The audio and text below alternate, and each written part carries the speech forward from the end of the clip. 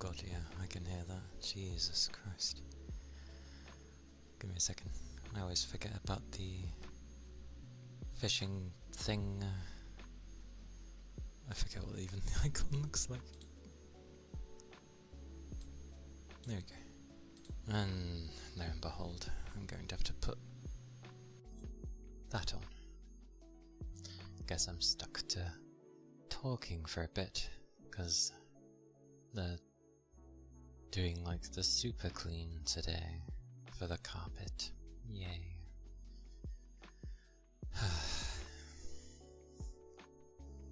Hello, Black Panther. I hope you're doing well. Actually, I know what I can use. I can use this one instead.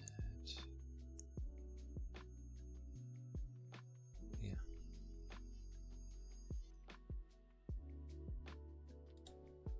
There we go. That way I can at least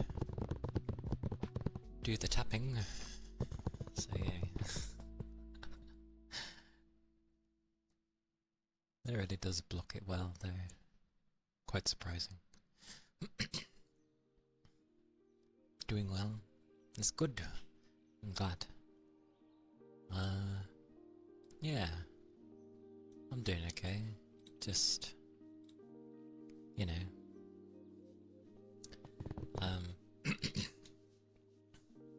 Late night yesterday. Well, early morning for me. I'm doing good. It was a slightly longer stream yesterday because, you know, my throat's being dozy. There we go. Yeah, I managed to finish the mascot game yesterday, which is good.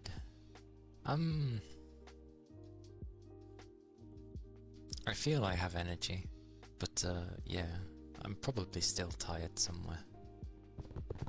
But I have more energy than yesterday, I feel. It was a long week. And then after I got back home, I was like streaming for like 9 hours. So I was like, probably more tired than I realised. You know, like, you don't notice it, but you probably are like very tired. But it was good. I managed to finish the game, which is yay. I can play something new now. Well, logically speaking, that makes sense because it's like 2 days over, you know, 4, 5, sorry. But, I flippin' hate that Hoover. But, yeah. I wish the weekends were more like a 3-day weekend, because 2 days never, ever feels like enough, because your Saturday just turns into you're doing your bits and bobs that you kind of need to catch up on, potentially, and then Sunday is supposed to be a rest day, but then maybe you end up doing a few more other bits and bobs.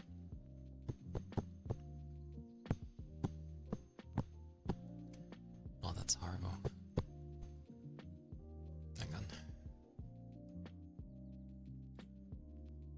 Oh, that's the wrong thing.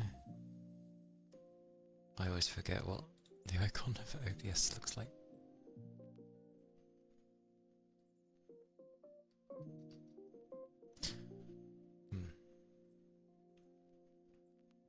Yeah. You're not wrong. Like,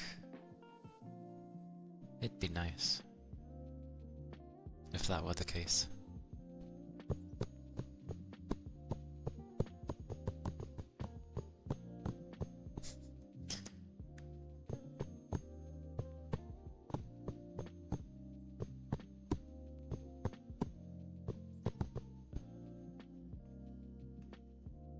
but sadly we only have the 2 days, and there are some hard workers that are working on the weekend as well. I used to do that for a time.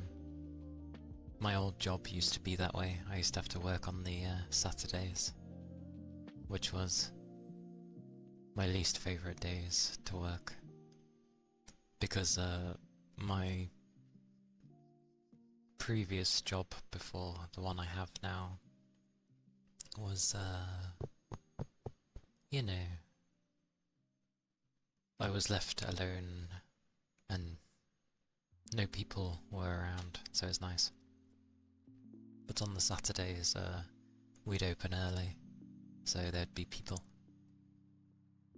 And kids, because it's when we'd do the children's party. Like birthday.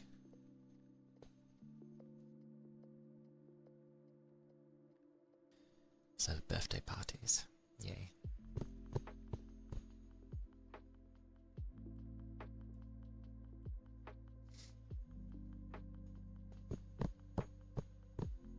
Yeah, but because of how high, I was gonna say high society,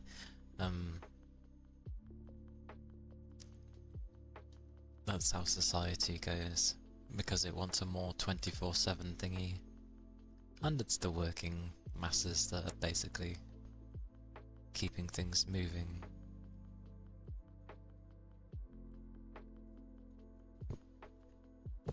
For the everyday, at least.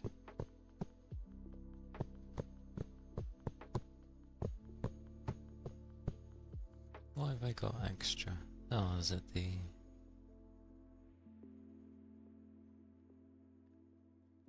I wonder where that is.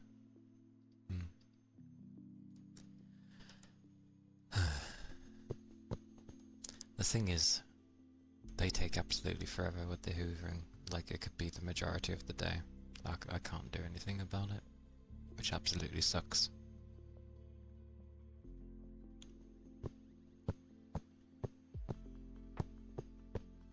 And my previous job was, it was a strange one. Like, it was just a cleaning job, but,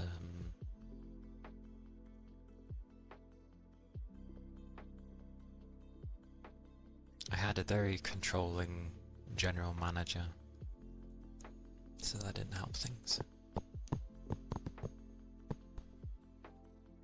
Do I need to up this even more?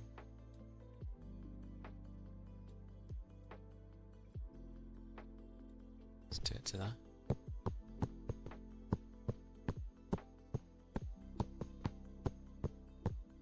Still picks it up. They were the kind that thought they could do everything better themselves, which is fine. But like, I was the kind where if they took over, I just let them do it. In the sense of like, if they go to hand it back and go, this is, you know, like they're doing the, this is how you do it, and then hand it back. I just stood back and let them do it, and if they tried handing it back, I'd be like, well no, you clearly can do it better, so you might as well go do it. What a nice way to speak to your manager, but I was like, you only need to tell me, you don't need to show me how to do it. I was just having a lot of days where I was worn out mentally.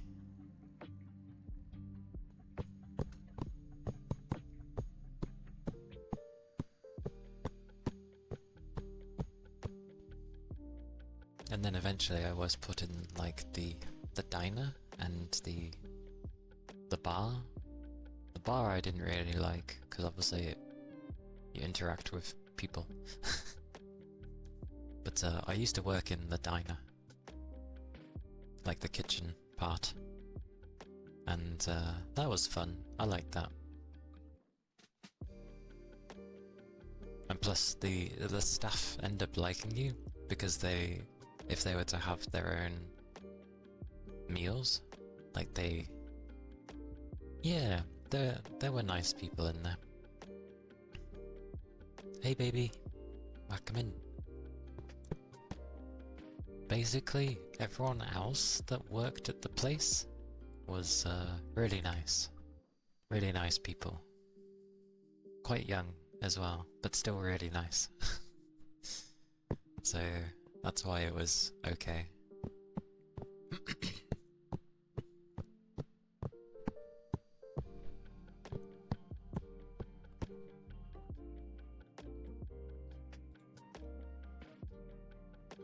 But the diner was nice. It got busy in there sometimes, like when it came to the Saturday. Obviously because you have like so many birthday parties. People do the orders, like they get a piece of paper saying what kind of things that they'd like to have and they mark off what they want. Then it gets given to us. I do the prep. So, you know, if they're having burgers, if they're having chicken, if they're having stuff with or without cheese, lettuce, chips, you know, that kind of stuff. So you'd prep it all out, and then you'd have to get it done by a certain time.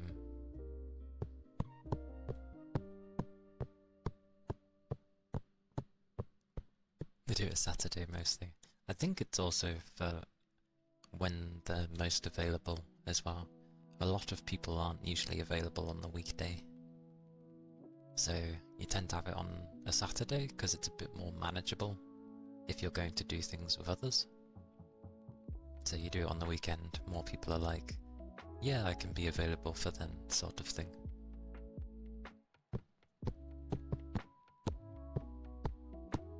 So it's not a bad thing.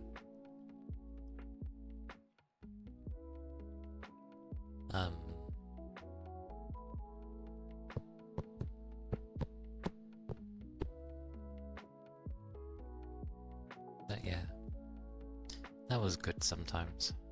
And then there came a day where my general manager said that they need me to work nights, or I needed to cover for a night. And I basically said no, because I told them even before I was learning how to, you know, cook in the kitchen, like, that I can't do nights. I already stated I couldn't. Ever meet big Karens? Karens aren't as, well, I never did, no. I don't think they're as big of a thing where I'm from compared to, like, the US and such.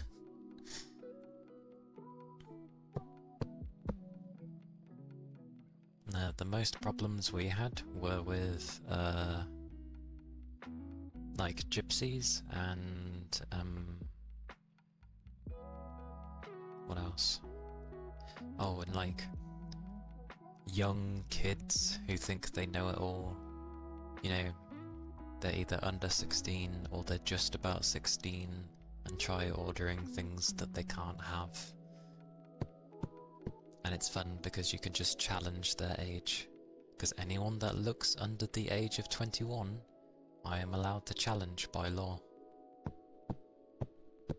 So, and kids obviously look young, so you can tell a kid looks like a kid.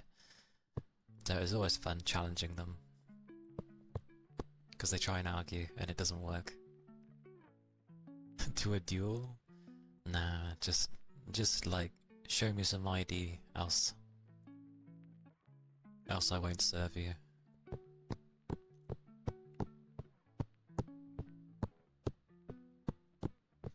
But it was always fun, because they try and get on a high horse, and you're basically just like, no. And then you offer the drinks that they could have, like, I think J2Os are okay, and like a slushie or something, or Coke, you know, Pepsi, those kind of things.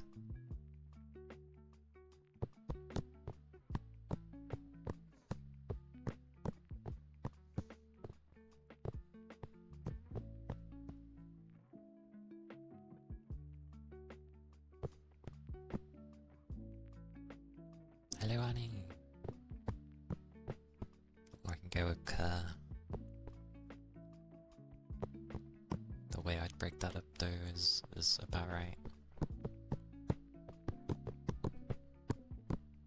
Hope you're doing well. They also met some like really rude children who were like sort of like telling what their mom to do, and I was like, that's not right. But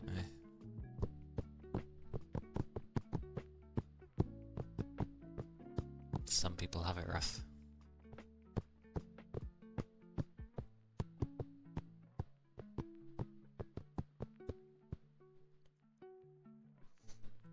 One of my favourite memories from that place was when I was learning the diner, pretty much. Oh, have they stopped hoovering?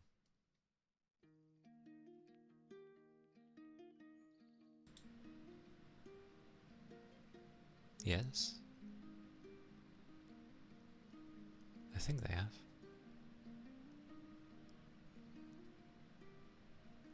Oh, they have. Victory! At least for now.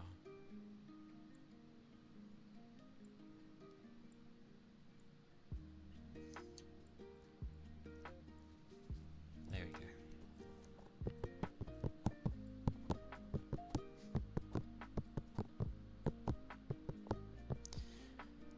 But yeah, my favourite memory, at least in that place, was when I was learning. I brought some sort of food I wanted to make for my dinner, kind of thing. Because while I was working in sort of like the late afternoons, it still wasn't the night. So, but yeah, I ended up making like enchiladas, because one of my co-workers hadn't had it before, and I was getting on well with them, and I was like, oh, we must try enchiladas, like, I'll make it, I'll make it at work. Because I had the appropriate stuff, so, yeah, I was just like, ended up making that, and that was for our dinner pretty much, and I was like, it's not the best one I've made, but I was like, you get the idea of how it was to taste. And they could see why I liked it. I was like, it tastes even better than this usually. Cooking in an unfamiliar place is a bit difficult. But it was nice.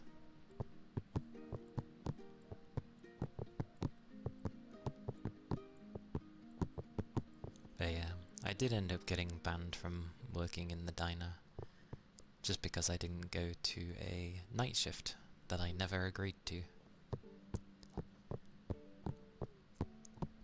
And then when I tried having backup from one of my managers, my normal managers, not my general, they were like, oh, I never said that.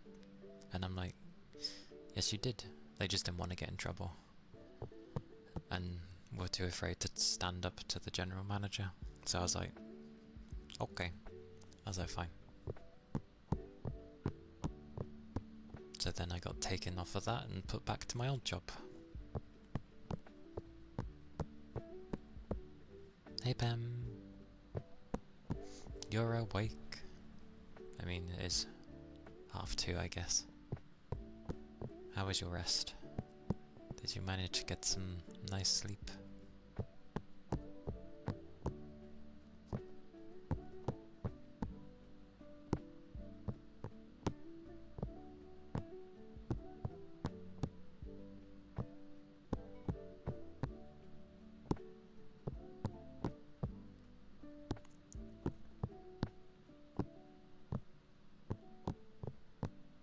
I gotta admit though, when I woke up, initially, I think it was like 11, and I was like, a little bit more, and then it was like past 12, or coming to 12, and I was like, oh, I should get out of bed. I need to have a bath and have foods. the time I've done all that, it's almost stream time, and I'm like, ah.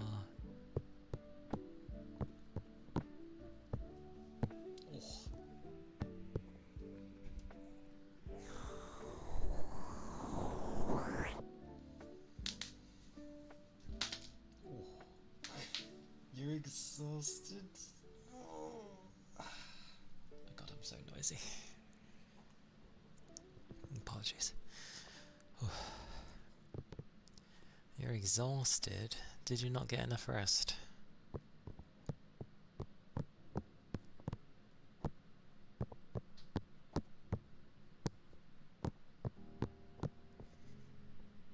Yeah, I'm okay. It's gaming streams, so they tend not to tire me as much. It depends how interactive chat ends up being.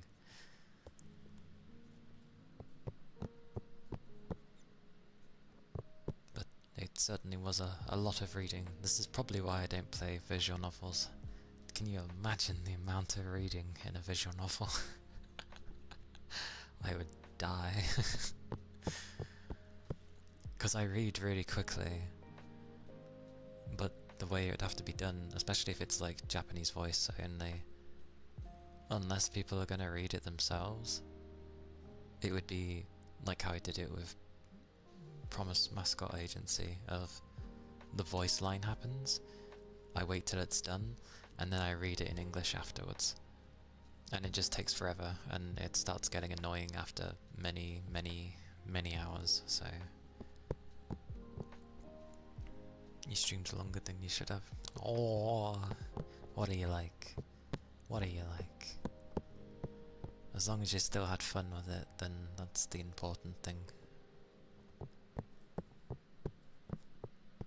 But yeah, I can still feel that I'm tired, but it's the kind of tiredness I can push to the side for now.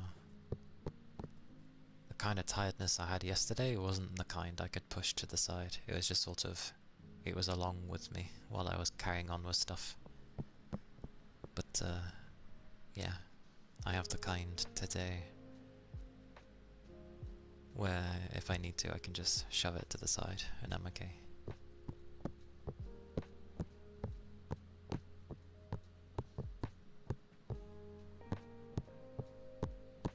But if you end up needing like little naps or I don't know, a time of taking it easy, then it's not a bad thing to do.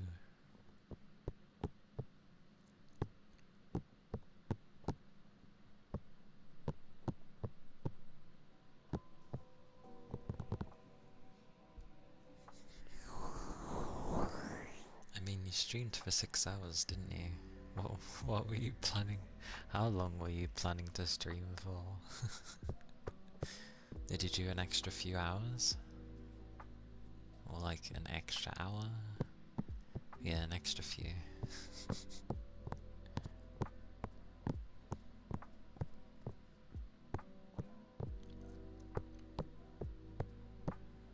Well, as long as you're not minding it, then that's okay. The main thing with streaming is like, yeah, you can put in a lot of hours, but if it's overall gonna massively weigh you down, and it, you know, starts coming through, then strike a nice balance.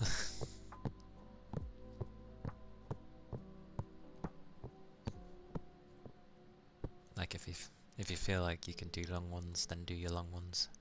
As long as you know you can like relax afterwards. But if you end up gonna be doing like consecutive long ones and it's just gonna massively do you in, then well, that's up to you. But yeah. Yeah, nice. That's good then. It's nice when you get those. Like it's just the feeling of like, oh, it did really, really nicely.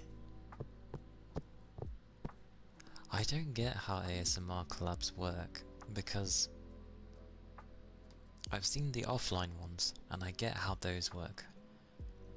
because obviously a person is just physically there with the other person, and you both just go through them, you know, the mics, blah blah blah. But like,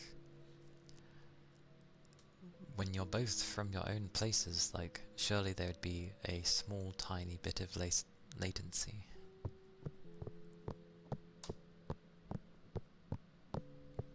Like, maybe enough. I don't know. I don't know how those would work. I think I've seen some people do them. It looks a bit funny.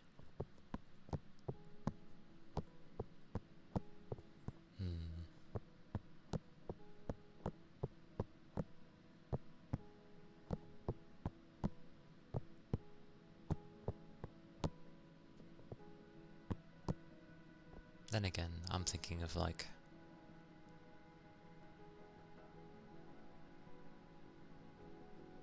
when people do recordings and stuff. I think they're a lot more obvious in recordings, because you think it'd be easy, you just sort of record your things. But a lot of people, when they end up mixing them, it turns into like they're trying to run off the same time, like, oh, at this set time is when this trigger happens and we're doing this, so one might be slightly behind the other. That's true. The way mine would work, I'd always be in the right ear anyway. It's a bit more awkward doing the left ear for me. Whereas, at least from what I remember yesterday, or slash this morning, yours was a bit more in the left ear, so that kind of ends up working.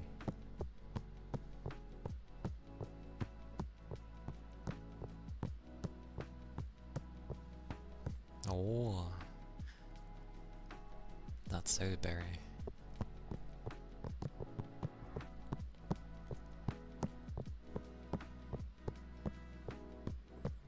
Well, yay. Yay, that. I like how you have it of how I speak as well. I say things, that's about it.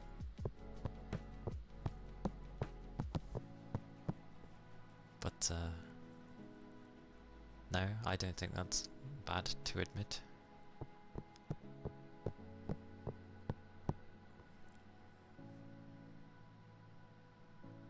But, yeah. I would admit, collabs do make me kind of nervous. I've got one coming soon, technically, with Ashley. That's gonna be interesting.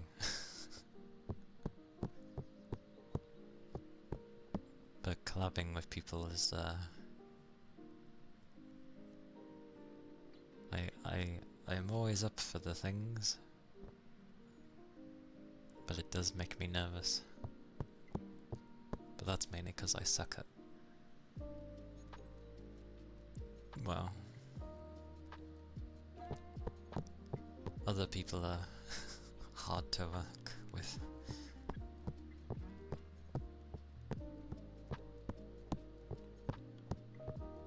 Even at work, I tend to just get on with my own thing.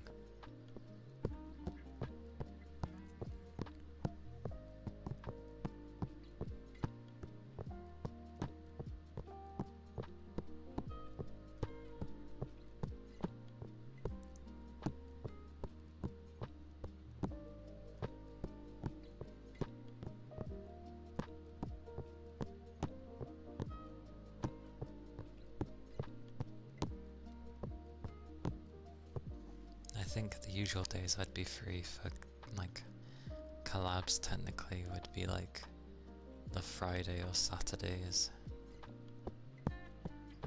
because those are the days where the times would be a bit more free. Like, sure, I have work on Friday, but when I get back home, I haven't got to worry about the day after. So, you know, I can go till late, or start late, in the day. Thank you for the follow. Thank you kindly.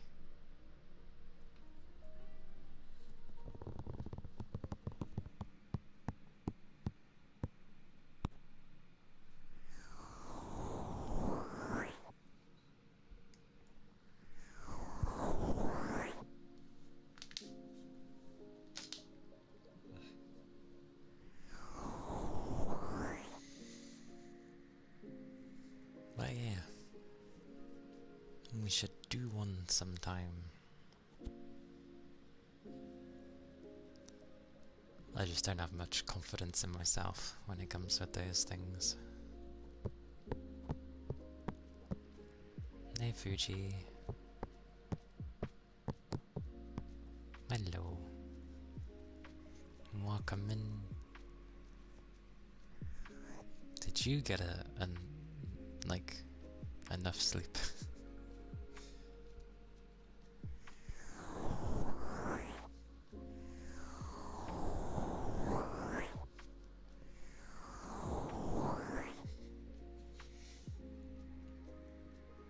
Oh.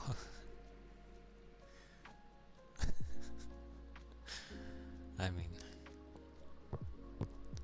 yay for too much sleep. And that's funny, Berry.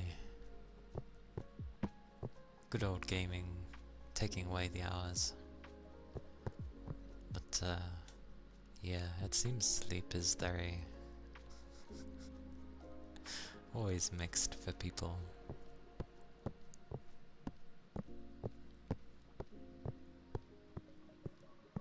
Got some donuts.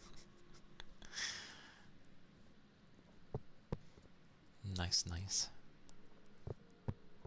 Not so much with the paying bills, but yeah. Yay for getting consumables.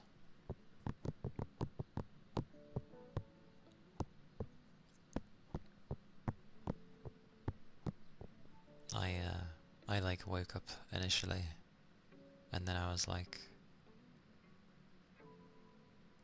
can't be asked to get out of bed. So I ended up staying in a bit longer, and then even then I was like, I still don't want to get up. But I had to. I had to have my bath. And then I had foods, and then hoovering. And then now. What donuts did you get anyway? People seem to love donuts that have things with filling in them. Personally, I just prefer like a plain ass donut, but yeah, that's me.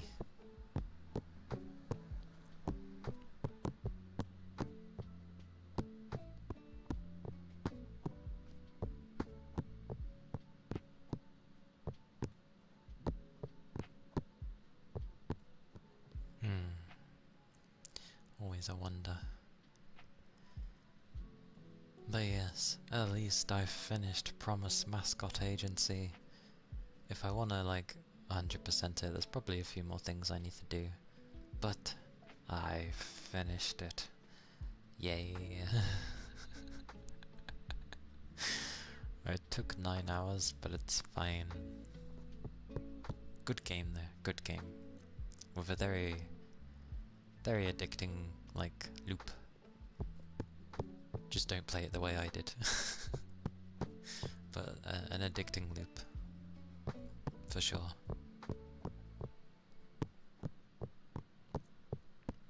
And very surprised it was using, like, British English in the text. Everywhere. Oh, Mr. Donut. Nice. And a mochi type. One I've obviously never tried, because mochi isn't obviously common over here. Mochi.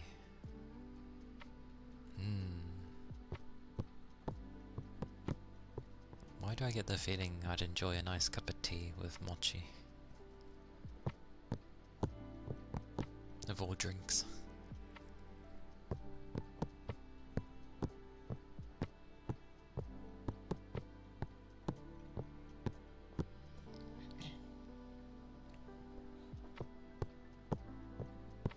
Way. It looks like, because I don't know what the consistency of it is like. Because you know how some people will just go by flavors of foods, and some people eat with their eyes. So if it looks visually unappealing, they won't touch it. which seems daft to me. I'm a texture person. I'll still try any food, but like if it has a nice texture, I tend to like those sorts of things.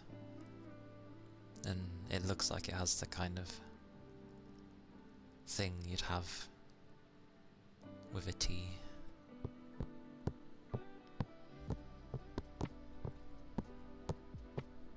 Mochi.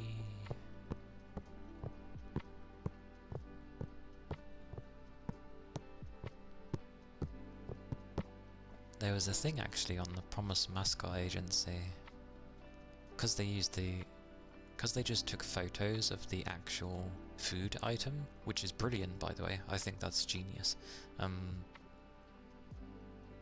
There was this mochi thing, I can't remember what the hell it was called, but it had like, they were stacked on top of one another with something separating them. And it looked it looked interesting and had something embedded in it. Not like almonds or something, but something, it looked like that kind of thing within the mochi. And I was like, oh, that looks interesting. I think it was cut up into like small little rectangles.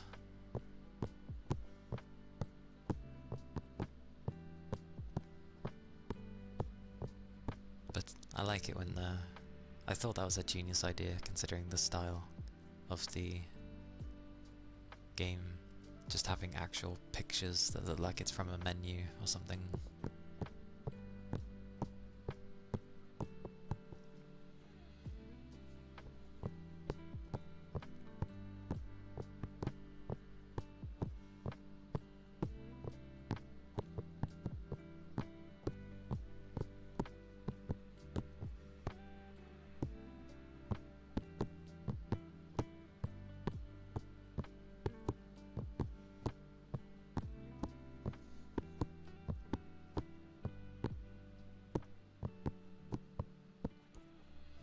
Oh yeah, and for everybody that uses like a VTuber model, does anyone ever get it sometimes where they start up VTube Studio and like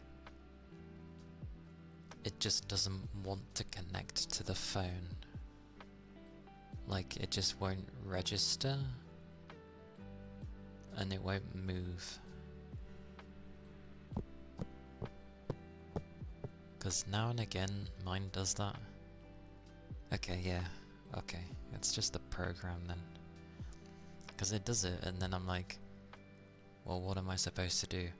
Weirdly, my fix around that seems to be I start up VBridger and then it kind of conks it into place and then it starts working and I can move again, but then the moment I turn VBridger off it goes back to not being able to detect, and I'm like, oh.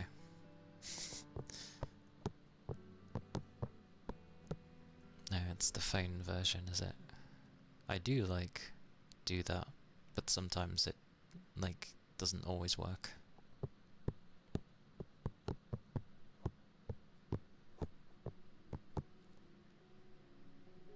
But for ASMR streams it's okay anyway, because I usually have VBridger running, but in gaming streams I tend not to use VBridger because it uses resources. So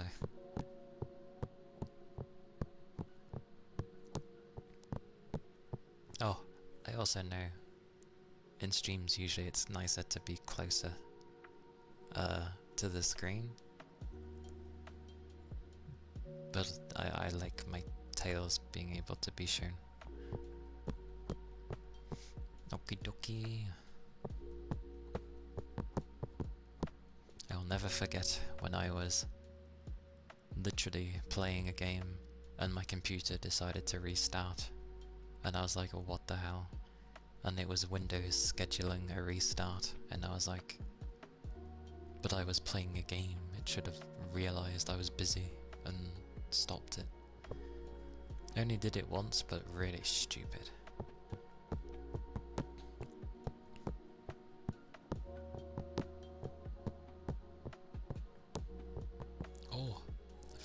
suppose. I forgot that's not mandatory. Where is it? There it is.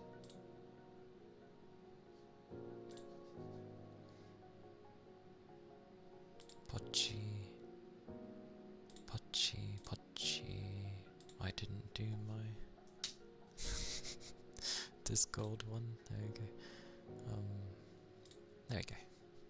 Yay.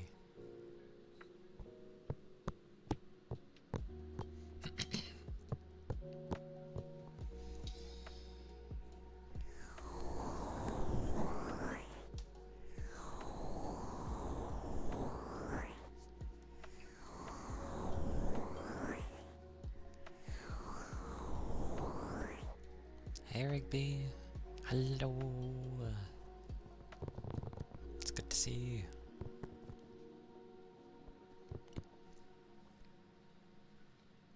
I hope it is a nice weekend. Yes, a nice weekend.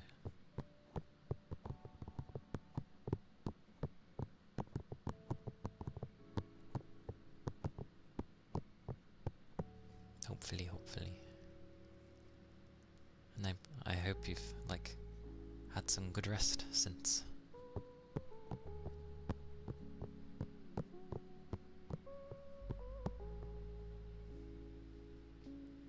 Yay, vacation.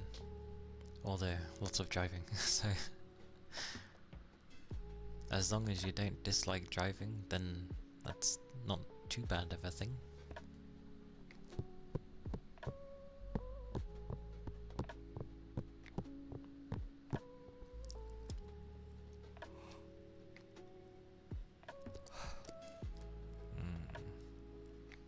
I need to be careful with yawning.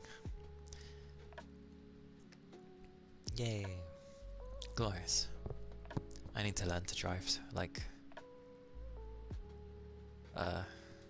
eventually.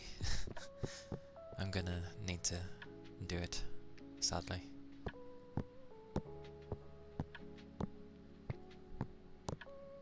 Like, I've left it alone for a long while because I haven't really needed to do it, and I know it's gonna take money from me, so I've been trying to hold off. But there'll come a day I'll need to do it myself. So, hey doll. Hope you're doing well. I'm going to have a drink.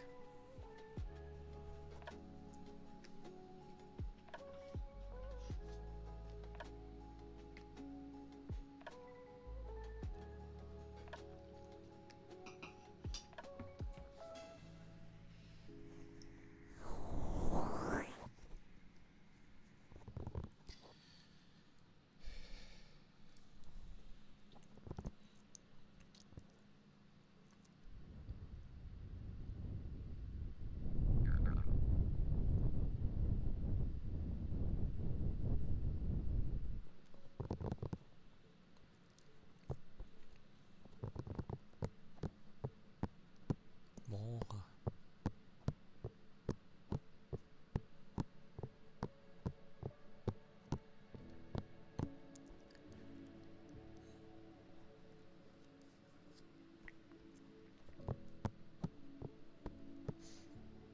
Oh, The Witch in the Hundred Knight. The first one. I know that game. I've played the first one at least. I haven't played the second one. Good game though. Good game.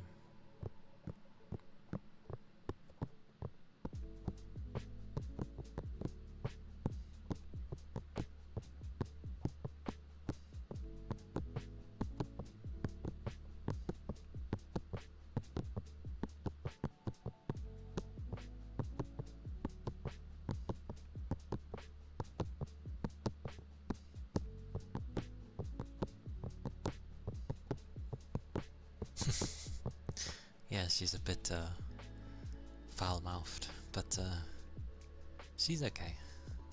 She does care. She's just a bit not really a tsundere, but Yeah, she just... she's the kind where she's been hunted a lot. So it explains why she has a bit of a mean demeanor.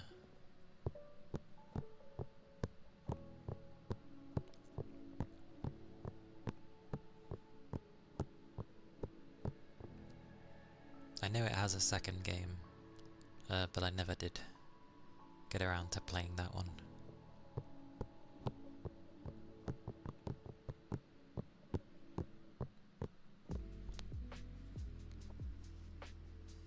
I have an itch on my head. Oh, there we go.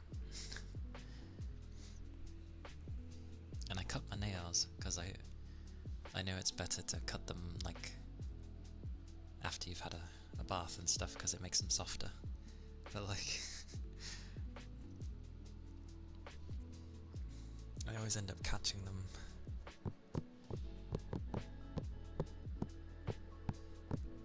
Wanted to make sure you had it. That's fair. Been a long time since I've played that game though. Cause yeah, PS3 days. I'm pretty sure it's PS3 days.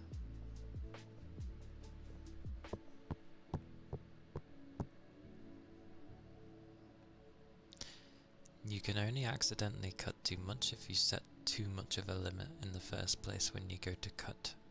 Most people just go like right against, up against like the cuticle part, which is not what you're supposed to do because obviously if you expose it you're going to damage it. You're meant to leave a bit of a gap when you cut your nail. You just basically have to be careful when you cut it. I get why they might say don't do it after those times because it's very easy to cut them, but it just requires you to be a bit careful, which most people aren't, so that's probably why they don't recommend you to do it. But I leave a tiny bit on my nail so that it's still protecting the thing. Welcome back, Fuji!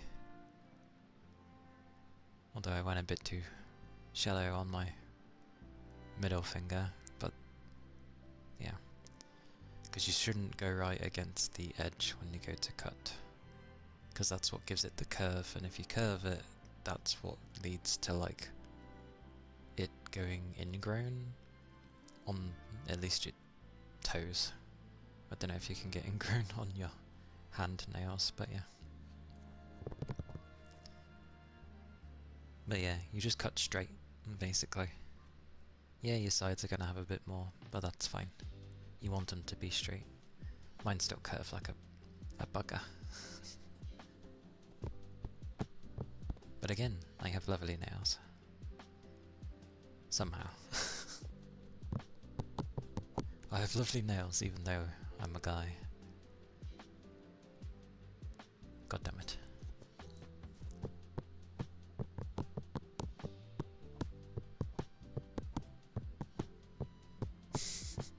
Exactly. Would you like my nails, Fuji? They're very nice, healthy, and in a sense pretty, I guess. I remember someone complimented me on my nails and they were like, they're very pretty. I was like, oh, thank you. I have no idea how you're supposed to retort from a lady telling you that your nails look pretty, but you know. Your nails grow fast? Good! Fast growing is good. Because what grows the nails is the stuff from milk and such.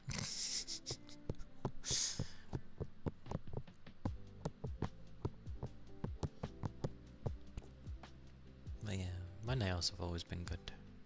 I don't know why. I don't do anything in particular.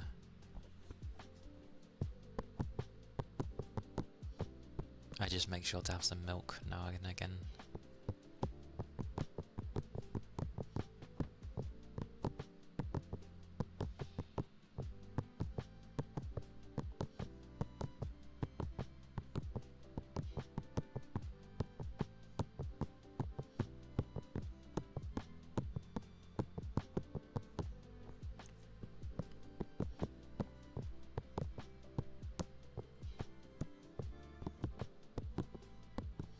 still got my Maltesers with me. I ate the top row. I've left the second row. I ain't gonna eat them though, cause I like it when they've come out the fridge and they're still a bit cold.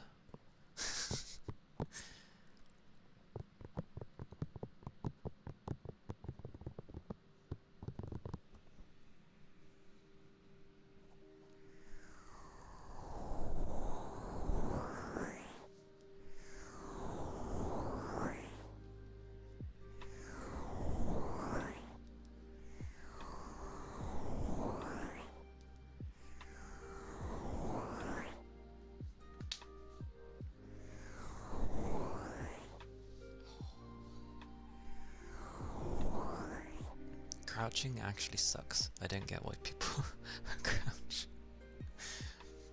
I wouldn't crouch if I wouldn't have to. I'm too used to like sitting up and making sure my back is straight.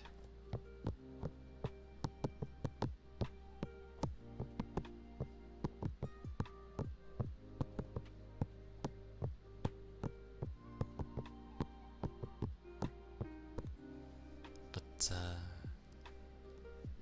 yeah. Rain, hello. You've come during the plane. But hello. It's good to see you. Welcome to the weekend. Yeah, it's alright. I can still feel I'm tired, but it's the kind of tiredness that if I really want to, I can shove it to the back and deal with it later, kind of tiredness.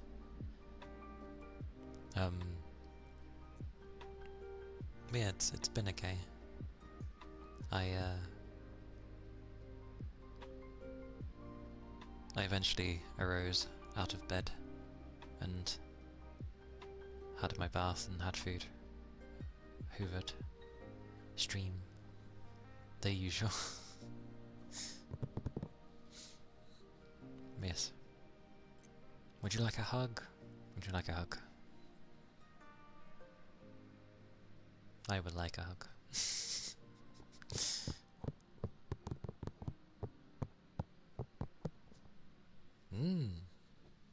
Come here. Come here. Have a hug.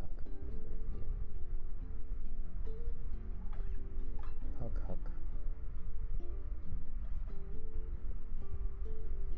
It is the weekend, finally. So, you know.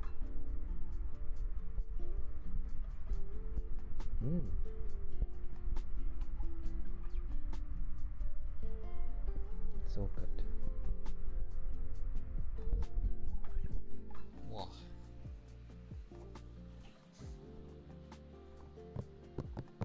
Supposedly there's meant to be a limit of like if you hug too long it can become weird. It's like, nah.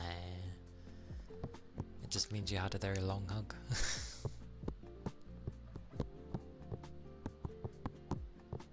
And if one is needed to be a long hug, then it's needed, so...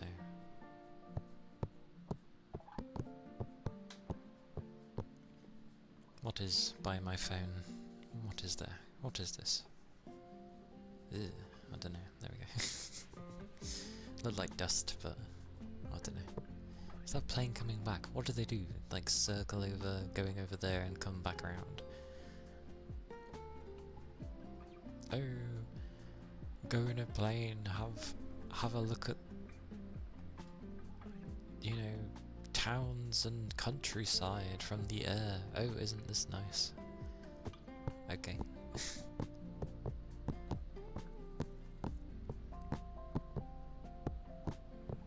Very strange. Anyway. I shall do bits and bobs, because then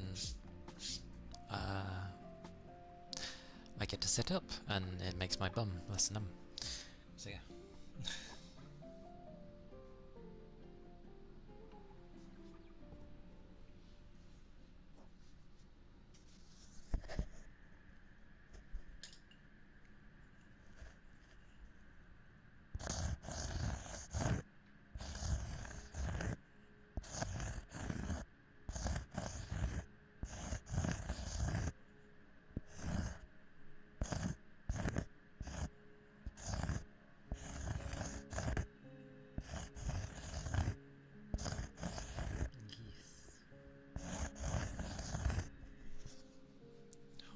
Hydration.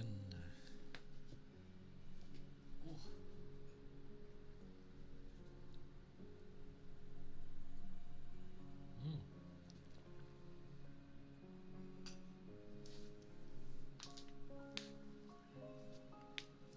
Oh, that's right.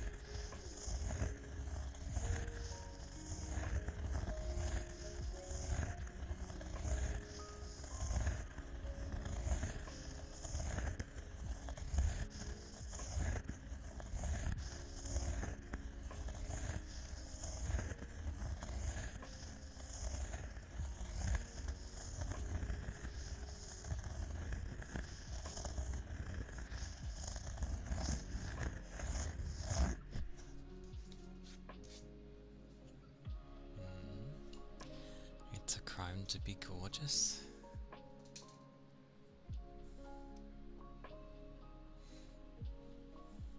Hello, Kent. I am good, thank you. I hope you are doing good too.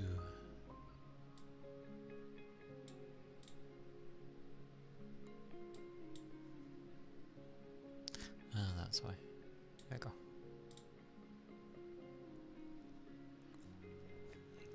You are good too. Yeah. Good stuff.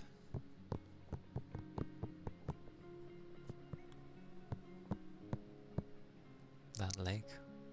Oh, technically, where's my tails? Technically, it's just like, I guess it's kind of one. More of like a,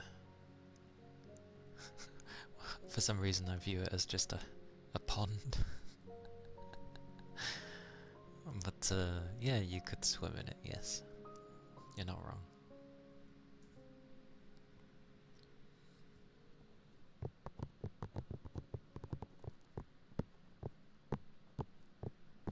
But I've already had a bath today.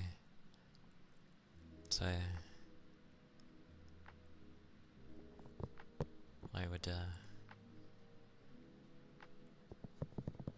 well, I could splash my legs or something. If only.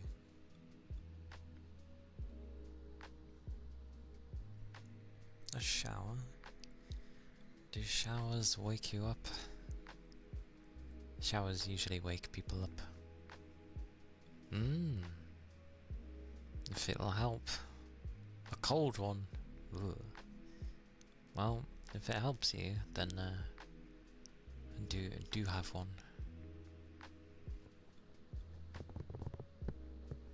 Yeah, I'll give you some bubbles to start. You love warm showers too much. Good, as it should be.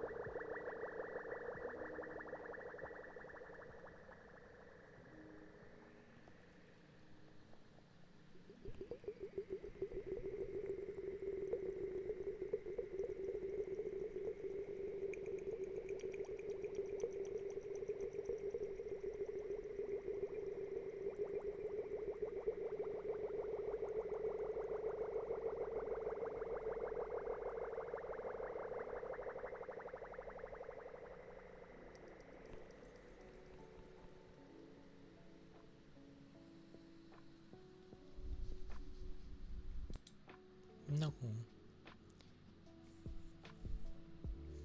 It's literally how it looks. It's like shaking your head going, no, no.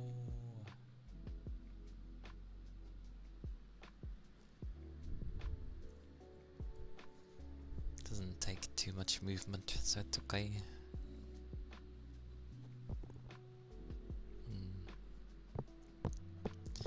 And a warm/hot shower are nice to have when they are the case, no matter the weather.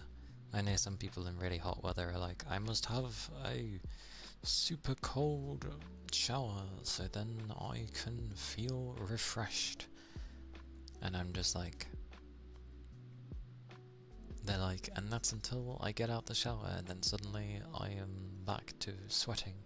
And I'm like, yep. If you just had a hot shower to begin with, then when you get out, because you're already hot and you're surrounded by heat, it takes longer for you to cool down, unless you plonk yourself in front of a fan. So everything around you just feels a lot cooler for like much longer than if you took a cold shower. But a lot of people can't handle the extra heat because it's already hot.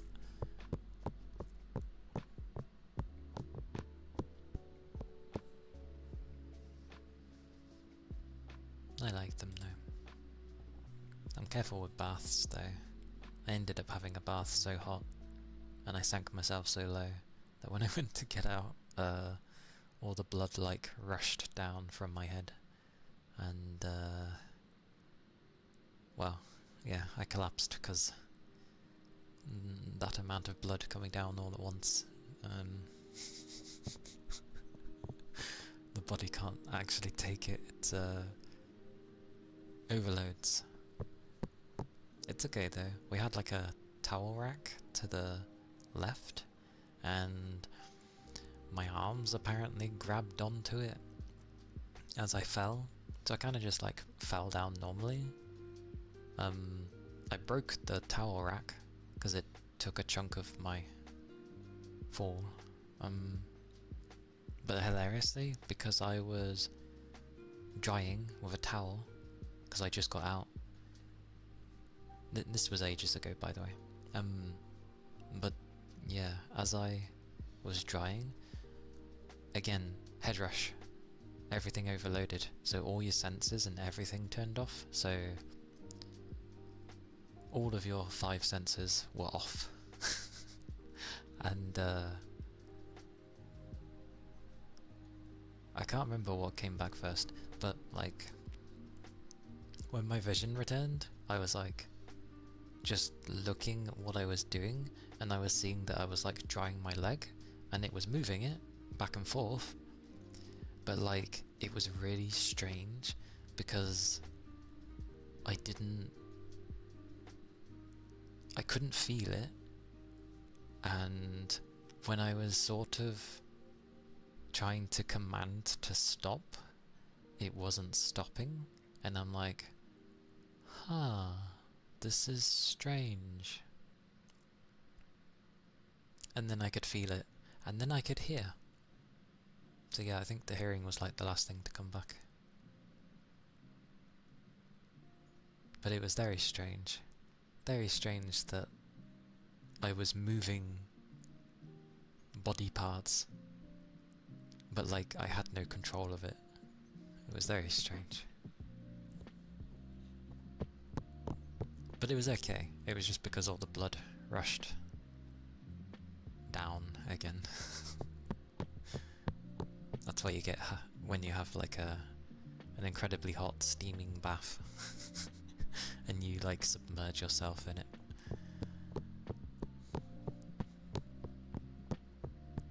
Apparently I'd been asked several times if I was okay during the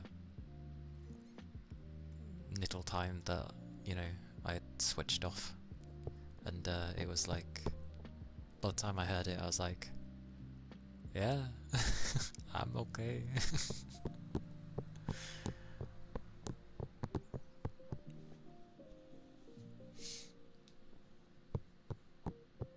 Very strange though. Very strange. Weirdly, I didn't panic or anything. I was just there and I was like, huh. I just sort of sat there for a while I was drying. I just gave it a few minutes to pass, and then I was like, okay, I should be okay now, and just took it easy. Had a nice big drink. Oh yeah, it can be dangerous because your whole body has no restraint. Like there's nothing in your body trying to hold yourself up. So it just goes. Mine did it in the sense of like, I went down and then luckily, well, I obviously went like to my left slightly because I broke the towel rack. It sort of came in half. So that took the brunt. I landed with just sort of like your legs in the... Imagine if your legs were crossed, but put your legs the opposite way, like a reverse cross. So your legs are pointing outward instead, and your legs, the top part, your thighs and that are just sort of in front of you. That's kind of how my falling was. So luckily I was good. But yeah, I'm sorry you fainted as well during some thingy. I hope you landed okay. Good morning, Goose. Good morning. I hope you had a good sleep. And welcome to the weekend. You hit the table. Thankfully I'm bouncy. As long as you like didn't end up injuring yourself, then I'm glad the table helped. You think you slept well? You woke up early at least. And I'm okay. It was a long week. It was my first week back at work after being off for 2 weeks. By Thursday I was utterly knackered, like more so than usual. And Friday I had my work, came home, and then I was like streaming for about 9 hours because I was trying to finish a game, which I did.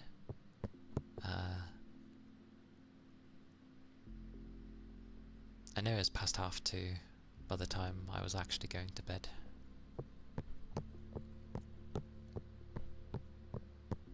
And then I sort of rested, woke up at God knows what time, 11 I think initially, and still didn't feel ready to get out of bed. Don't know about hard working, but yay that I finished it, because now I can start Silent Hill. Woo! I was gonna try and start it yesterday, but I didn't know how far I was from finishing. Yes, I did finish Mascot Agency. It was good. The ending was what I predicted. Of like the other buggers coming in already to help me, and then when others are trying to be like, "Oh, we're gonna get you," they just step in and they're like, "No, you're not touching them." And I was like, "Ah, yeah, what I said would happen." Yeah, it was good fun. I hope your sleep ends up being enough, Goose, even if you wake up early. In a sense, yes. Like, we ended up basically winning the day. When it came to, like, oh, where's the mayor gone? They were like, we don't know. After the end of the contest, nobody had seen him since, so he's basically ran off and is hiding somewhere. So, yeah, we did sort of get rid of the corrupt mayor. Yeah, and Pinky was going to become the new mayor eventually.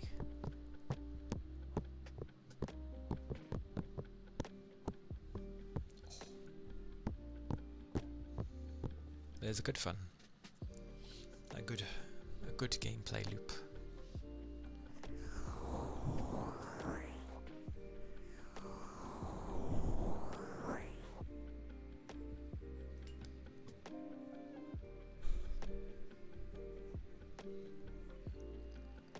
I think Pinky will be okay, as long as there's people there to stop her from being a bit like,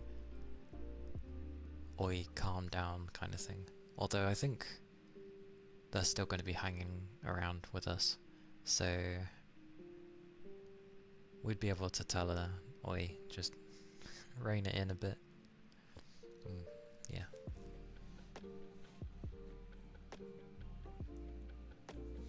Don't know how Silent Hill's gonna go though. Trying to fiddle with the menus is annoying. I blame Unreal Engine for that. Like, even Mascot Agency was Unreal Engine. I didn't realise because, you know, they actually bothered to change away from the stock of Unreal Engine. Yeah, Silent Hill F is probably very most likely the next one I'm going to play. So I'm gonna get stuck.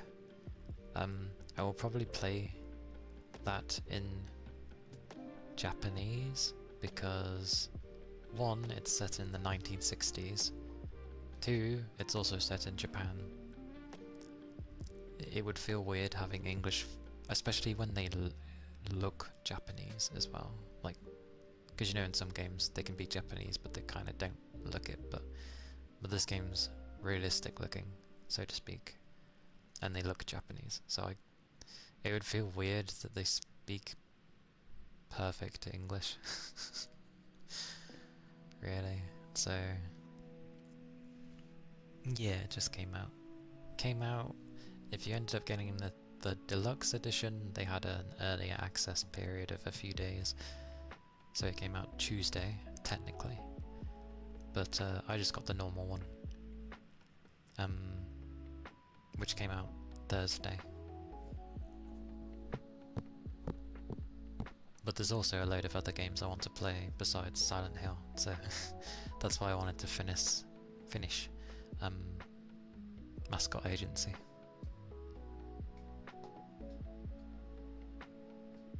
But I do like a good Japanese horror. I don't think it's really gonna scare me, unless it has mannequins. Like, there can be some disturbing movements for things, but if they kind of don't look human in the first place, I ain't fussed with that. It's when things look very much human, but they move not like a human, that it weirds me out more.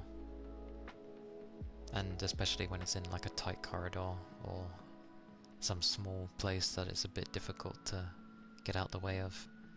So if you give me a creature and we're in like, you know, a town square thing, I'm gonna be okay, because it's like, oh, I need to run somewhere.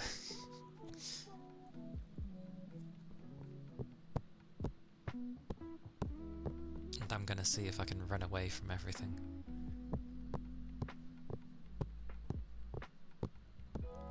Dead Space? Yeah, I've played Dead Space before. When I first played Dead Space, I actually couldn't play it because back then I found it too much. But I seen how a friend from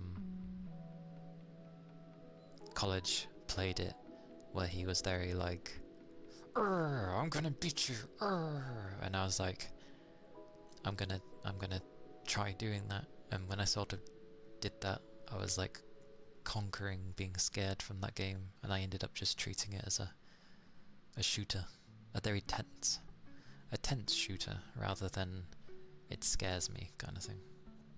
Dead Space is great though, really good game, and I think people were saying like the remake or whatever is meant to be pretty good as well. I wouldn't play it again, I've already played it.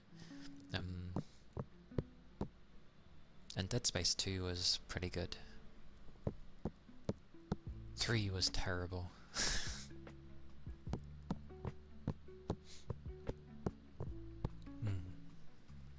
And with the original Dead Space, your starter weapon, if you fully upgraded it, was basically the strongest weapon in the game. So, yeah. No reason to really bother with any other weapon. Heck, there was even a trophy back in the day for completing the game with only that gun. And with good reason, it's a flippin' strong gun.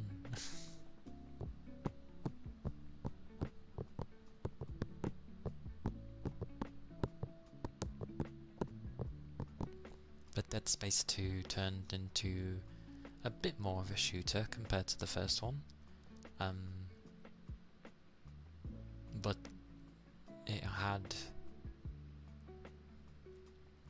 was basically a cult story. It's also where they tried to use Twinkle Twinkle Little Star, the nursery rhyme, as like a sort of horror-y thingy. But Dead Space 3, oh my god. Dead Space 3 was so bad. Like, it wasn't anything like the first two. It was just a co-op shooter with, you know, Dead Space enemies. And it turned into a lot of what Silksong did, of a lot of rooms you were going into was like a war of attrition. Yeah, probably quite a fun co-op shooter, but as a Dead Space game, terrible. Terrible. But as a co-op shooter, probably quite fun.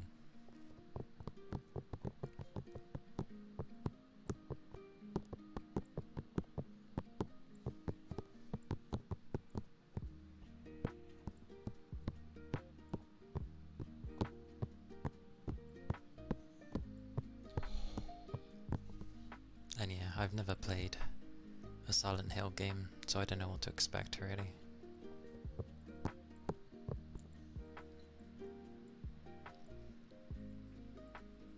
Five was was when you were in Africa. I think it was Africa. It's where you were with the lady. Oh my god, what was her name? I forget. Shiva, yeah. Yeah. Yeah, where Chris had flippin' boulders for arms. He literally ends up punching a boulder to death as well. You know, like a big, massive Indiana Jones style boulder coming at you. He ends up punching it to death, and he saves the day. This is why, because he was built like a boulder, and yeah. Despite how things were with 5, really good co-op game, to be honest.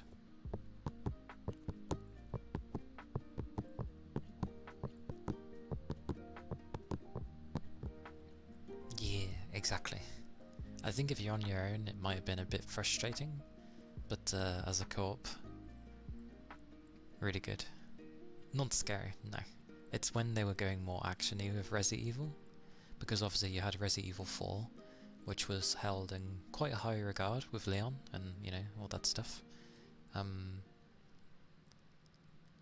5 was when they started to go more actiony, because they were like, people want action in their games, rah! So 5 and 6 went the route of more action. Well, 6 was good, because 5 was purely just like actiony. 6 was, because they did 3 styles of campaigns, one was like actiony, another one was more like your typical Resident Evil style. I can't remember what the third one was like.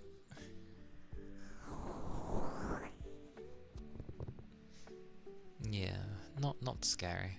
Not like until they ended up coming out with 7, which was to me a very big change in direction.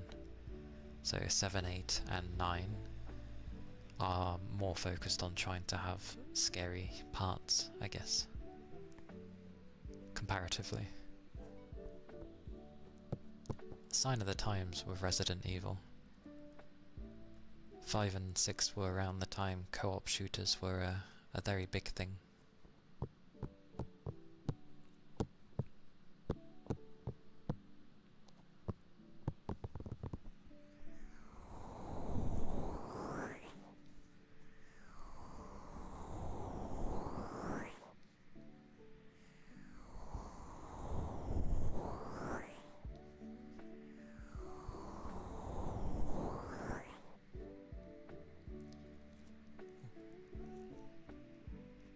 Remember people basically pointing out how hard it's been getting for them to make scary games with Leon as the MC, because he's so cool it's hard to be afraid while playing as him.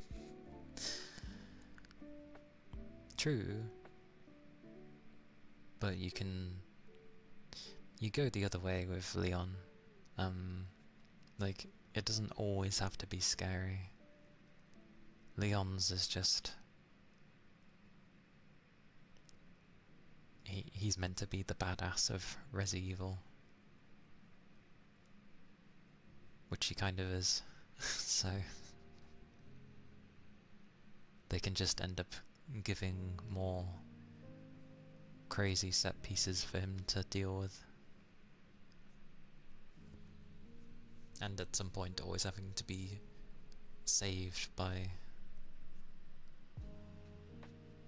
Thingy-ma-bobby. God, everyone's name's leaving my head.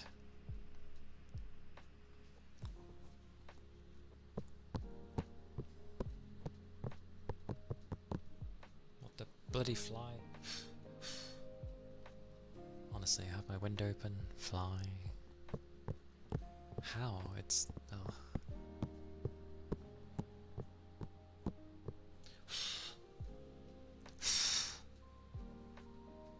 It's a dozy one.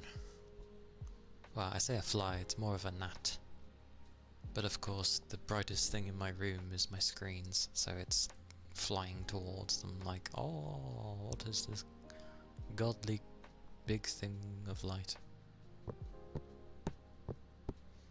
He'd say Wesker, but he's kind of got rocket launched into a volcano. Yes, yes he did. Good old Wesker. I know Limu really likes Wesker. She loves Wesker. Heck, she named one of her pets Wesker, so...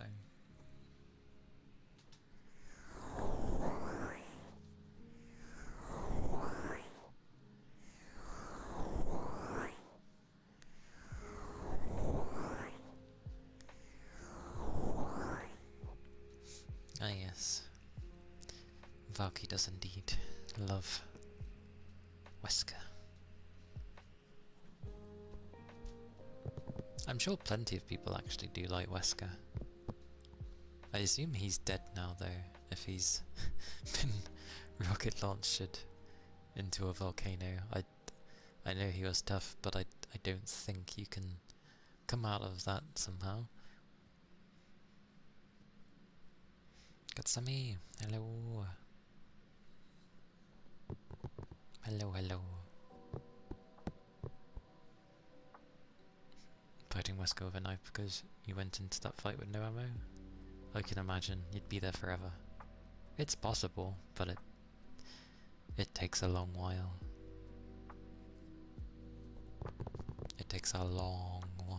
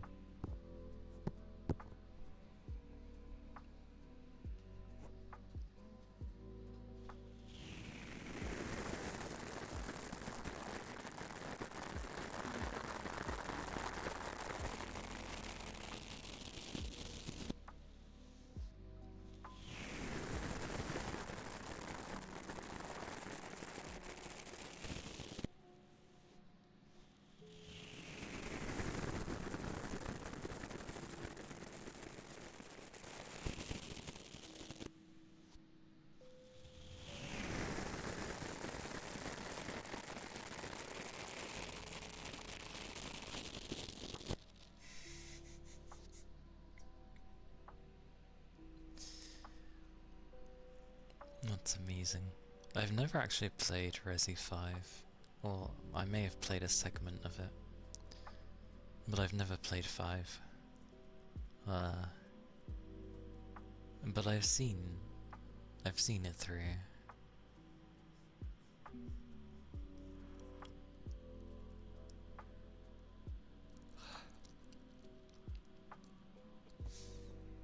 Emerald.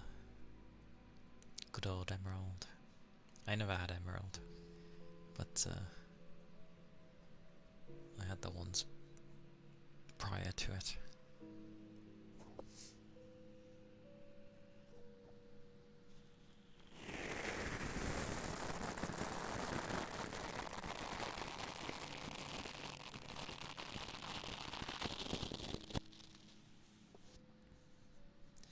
Because if I remember right with Wesker's thing, he would dodge most things, so there was only like ample opportunity to really try and at least hit him once, maybe twice. But if you overdid it, you would immediately get told off, so yeah.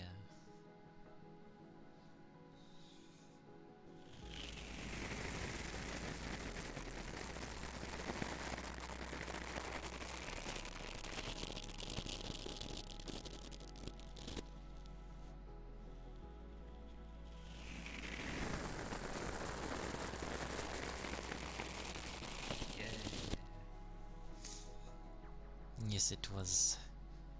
I remember Pokemon Crystal very much. Like, I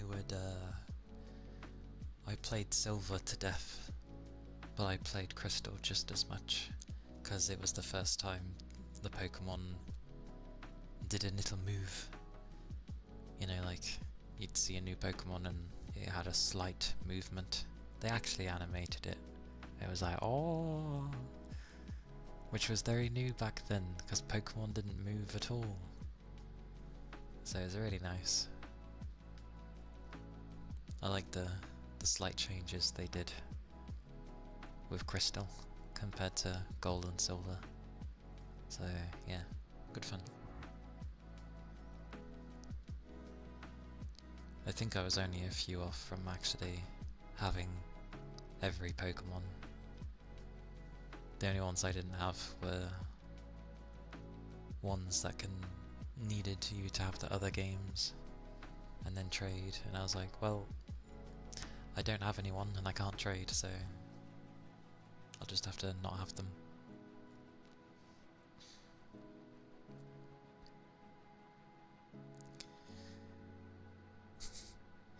Emerald is... I see.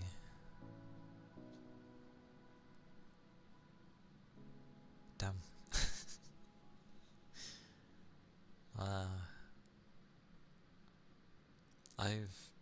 I've been around since all the Pokemons, but I didn't start playing until because I never had a Game Boy. But I had a Game Boy Color. I didn't start like handheld gaming until later.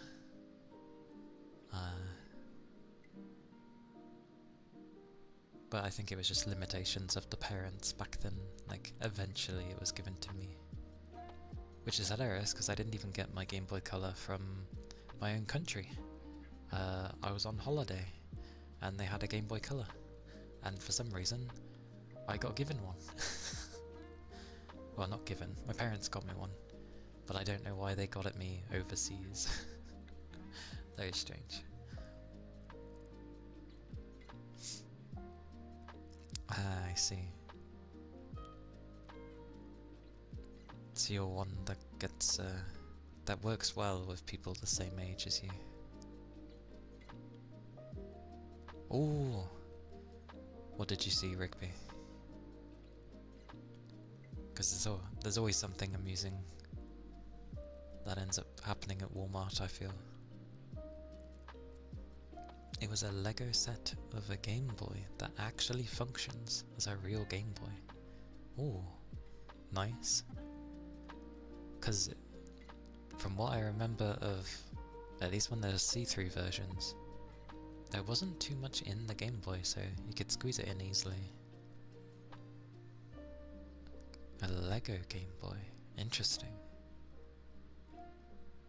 Imagine being like, damn it, my corner fell off. Well, let me just build it back on again. That's kinda cool.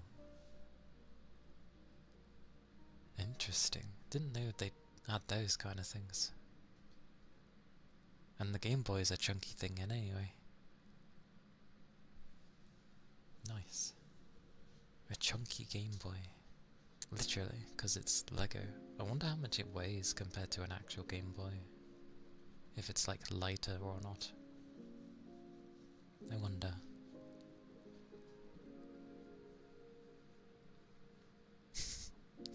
Yes. Don't worry. Your very first 2 encounters of her were shinies? That's incredibly lucky then if you had like double encounters of her as a shiny. Damn. From what you could gather, the main screen was where all the electronics were, and the body was the Lego bit. Ah, so they squeezed it into that. Okay, yeah, fair. That's fair. I've never really been, well, attracted to Pokemon in such a way, because, well, they were Pokemon.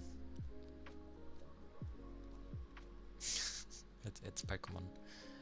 I don't get such a way, but I'm not really like that type of person anyway, so guess it's not that strange for me. The first ever Ralts was a blue, aka her shiny. Nice, nice. And then the forced Ralts encounter with Wally, where he catches one, was all. Whoa! I feel that's even rarer when, like, an NPC. I didn't know the NPC could also have a random chance at a shiny. Damn. Nice. Go Wally. A shiny. A shiny. Good on him. I don't think I've ever seen that for people. Like, yeah. I don't think I've ever seen that. I didn't even know that was a thing. Because it's a fixed encounter, I would have just thought, you know, oh, it's a Ralt, so you go capture.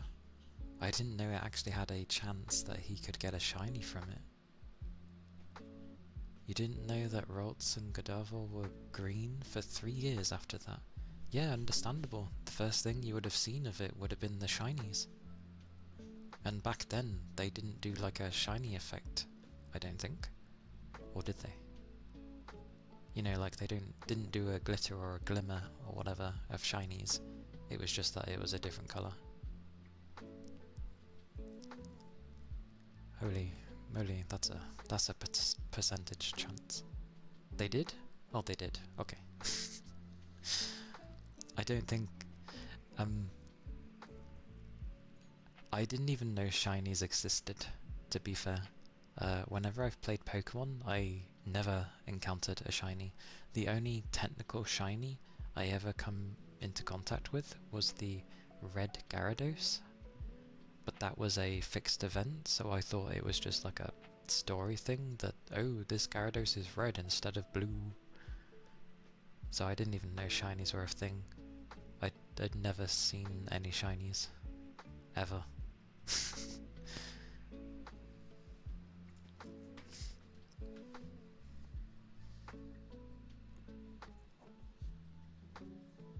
God damn.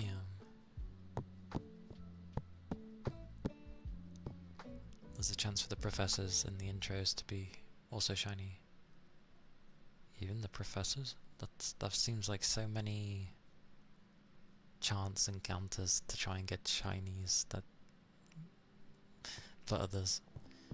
You imagine if someone tried doing a run where it's going to be shinies only, not just for you, but for maybe the fixed ones, for the NPCs. can be fixed kind of thing.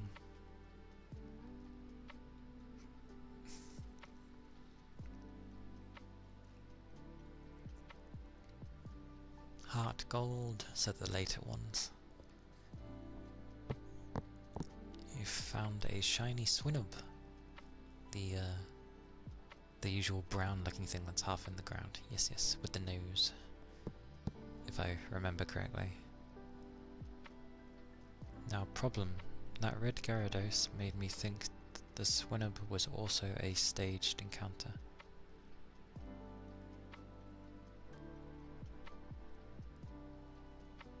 What colour was the shiny Swinub?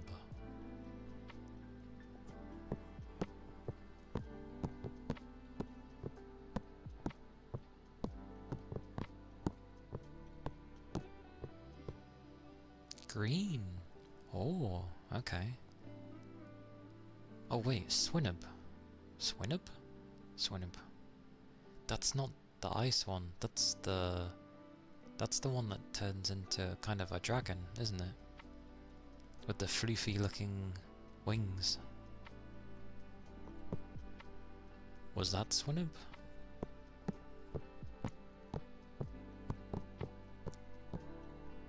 Oh, it is the ground ice. Oh, so I am thinking of the right one. The brown thing that has half in the ground and a nose like a pig. Mamoswine. Yeah. So I was originally thinking of the correct thing. Okay, that's fine. Green. Wow. I didn't know they turned green. That's kind of cool.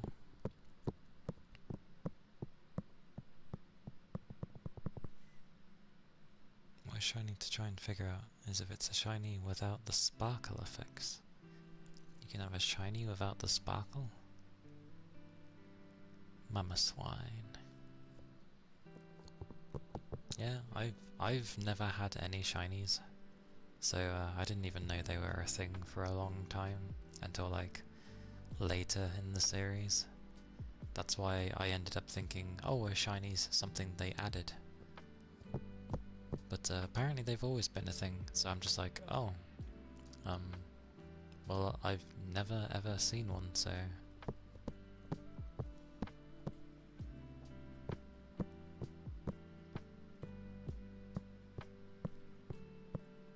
Before seeing the sparkle, because you can see them before it plays the sparkle. Oh, okay. Again, I've never had any shinies, so I've never seen any of it.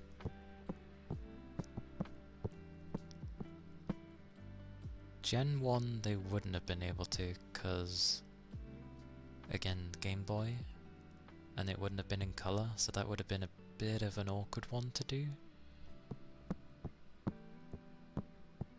But I assume they're a thing in Gen 2.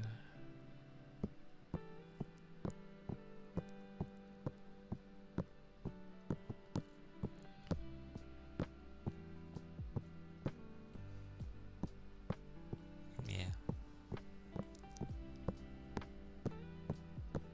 I mean, other than the red Gyarados,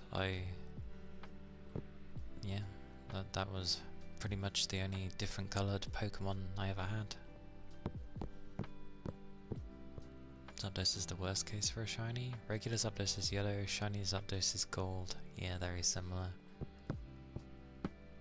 Or, well, that is very different, but yeah, I can imagine how they would have done it, and it would have been very subtle. Shiny Gengar?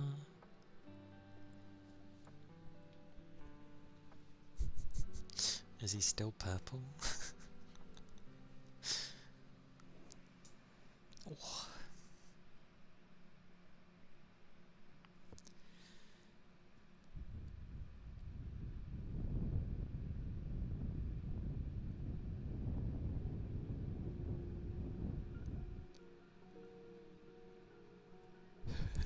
There's no difference. Amazing. They're basically saying that Gengar is so... they're so nice that it doesn't need to change how it looks. And they made shiny Mega Gengar white. That sounds so awkward. Shiny Mega Gengar. I wasn't a fan of the Mega stuff. It was just turning it into Digimon.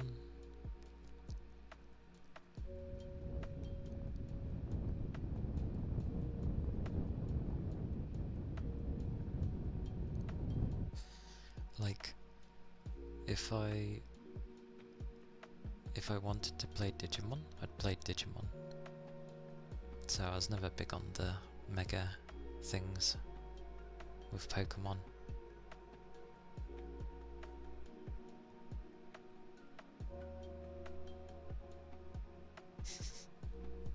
Again, I've never seen any shiny in any of the Pokemon games I've played. So I don't know how they look. And I tend not to look up Pokemon stuff really. Because, well, yeah.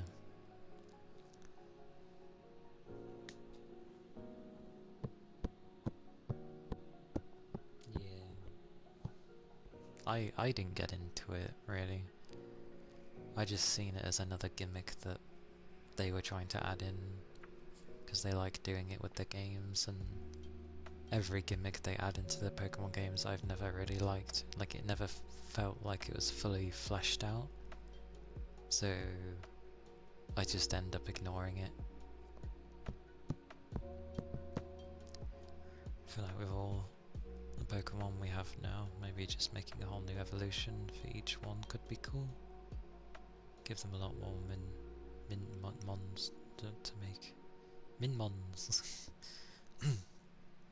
Without resorting to chandeliers and trash cans. Yeah, coming up with new designs is can be a crazy thing.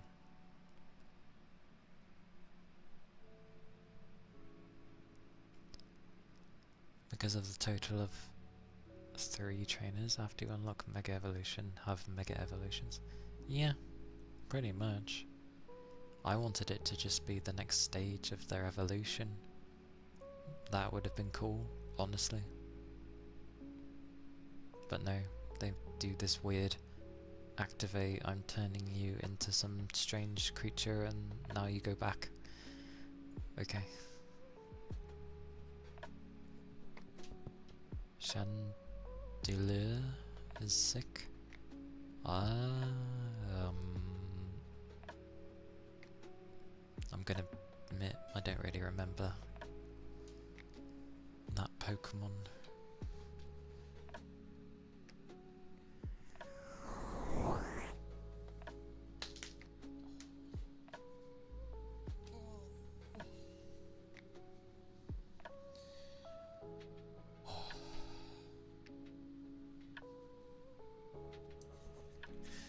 The more I stretch, the more I always feel my shoulders just feel like it needs a good massage every time.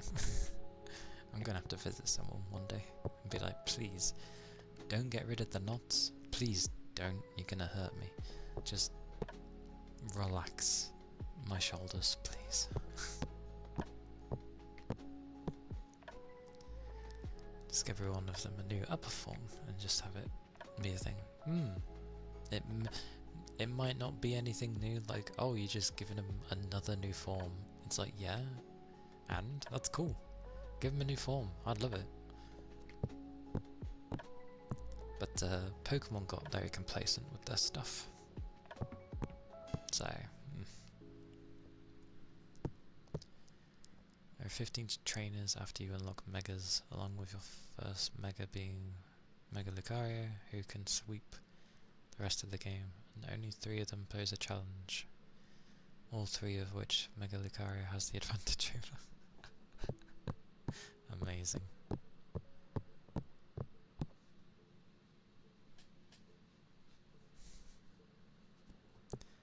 These buggers.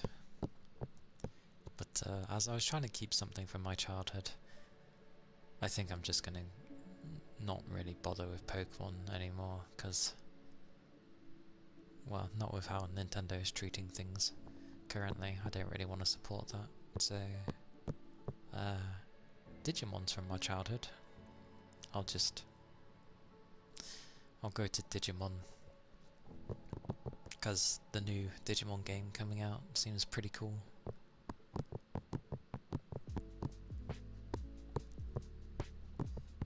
So, until Nintendo hopefully fixes their attitude on things, I'll just play Digimon. It's cooler anyway.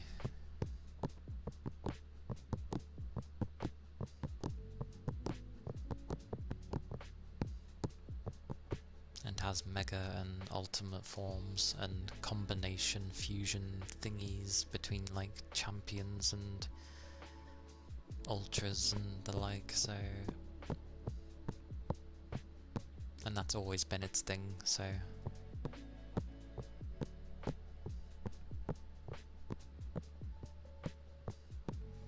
Yeah. Because people forget that Digimon came before Pokemon. So when Mega Evolutions came to Pokemon, I was just like, this is a Digimon's thing, what are they doing? And nobody bat an eyelid with that. Yet Palworld does its thing, like Pokemon, and suddenly it's a problem. It's like, I don't want to hear that from you guys, considering you've been taking things from Digimon all these years.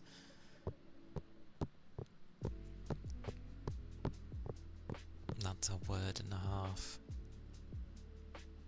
Terrestrialization, something like that. Only because the lore for it came from the game's DLC instead of the anime. It comes from a Pokemon self-produced time warping crystals that humanity recently found. And this Pokemon is so powerful that it shatters a Master Ball. How can it shatter a Master Ball? It's a Master Ball. Master Balls are like the most useless Pokeball in existence. It gives you one of them. You're not gonna use it.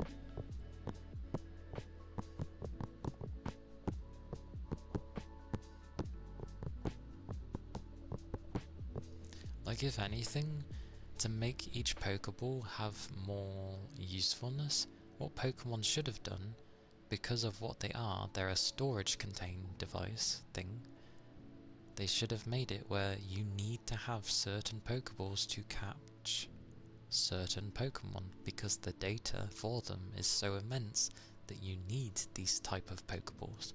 But no, they just make it where you can capture everything with a normal Pokeball if you're persistent enough.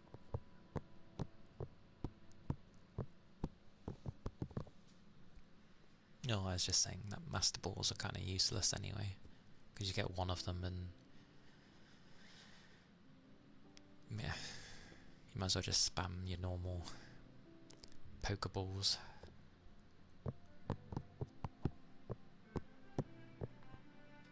And yeah, they should put more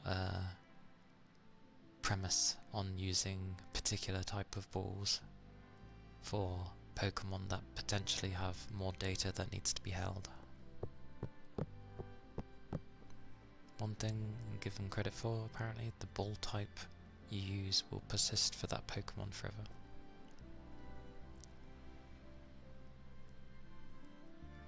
I kind of wish you could like change balls. You know, because it's where your Pokemon lives. It would be nice to be like, I want to give you a nicer looking ball. Go in this ball, please. Like a data transfer.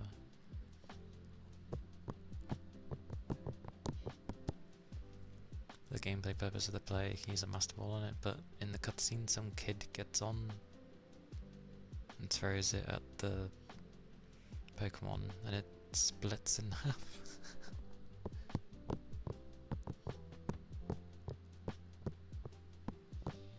You've been transferring games to games across generations for decades now. Oh, I can't be asked for that. The system of trying to have every Pokemon is ludicrous in my opinion. Can I get it from one game, or, you know, the two games, because they always release two? Can I get it from the two games? No? Oh, I have to go through some convoluted method to get it from the other games? No thanks. I'm good. I can't be asked. Not for that. Like, please just make a Pokemon game that has every single Pokemon game region you've made. There you go.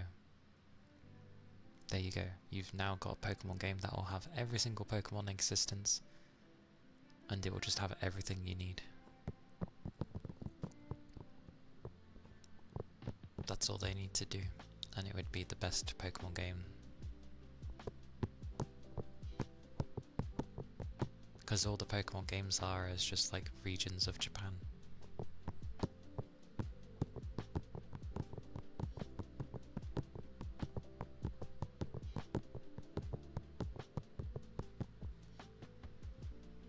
Master Ball before the league is perfectly fine. It's meant for you to throw out the box legend. I like that. But after the league, endless Master Balls. Yeah, pretty much. Like, or, because in the older games, beating the Elite Four was a very big thing. Every time you beat the Elite Four, you get a Master Ball as a prize, because you're already the champion at that point. And going through the Elite Four again is just being like, oh yeah, let's see if you're still worthy enough to be this champion still. And then every time you complete it after that first time, can just be, have a Master Ball, have a Master Ball, here you go. I wouldn't mind that. That's a good enough reward for me.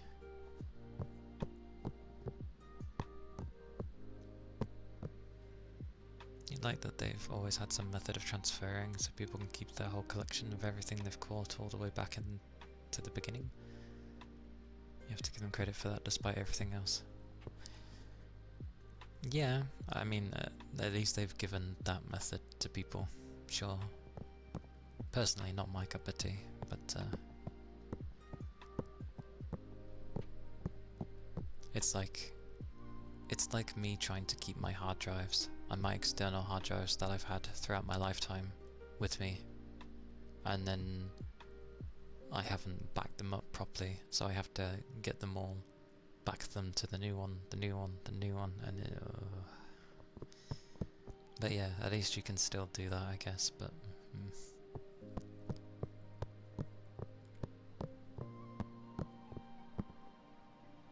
how many players do you know could make a strong team enough to deal with Lance's rematch team?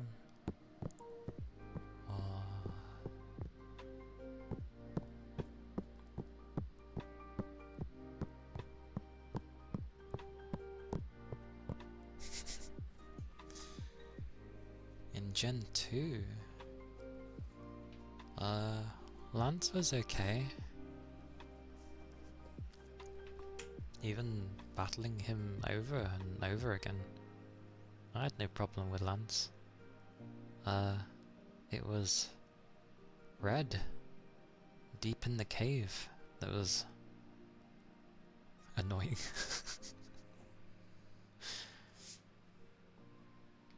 Level 66 to 70 Dragonites was terrifying. Red wasn't terrifying, but he was just annoying. You have to go deep in the cave, and then he has like level 100 Pokemon, and it's just like,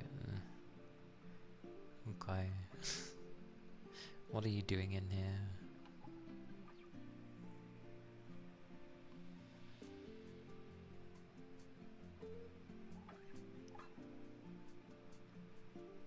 No, just have some good ice, and there you go. Dragonites are not too bad to deal with. It was nice when you could one-shot them, and it's like, yep, be gone. Oh, okay, you died in a hit. Good, good. Bye-bye.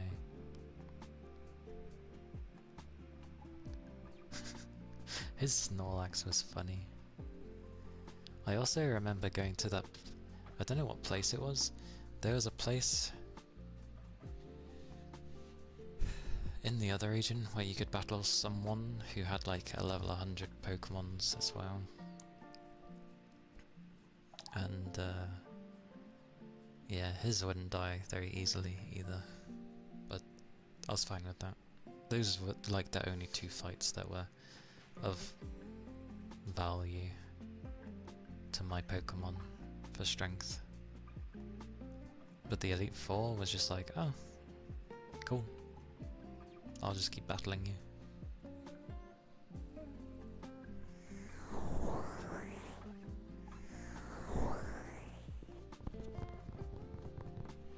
Yep, I always over-leveled.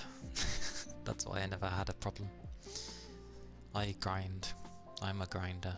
I have no issues grinding. You let me grind till max? Okay, thank you. I made sure I was over-leveled for him. For everyone. I'm like, if I can't one-shot you, I'm not interested.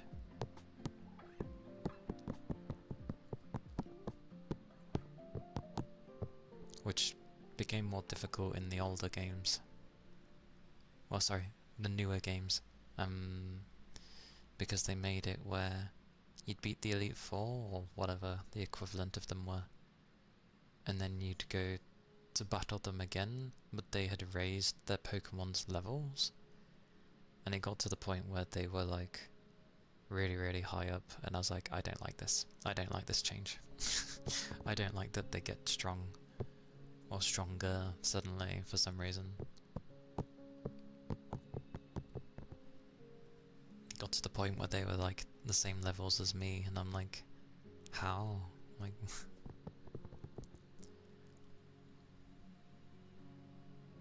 you could never get into it even as a kid. The damage to her HP was so off balance that it was just all one-shots, stripped away, too much strategy. True! Apparently that comes back to when you do like max level meta PvP, but you fell off as a child, so of course you'd never get to that point.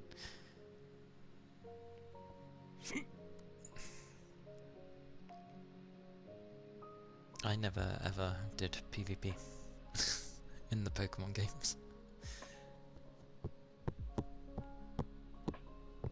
When it's actually a scene, I was just like, oh, okay. Didn't even know that was a thing. And then they kind of focused on it more, and I'm just like, I don't care about it. With like the battle tower, I didn't enjoy those.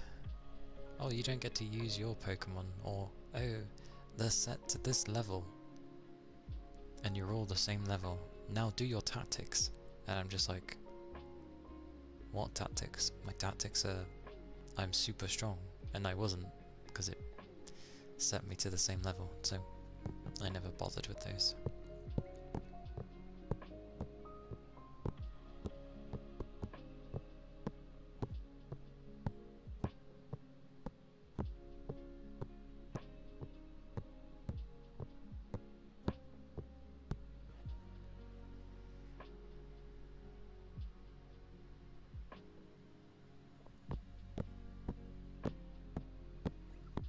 Lord knows what those. I think I just had a Pokemon that would have guaranteed hits. As long as it could take a hit back, I was like, okay, more attrition with some. I don't really remember much for Cynthia. I can't even remember what she looks like, to be fair. It baffled me when people are like really grabbed onto certain people, and I'm just like, who?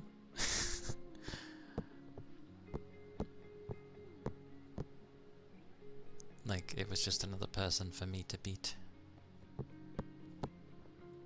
Did I end up winning? Yes, okay. Onwards. So, I never really remembered anyone. And then certain characters became very popular, and I'm just like, who's this?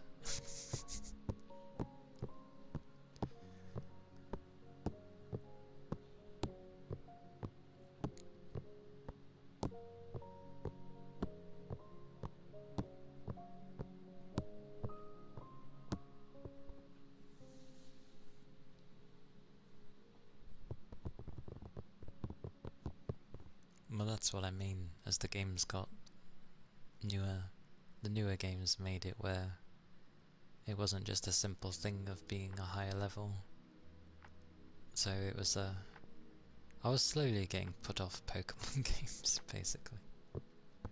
Because it was catering more towards people doing EV farming and stuff, and I'm just like, I'm not fussed about this, I don't care.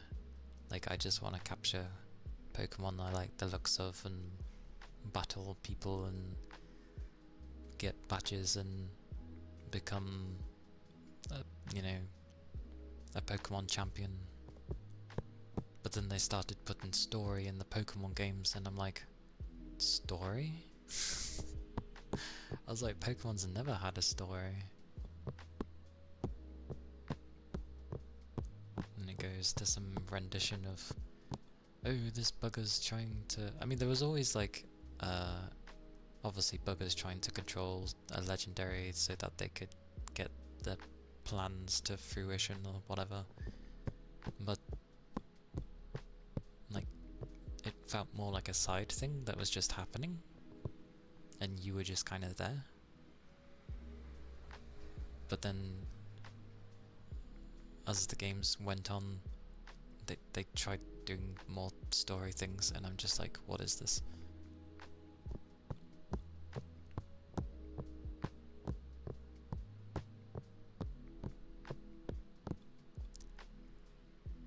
Spends the whole game with you, helping you, and basically watching you grow.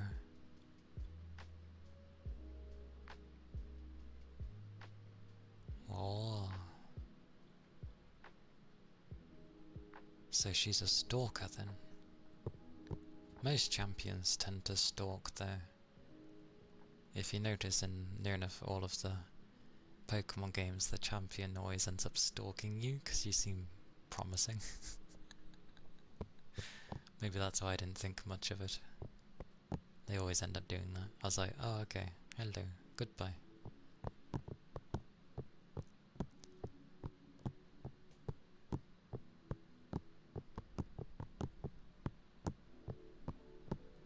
Story.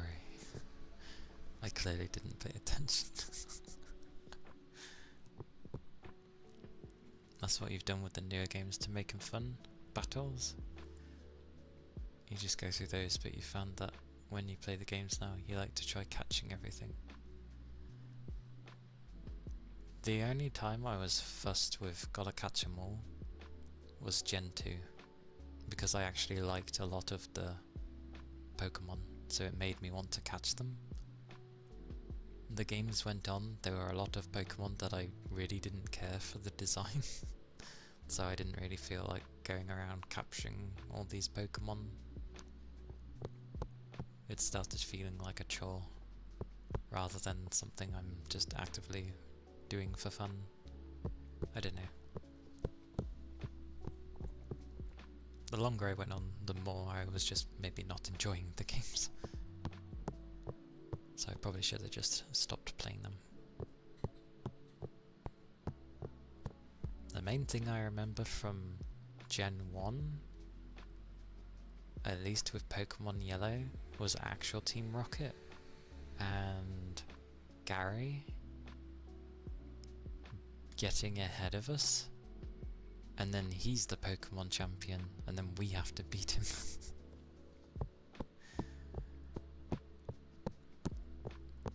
Which was funny.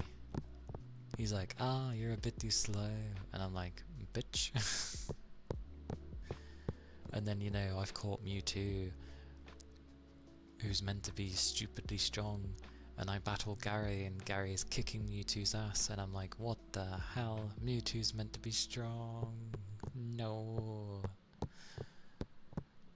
The Pokemon movie kind of blew up Mewtwo, so I was saddened by the fact that he wasn't, like, that strong as he was in the film. In Gen 7, 8 and 9, the champion doesn't really stalk you.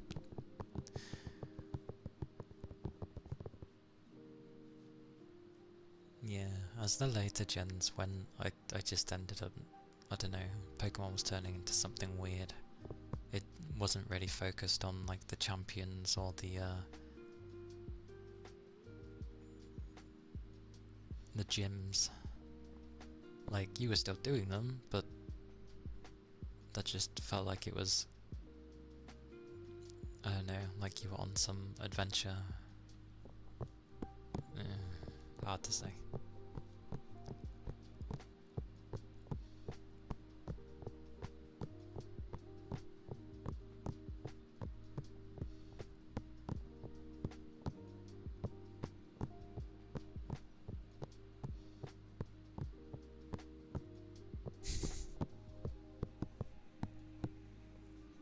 I just liked some of the designs.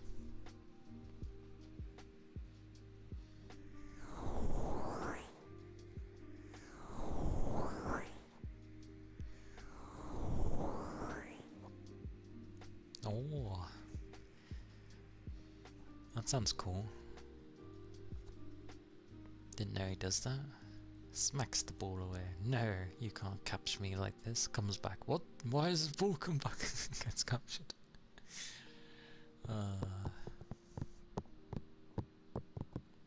Hey, Silent. Welcome in. Hope you're doing okay.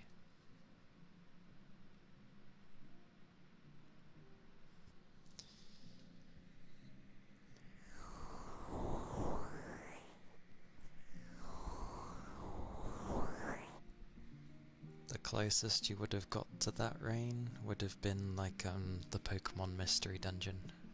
That's the closest you'd get for a action and you run around as a Pokemon kind of thing. Yeah, Mystery Dungeon was awesome.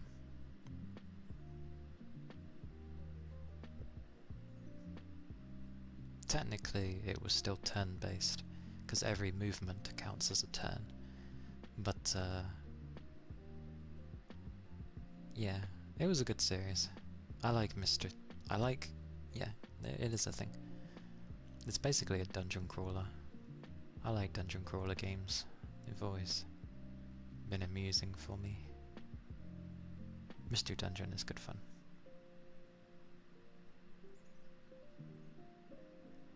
Those were the games that had stories for me, was the Mystery Dungeon games. Because you're apparently a human that somehow either turned or, you know, your soul got put into a Pokemon. So, yeah. Good game series though. I only ever played 1 or 2 of them, but I enjoyed them. Good fun.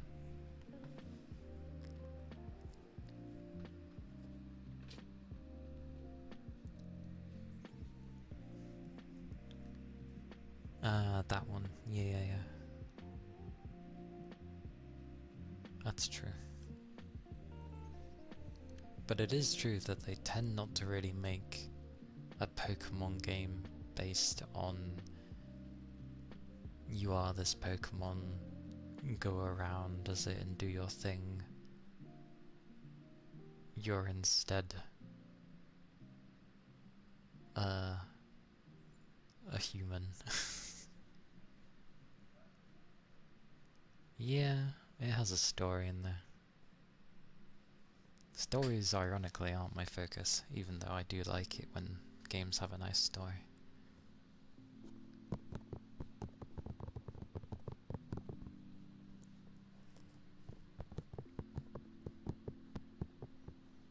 Still, I think with Pokemon it'd be nice if they dropped the whole, oh, we need to teach you how to catch a Pokemon. It's like, I get it, there might be some new people that really have never touched a Pokemon game, but it's really obvious. Like, everybody knows how to catch a Pokemon. At the very least, it should ask you, do you want to see the tutorial? Yes or no? No. That's all it needs.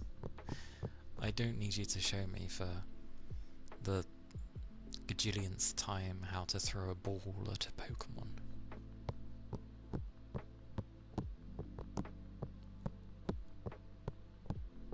Yes, exactly. That's all it needs. Just add a skip tutorial. For those that want to do it, it's there. For those that don't, we can skip it, we can get on. Problem solved. Quality of life.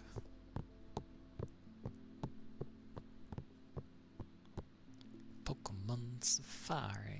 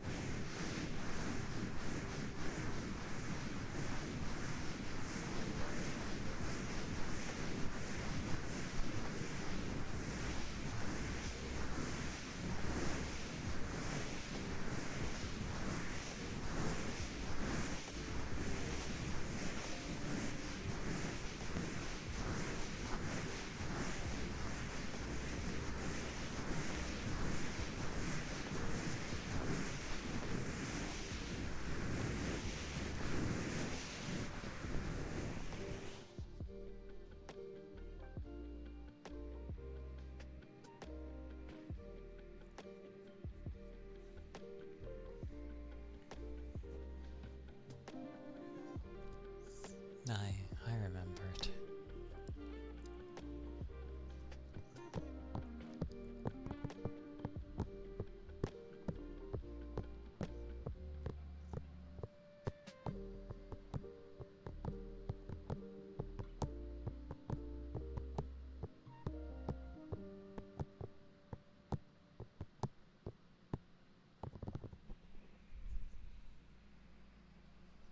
The mini one.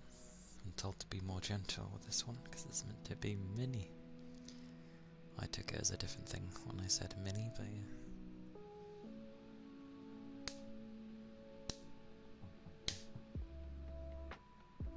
Mini.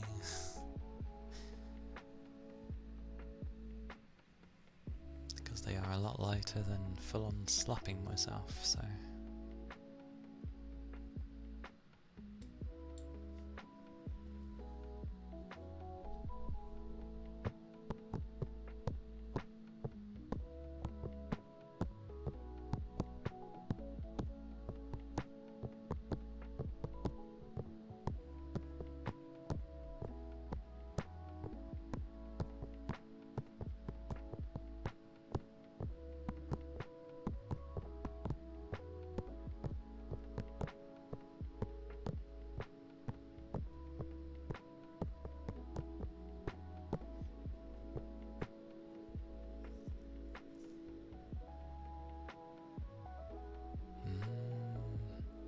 Well, they weren't getting red. It was just more of proper slaps just make my hands tingle. Besides, even if I did get bruises, it wouldn't really matter. It's just a bruise. But no, I don't bruise that easily.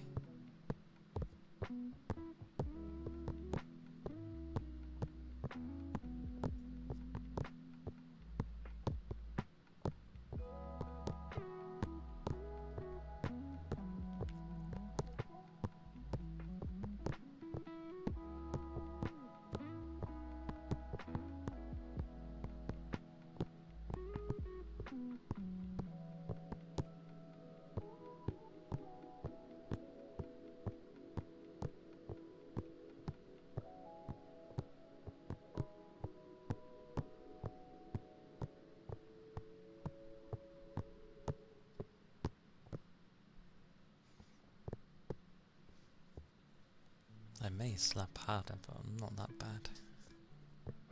It's my own strength as well, so it's not like someone else is doing it.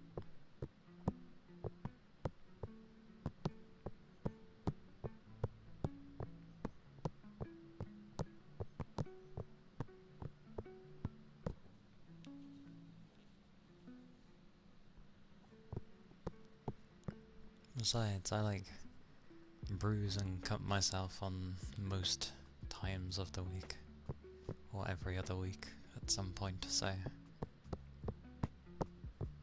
it's not a problem. The annoying one I have at the moment is on my bloody finger.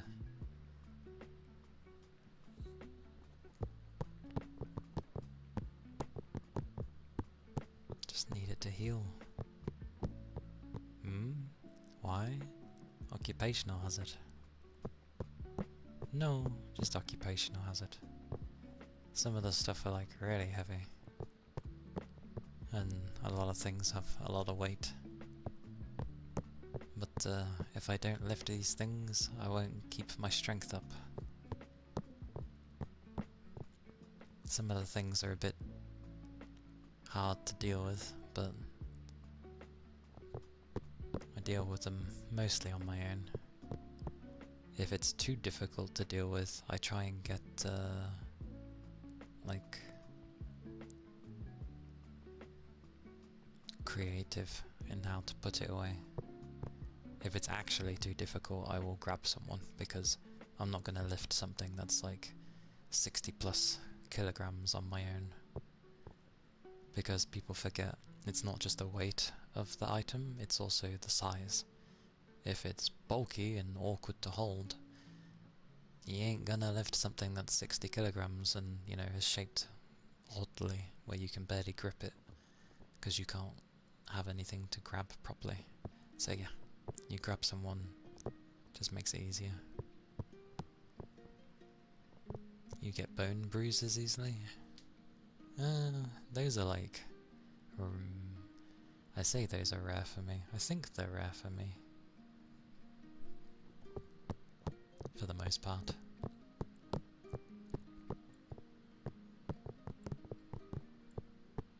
But I try to keep in shape and like strong physically, even if I am like not a very built person.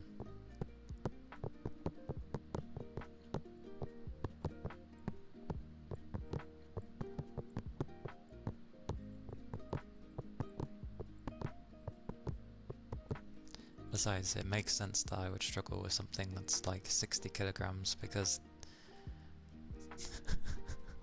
that's around my weight. So, yeah, because you're supposed to be able to lift, what? Well, at least half your weight. I can definitely lift half my weight, that's easy. But lifting something that's basically, that weighs the same as me is difficult, because then, you know, it's kind of I can't use my weight to try and shift the weight somewhere else, because we'd pretty much be equal.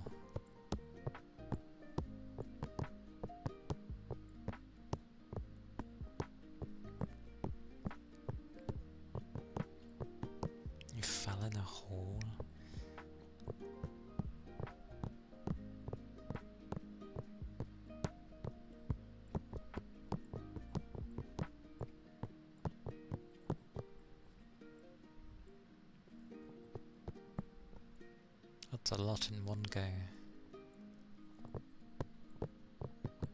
The most I end up feeling is like my muscles tearing away. But that's fine, because that's the muscles strengthening themselves.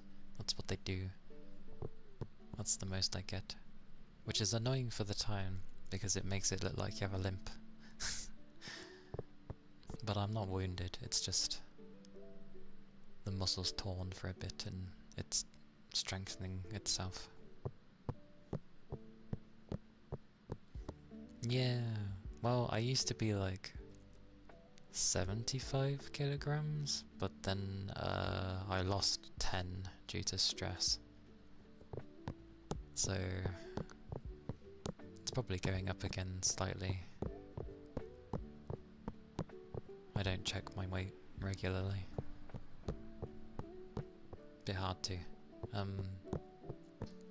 So yeah, I'm probably between. I'll be between 65 and 75. Oh, aye. Hey Yuki. And all the ear cuppies.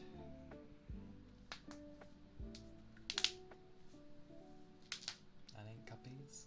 It's just my hands. Don't mind. That's my wrist.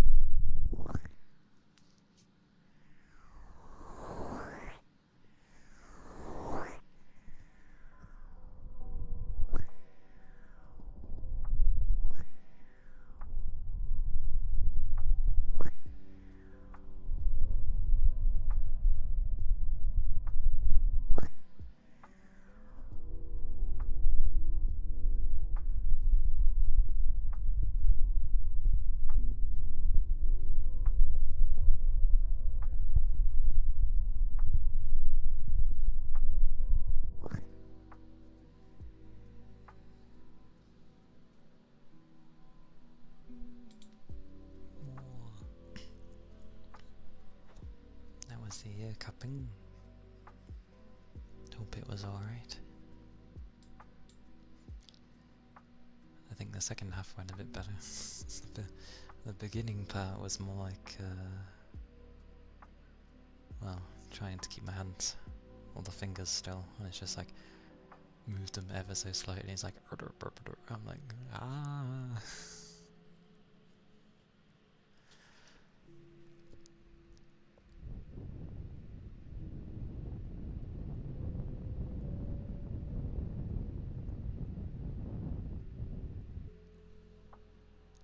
A board name spelling.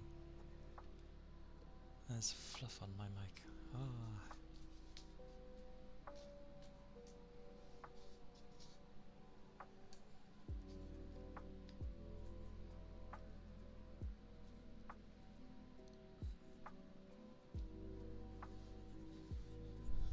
Okie dokie.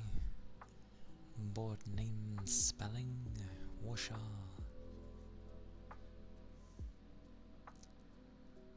K.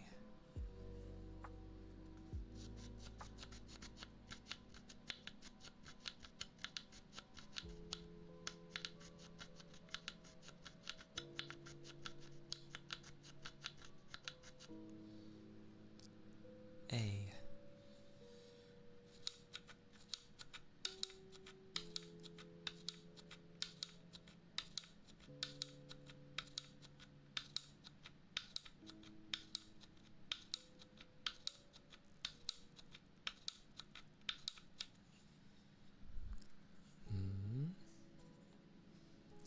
Oh, it's because I can't properly hear ear cupping because it's a low frequency, and because I'm like half deaf, lower frequencies are hard to hear, so I don't know how it sounds. So that's why I say I hope it's okay, because I can't hear it, so I don't know.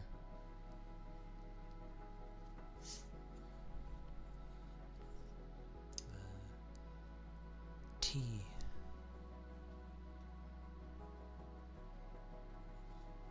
Oh god, lowercase t's are a bit more bonkers.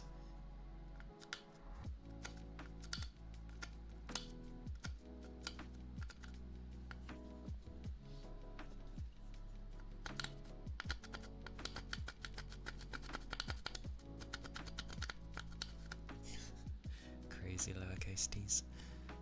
S.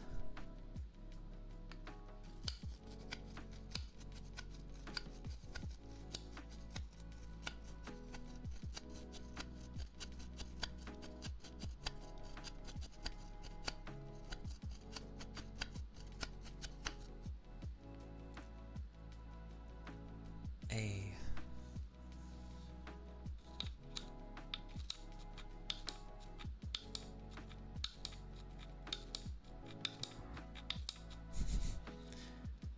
M.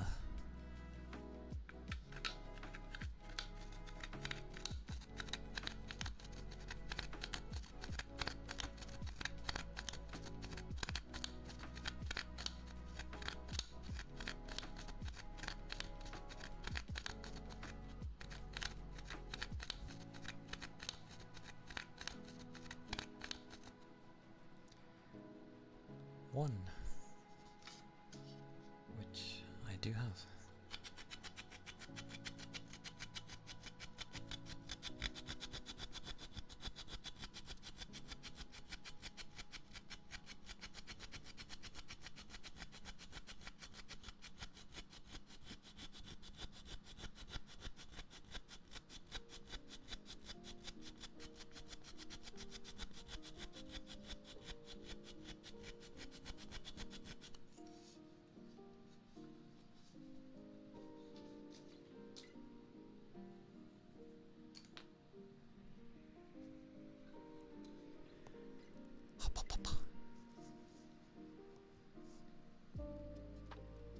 It's past Katsumi.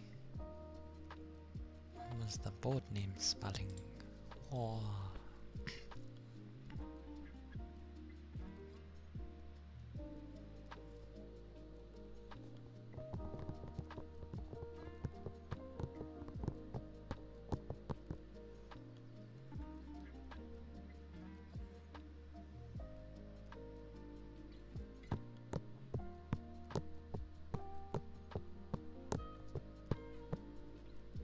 your sentence, like, feels like it's partially broken.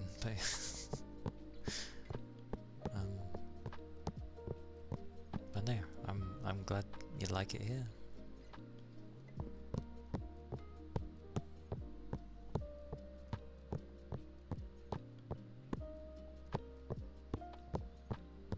I mean, a male voice goes different ways, doesn't it?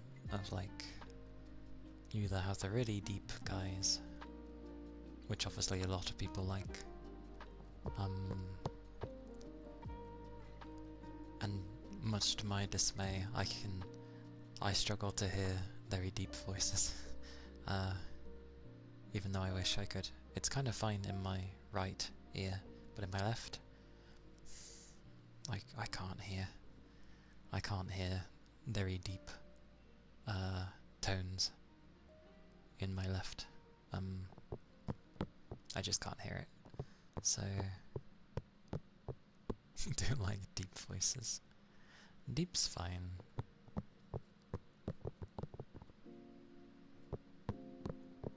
Deep is just deep. And it's amusing as well, because obviously a deep male voice compared to a deep female voice is obviously different. But yeah, it's still amusing.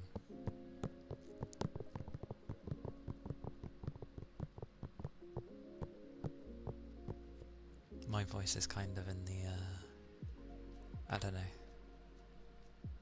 Maybe it's because of where I am in my country. It's a bit like my accent. It's not leaning too much into any particular type of accent.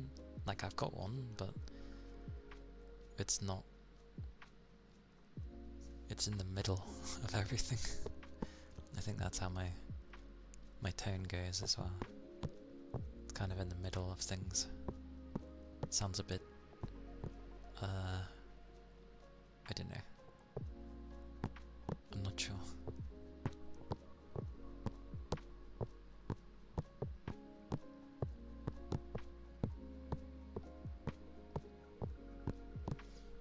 It be just how it sounds.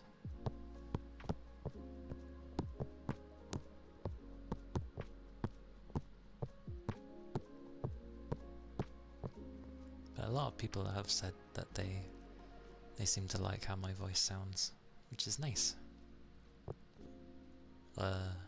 It's a shame I don't have the like aptitude to be an easily chatty person.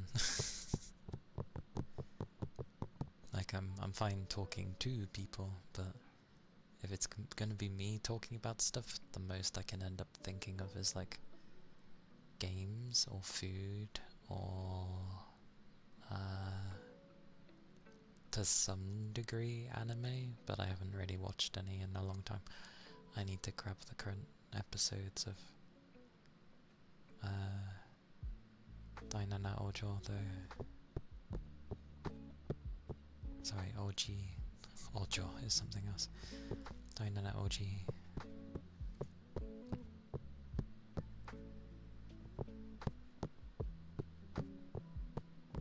It's rubbed you the wrong way.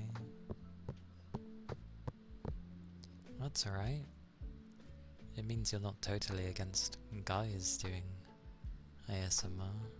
It just means there's a particular type of voice that you prefer to hear.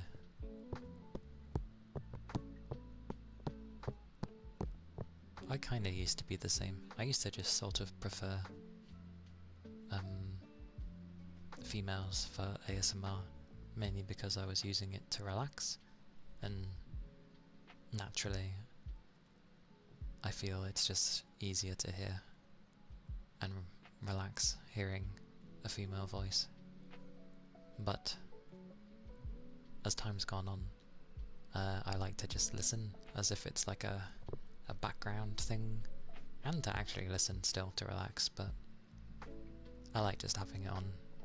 So I've gotten used to hearing guys as well, and I'm like, okay, I have a pleasant voice. Yay, I'm glad. It's because I don't shout.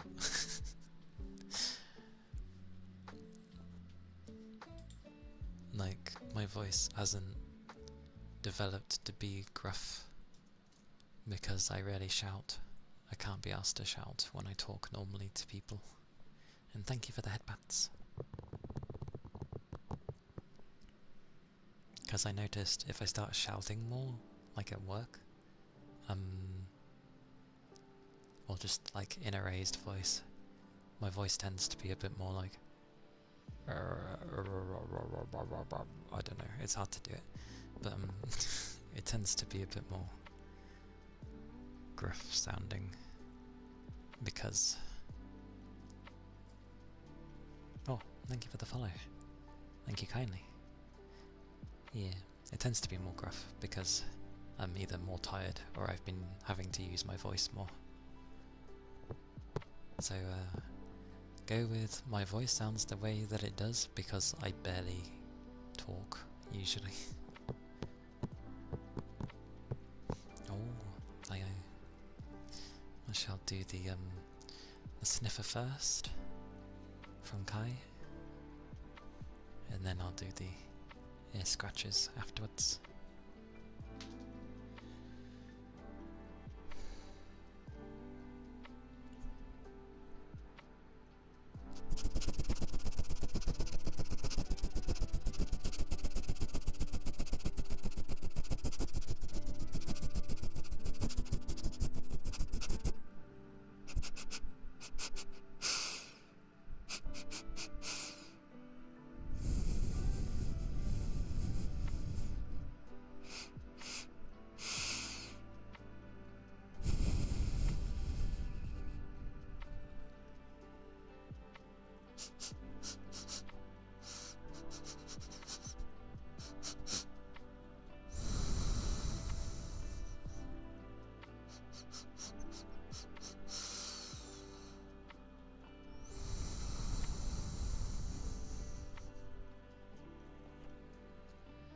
More.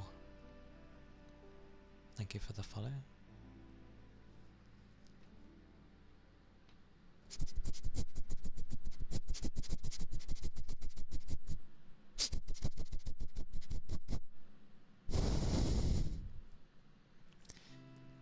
Yeah, when I think of sniffers, that was sniffers by the way.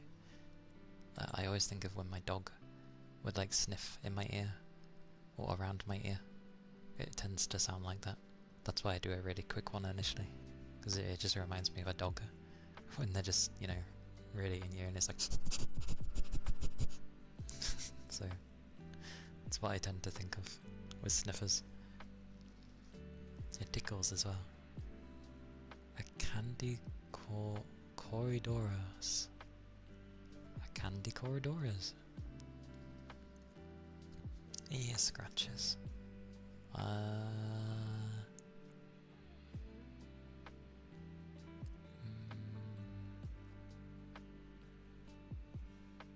What did I use for ear scratches? It would have been the cloth. Cork is too obvious.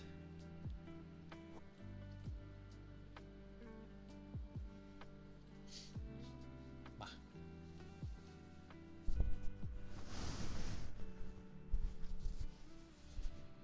Although I have just cut my nails today, so they're a bit short.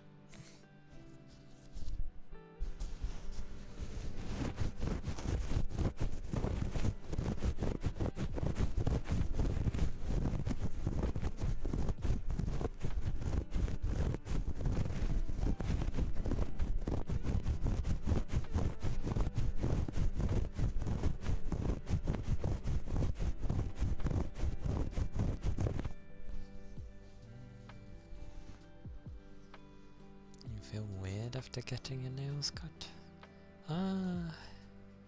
No, it's like they I don't know how to describe it, like in a sense it is kind of tender because you've obviously just cut something off, but it's like they feel tender and kind of like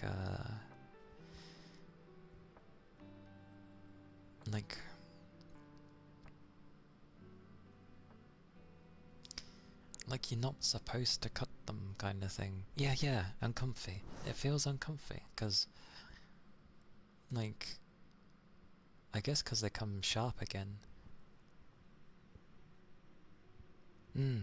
Because obviously when you've let them grow, they end up kind of curving a bit, I feel, which makes them give that kind of smoothness and the thickness and the ability to, you know, not rip off. But when you cut them, they become just like this, like paper. You know when you feel the edge of a paper and it's kind of pointy and gruff and not nice. It doesn't feel nice. And yeah, it takes like a few days, I guess, for the nail to kind of, although we won't see it, for the nail to grow its little curve bit again or whatever, so that it doesn't feel as bad.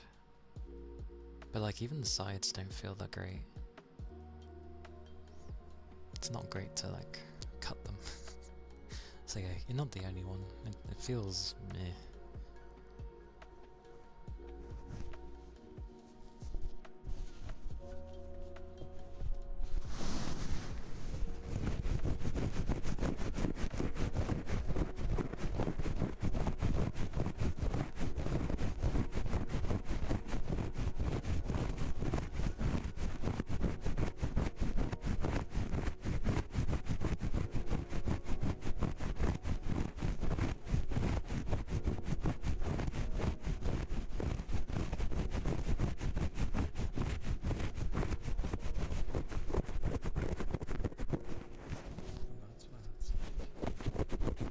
I wonder why this side was feeling a bit weird.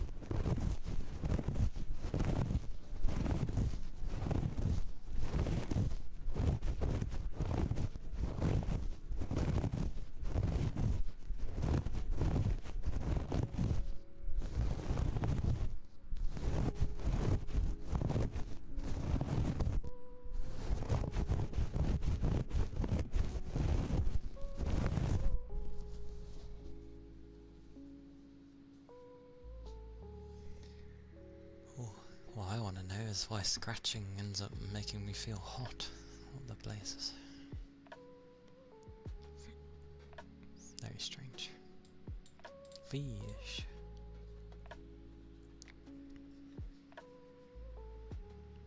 But yeah. Was.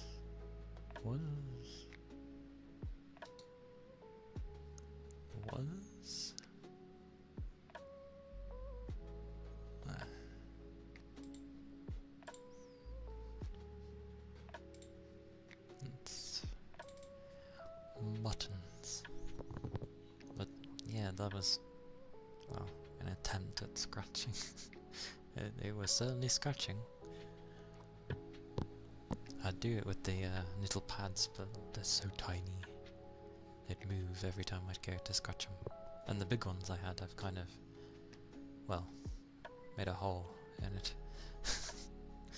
I need to get something thicker.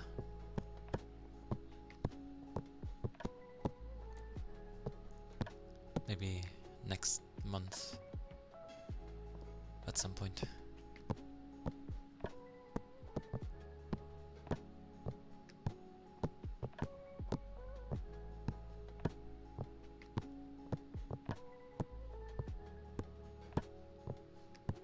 They're meant to be with like wind mufflers, but they're good at protecting the ears from the dust and stuff, so they just cost quite a bit. So yeah, I'll get them next month.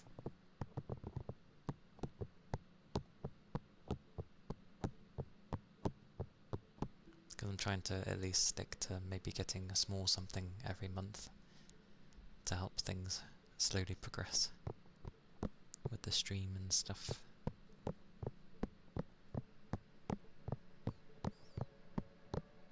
Because I still need to like fill out my emote slots, so I'm trying to like at least have an emote every month until I have, you know, sorted all the places out. And I also need to work on more of the sub badges, because some people are going to be getting close to a year, and once they're past a year there won't be anything else. Which is also surprising, kind of.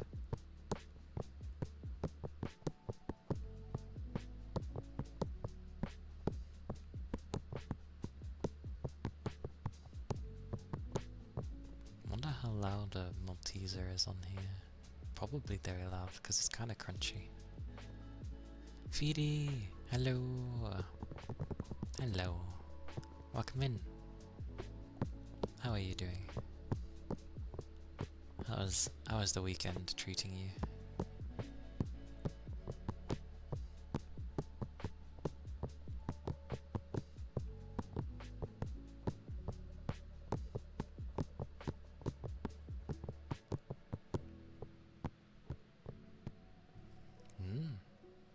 As the weekend should be. I'm glad you're doing fine.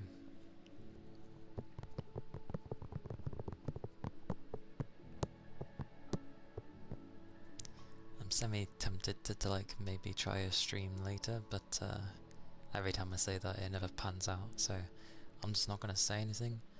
If it happens, it happens. If it don't, it don't. Had to do some overtime. No, I hope it wasn't like too much overtime. You didn't want to do it during the weekend? I mean, they shouldn't have to call you in if you've been in. But good job on your overtime. Toby! Hello! Hello, hello. It goes well. Thank you.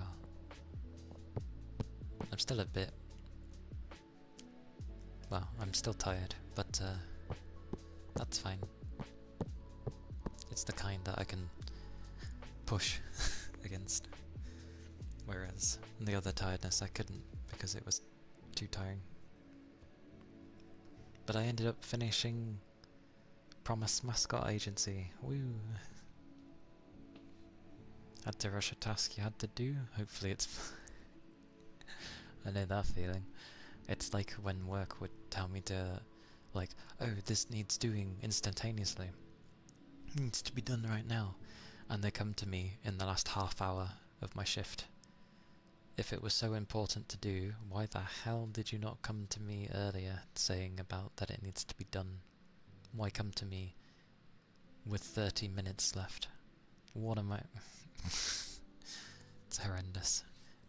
And then yeah, you're having to rush. It's insane. Hate it.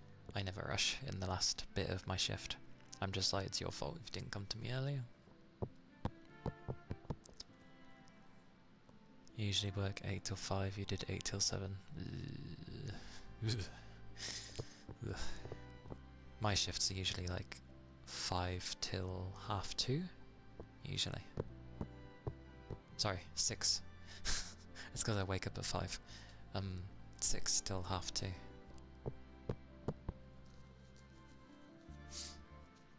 Your boss came to me and was like, we need this for today or tomorrow, max Monday at 3 PM. Thank you for the follow. Thank you kindly. You were like, I ain't coming in on the weekend. That's amazing.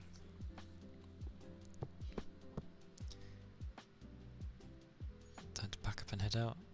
You might be able to pop in here and there, but you'll be out for the week. Okie dokie. Take care, Rigby. I shall see you around. Either way.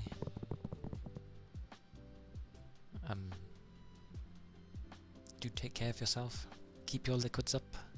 Stay safe. Kick butt.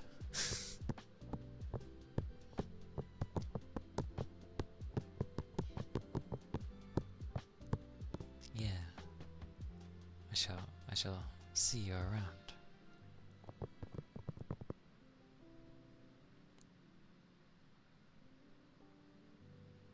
Didn't realize there was much of that game left. Yeah, because I had left like a chunk of the story alone, and I kept doing a load of the side stuff. That's why it took me longer. Chew button, kick bubblegum. Don't kick the bubblegum if it's already been chewed though. It gets stuck on you.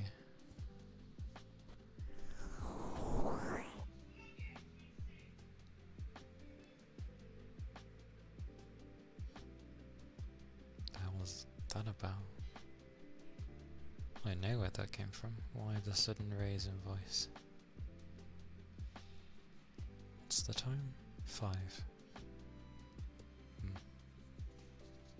Okay. Chill.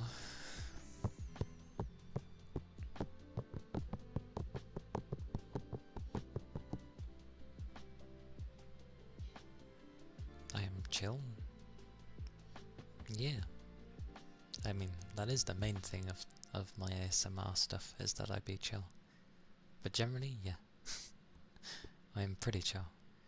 Unless it comes to my own work, in which case I'm like focused and I get on with things, but loads of things get in my way while I'm trying to do my work, so it just becomes tense during work.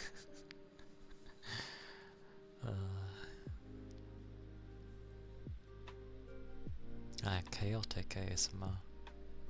That's the thing though. Some people are just naturally chaotic. I know what you're thinking of there. Like, cause you got stuff like Cass's chaos or Yu's chaos. And then you have the actual chaos where you wonder how it's even ASMR.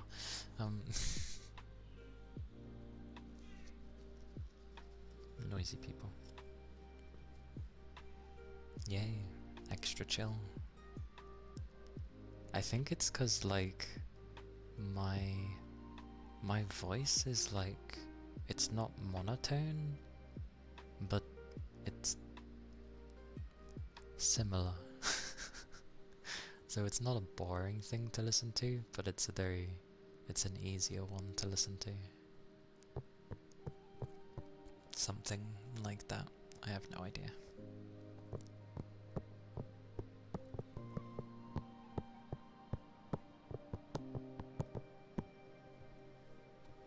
Yeah, copies.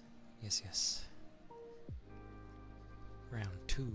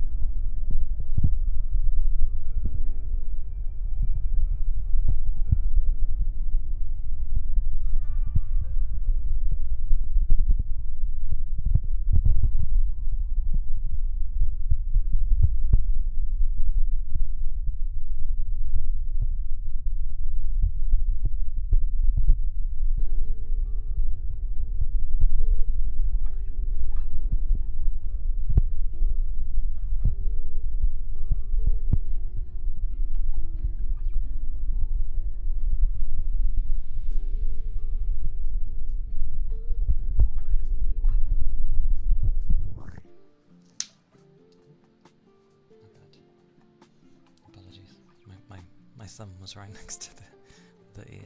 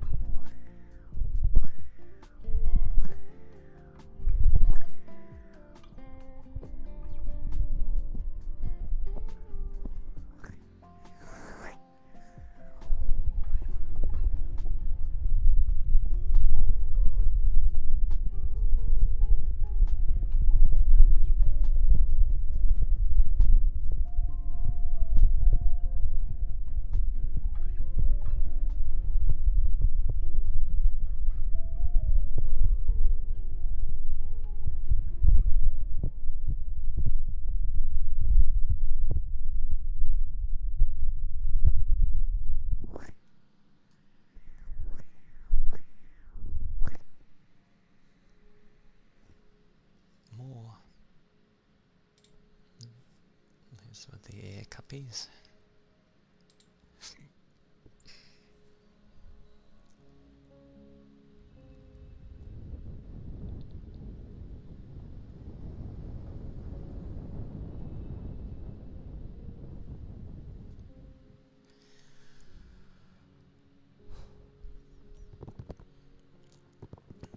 I wonder how it will be when, you know, eventually I have a male half visibly, visually, how it will go. Because mine ain't gonna end up being like, you know, an Ikemen hot guy thing. Mine's gonna be, I say realistic, I don't know. It won't look young, it will have like a sense of maturity to it, but it'll be a guy.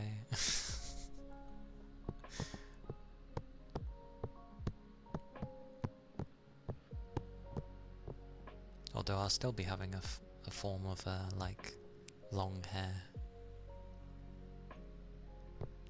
How is it a hag but guy? He ain't gonna be an old man. It'll just be like a guy, like visibly how it will look, I hope, is like something that looks like he's in his mid-20s or something. Instead of like a young boy or an oldish looking man or a pretty boy slash big. Because I get it, like a defining feature that guys can have is very broad shoulders, but not every guy has broad shoulders, even though I kind of have broad shoulders. Ironically, I match this avatar a bit, like her shoulders are quite broad, for a female. It works for her figure. It's kind of like how mine is as well, which is quite funny. Yagami! Thank you for the head pats. Tired office workers vibes. I'm not that tired yet. Hello. Hello. How are you? How are your... How is your rest? There we go. Words came to me. Oh yeah, femboys do exist. Yeah, but femboys go the way of like kind of either they look feminine or you can tell they kind of look a bit neutral. Usually leaning a bit more to the female side. But still like, oh, this could be a guy kind of thing. Yeah, mine won't be that way either. You'll be able to tell I'm a guy with that one.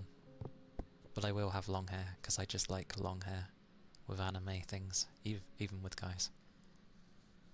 Oh, itch.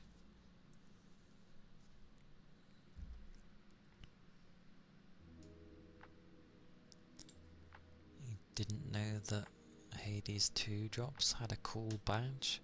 Maybe they realised the thing with, like, Hollow Knight. And they were like, you know what, let's do the same thing.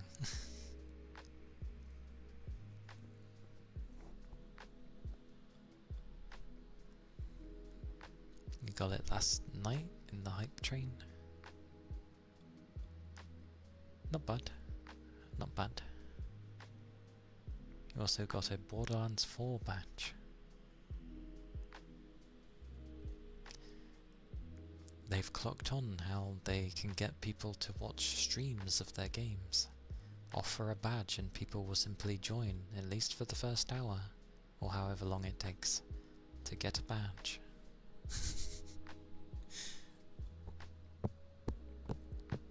Yes. I'm doing good. Thank you. I hope. I hope you are well too.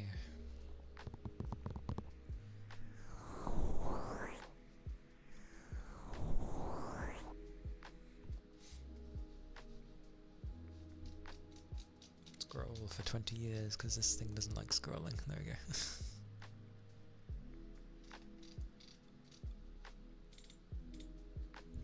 Oh yeah, a drink. My bum. My bum. Oh. Watcha. Thank you.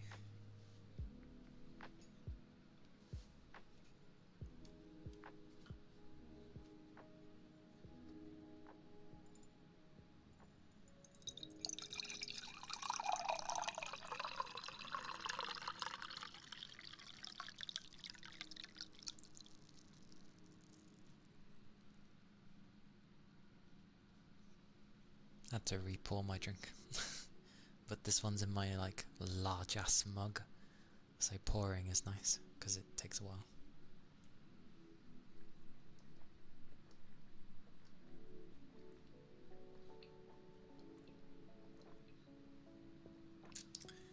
I'm also a bit thirsty.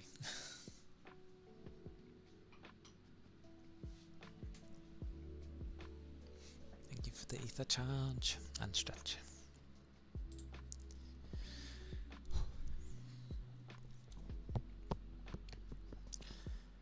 The Twitch app's been acting a bit weird lately for people.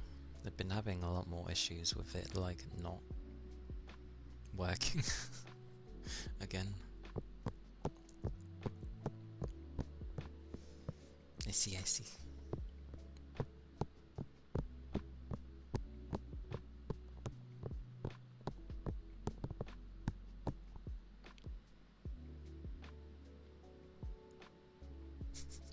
That's what you remember them by.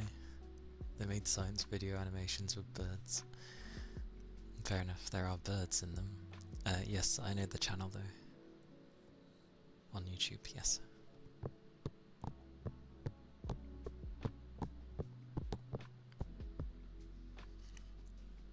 I try not to have naps per se, but I do like, when needed, laying down and closing my eyes. Like I won't actually doze off, but you know, when your eyes just need a rest. Like, I like doing that.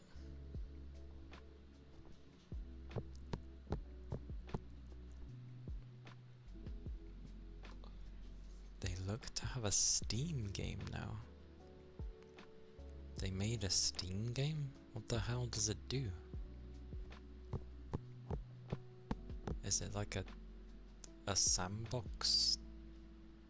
Like universe sim game?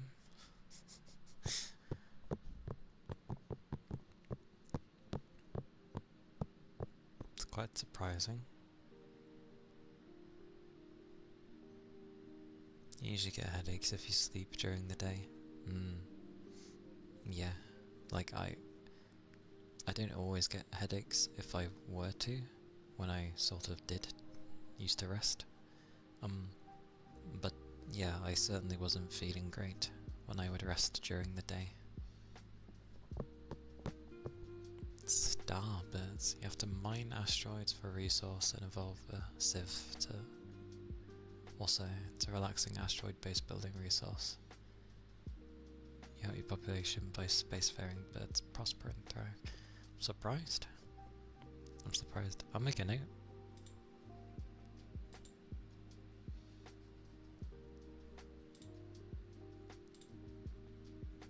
Nope. One of these has my list of games. Where is it? Oh, there it is.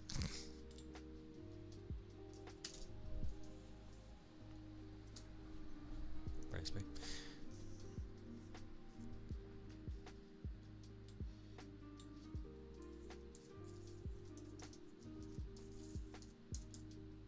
There you go. I made a note.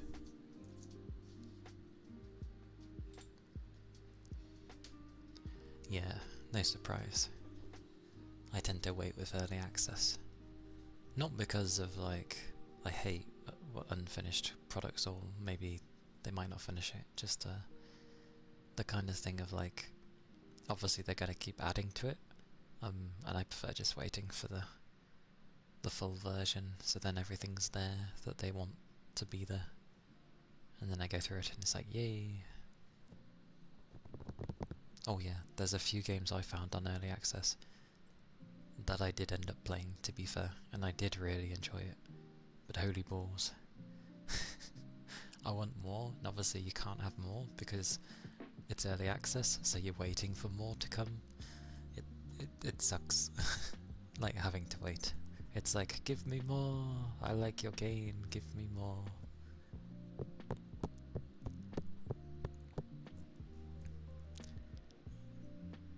Isn't that like Satisfactory, but you have to evolve civilizations, or am I misremembering? Like Shape of Dreams, it's fun. Might be simpler than Satisfactory. Most likely. Satisfactory has a lot of steps within steps and steps and more steps. I'm all for everything having steps of steps to go get your items, and that's the kind of loop they go for. Personally, they start driving me insane if you start adding too many steps. Like, I would much rather have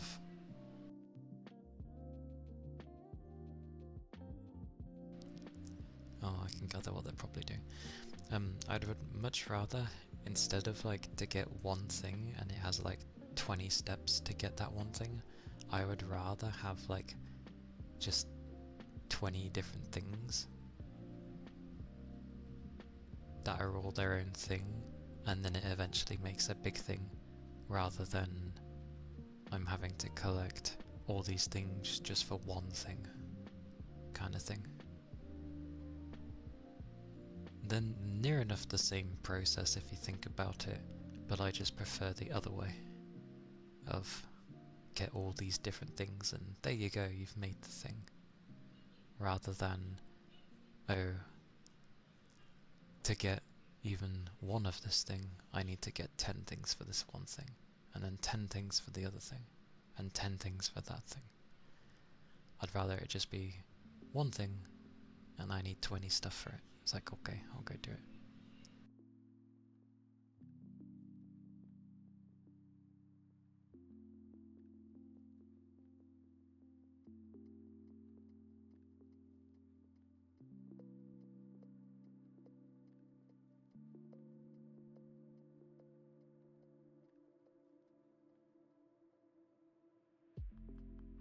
Satisfactory is one of those where you can just like make a lot of crazy stuff. I remember when someone made, I can't remember what it was in Minecraft, but they had made it working, it was something to do with transistors and stuff, of certain parts on a motherboard, and it worked in the same way, but they had to get it all done in Minecraft. And I was like, how? You've never seen Satisfactory? Maya was playing it at one point. But at first you might think it's kind of like survival stuff.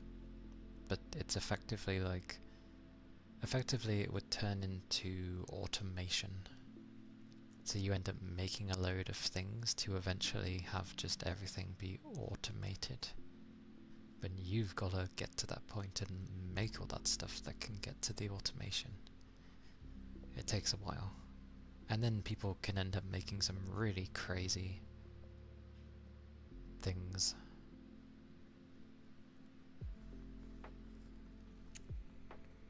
I gave it a go, but it's not my cup of tea. I'm okay with watching it, but doing the stuff, I'm okay.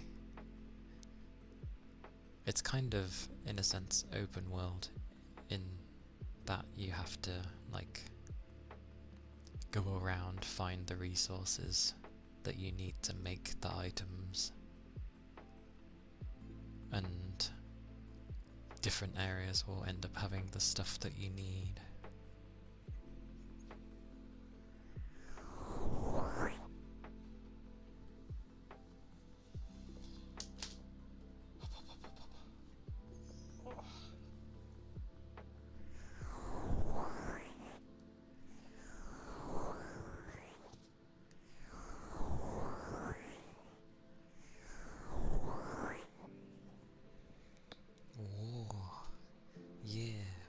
it's nice watching those kind of things. Like they make it how things should work kind of thing. As sleep aid, that's fine. Engineering, depending on how your brain works, engineering stuff can be very calming and therapeutic, especially when someone has a good understanding of engineering. Like it just works. I can't remember what it was. There was a game. I really can't remember what it was named, but it was basically a game where you had to do... It was sort of like a puzzle game, but the puzzles were done as coding problems, and you had to go through code and makes it sound like a debug. You'd have to find the problems within the code. It was a British guy doing Skitty, that's a Pokemon, City Skylines, and other engineering games.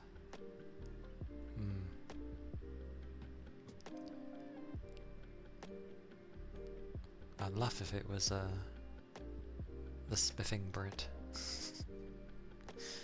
because he does a multitude of things and he likes to break the games. But no, I'm not sure. A glorified debugging game. In a sense, yeah. I remember it being that way. Because I remember seeing someone play it, and I was looking at it, and I was like, is this a... I didn't even think it was a game at first, because it looked like they were in code and they were doing things, and I'm like, oh, they're doing, you know, coding. Fair enough. And then it's like, no, this is a game. And I'm like, oh. And then they kind of explained some of the stuff, but it looked a bit confusing to me.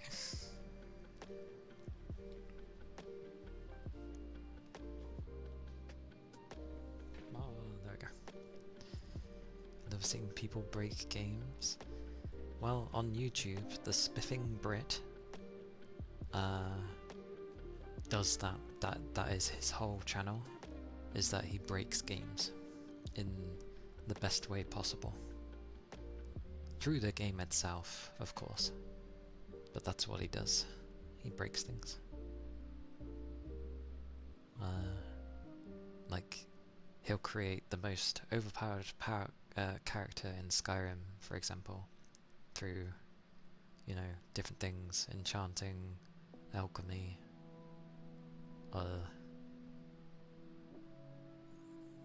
like dupe glitches and stuff like that that are legitimate because you can do them within the game. So yeah, there's stuff like that.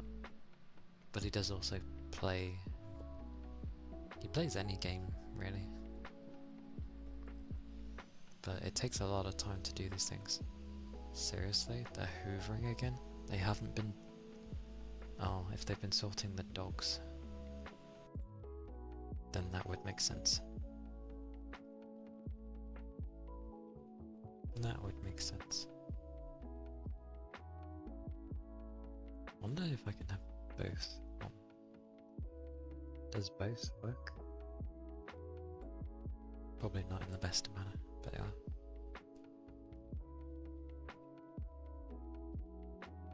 But, yeah.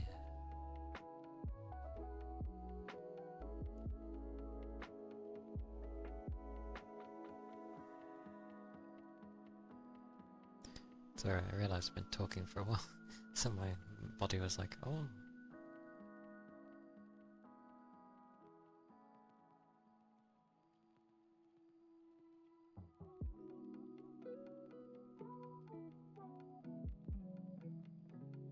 Ooh.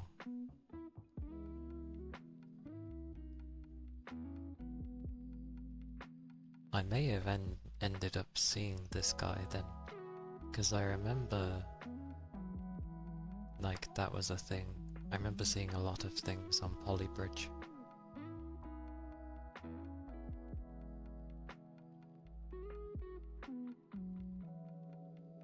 Yeah, I think I might have seen a few of his videos then.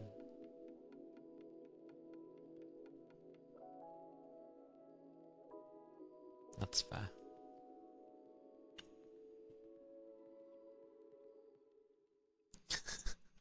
Fall to pieces.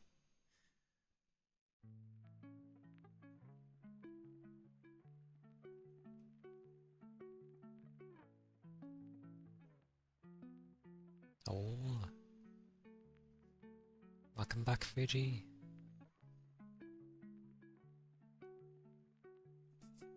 20 tries, it works. I know that feeling.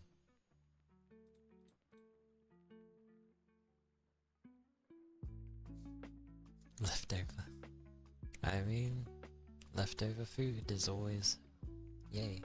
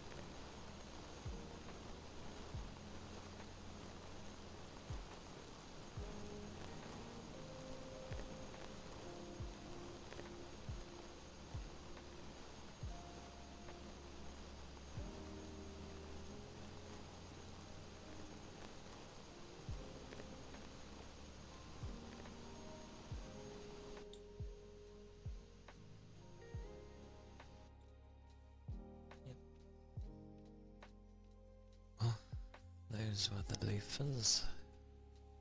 Put on some stuff for now, so to hide the stupid Hoover while going off once again. They like do it for hours, take a break for a few hours, then they start again. Just oh, I hate it. So daft.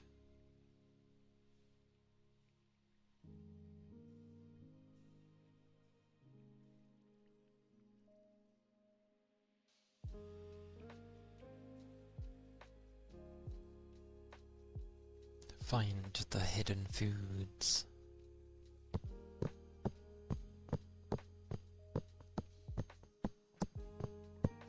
Although, ironically, because of how the noise cancelling is, it kind of sounds like I'm hitting metal.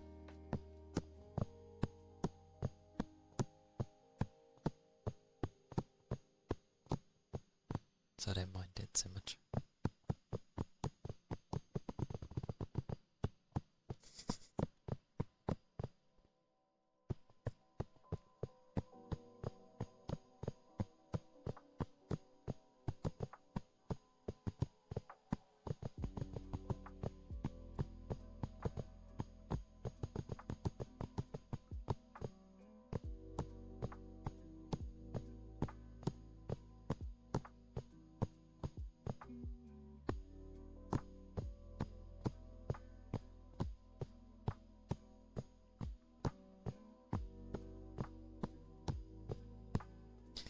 Like, I actually prefer it when people are at work on the weekend, for me. It's nicer. Hey, Reich.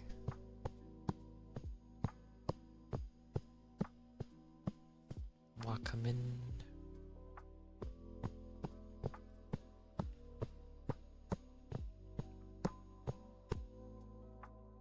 Hello. Hope you're doing well.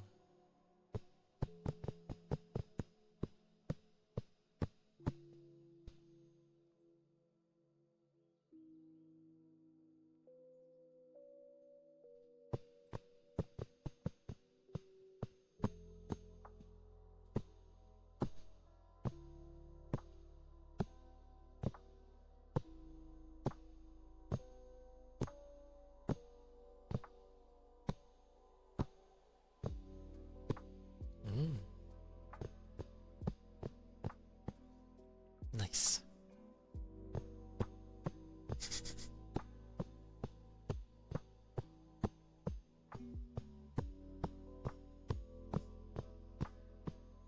We said the same thing.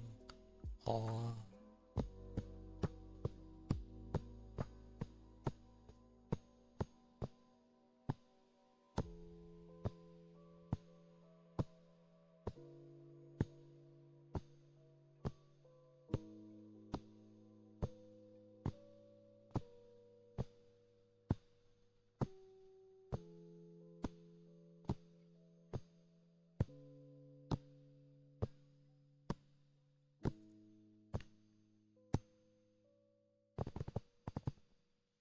More.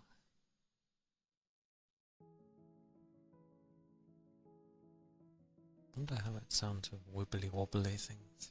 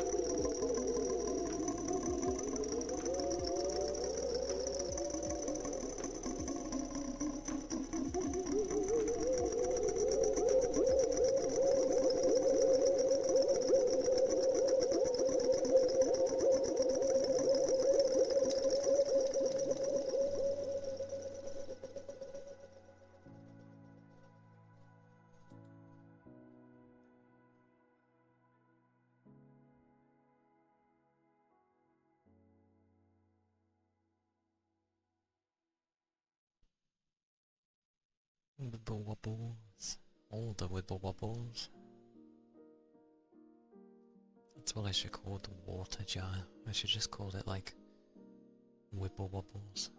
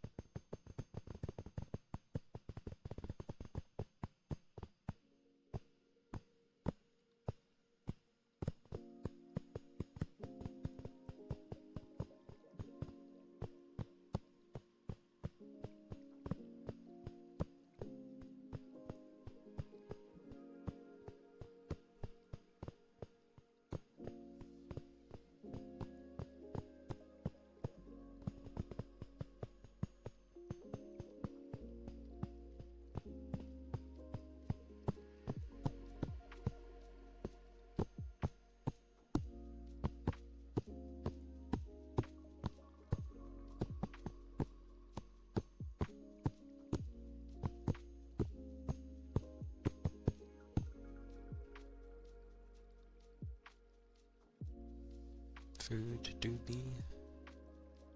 be the way. Oh.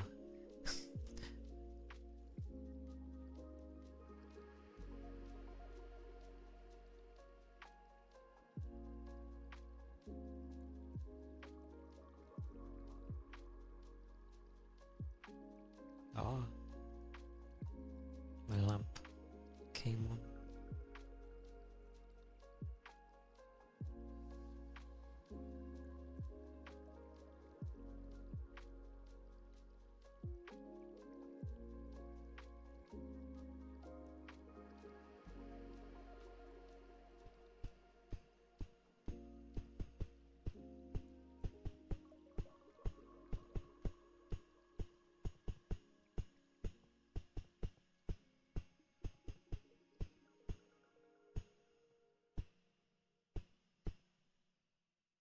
Yeah, there is. It's because it keeps the, I've put on the noise cancellation because there's a bloody Hoover on at the moment, but it's getting the tail end of the noise. So when I do taps, it ends up sounding a bit metally. That's okay. It makes it kind of makes it seem like I'm hitting one of those things that kind of has metal towards it. Kind of. Which is ironic.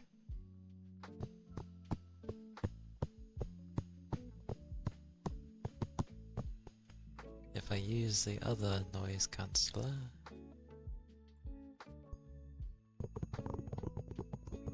it still does the same thing anyway. Tapping on a tuning fork. Sure, we'll go with that. Tapping on a tuning fork. Even though I don't own one.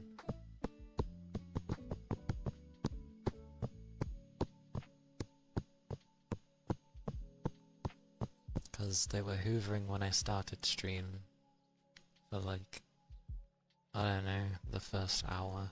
Then they stopped. And then for some reason they've decided to start up again. Which is why I prefer it when they actually have to work on the weekends, because then that means I get peace and quiet. Delusional tuning forks.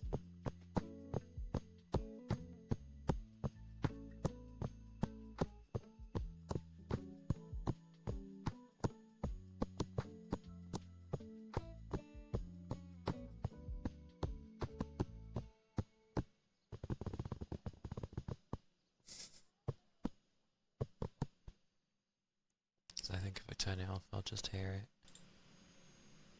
Yep. So no.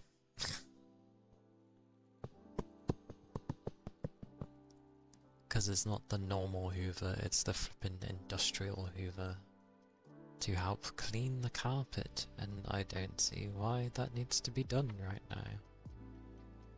Zipper sounds? Sure.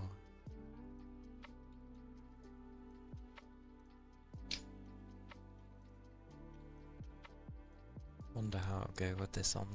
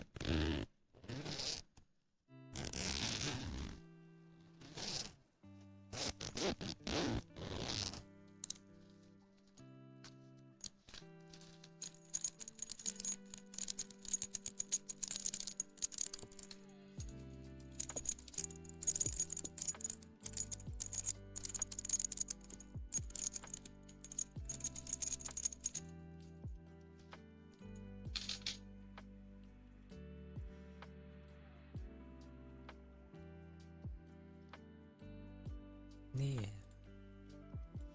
that's okay. The jangle of the actual zipper as well is surprisingly loud.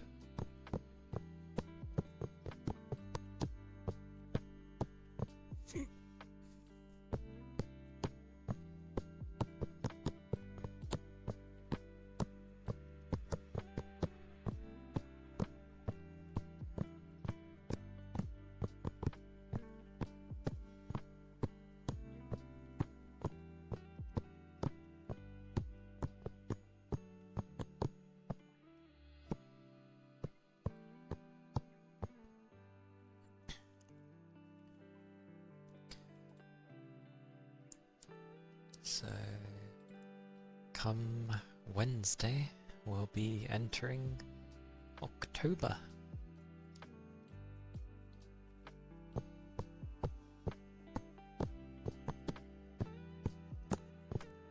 Tappies is nice. Well, that's good considering they're a bit broken, but I'm glad.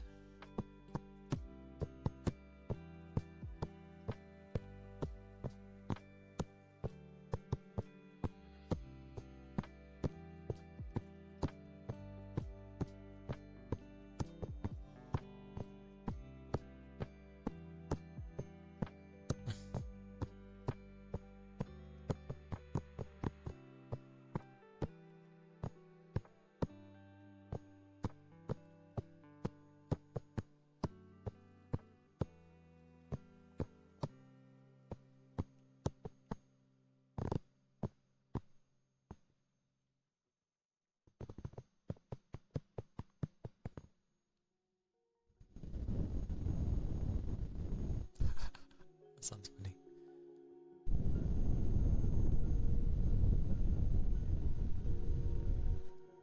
Interesting. And it picks it up too, which is kind of nice.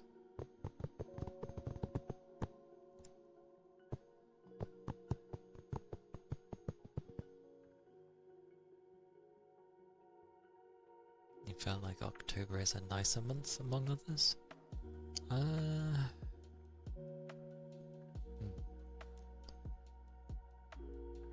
Can't quite remember October. But October is when I'll, I don't know, start reminding people that at the end of the month is when I have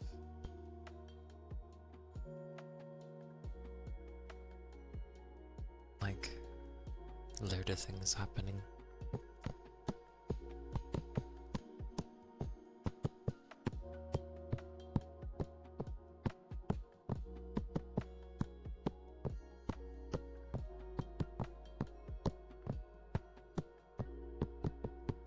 And I'll have to, I suppose I should actually try and generate some hype for that. Else I'd have been doing like all the preparation just for another normal stream.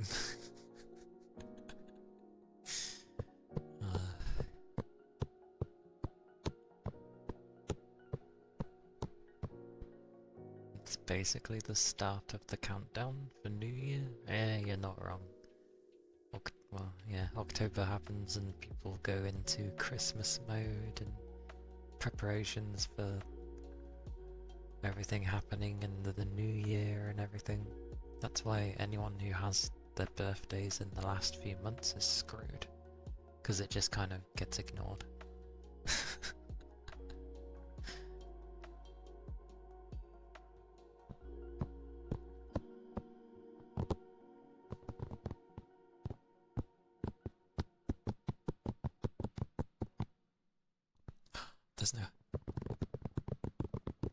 There's no high pitch to it. Does that mean the Hoover's off?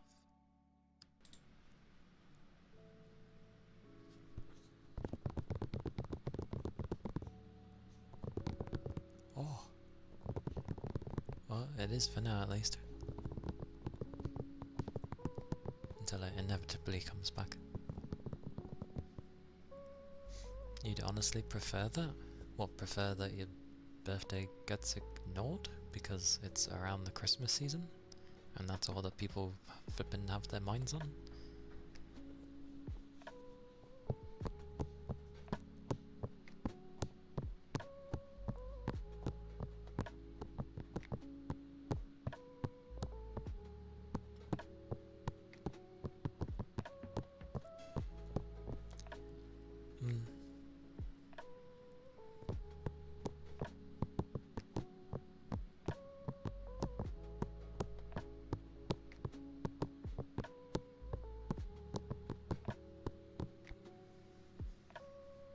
I tend to forget mine. Well, sorry. Only once I actually did forget my birthday. So I clearly wasn't in the right mind that year, but I entirely forgot it was my birthday. I don't even know how I remembered. Maybe someone said happy birthday to me and I was like, what? And then I realised what day it was and I was like, oh.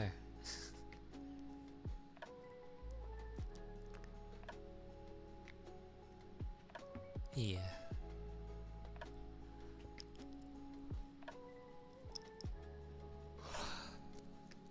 That's fair.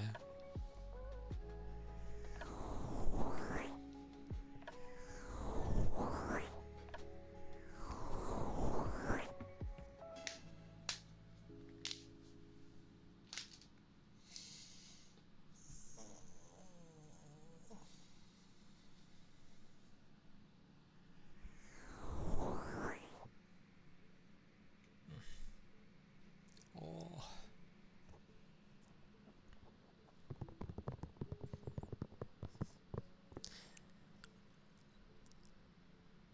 I mean, I've never really done much for my birthday, and I kind of don't really want to remind people either.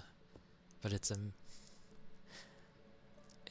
a mixed bag because like I never do anything for my birthday, but at the same time, if someone was to like wish me a happy birthday because they remembered it was my birthday, then it'd be nice. But I don't want to end up having to be like, oh yeah, it's my birthday at so and so time, or you know, when it gets closer or something, I'm like, oh yeah, it's my birthday at the end of the month or something. I don't want to end up being like that.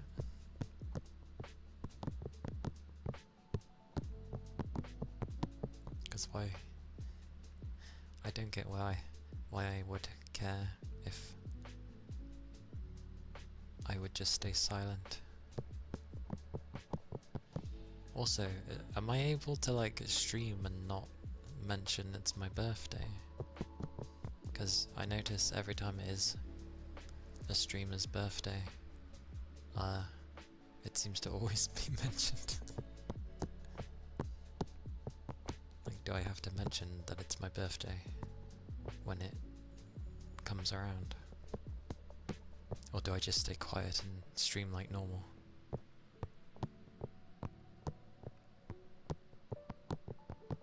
I guess that's up to me.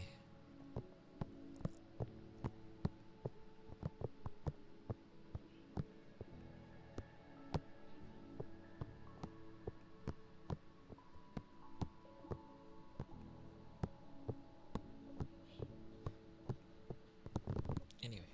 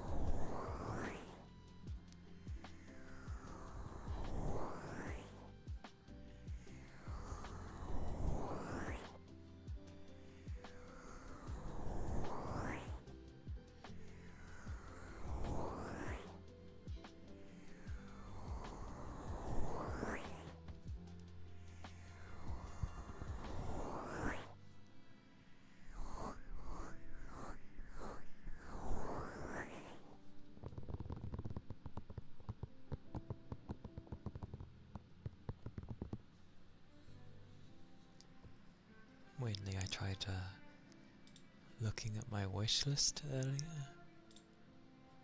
and no, it's still doing it. Like, I actually can't look at my wish list for some reason. It just keeps getting an error every time. So I don't know what's happened to Steam, but I can't check my wish list for whatever reason. It happened before actually. It ended up like I had too many things on there, so I had to delete a load, and then it worked again. It doesn't seem to like me going past a certain number.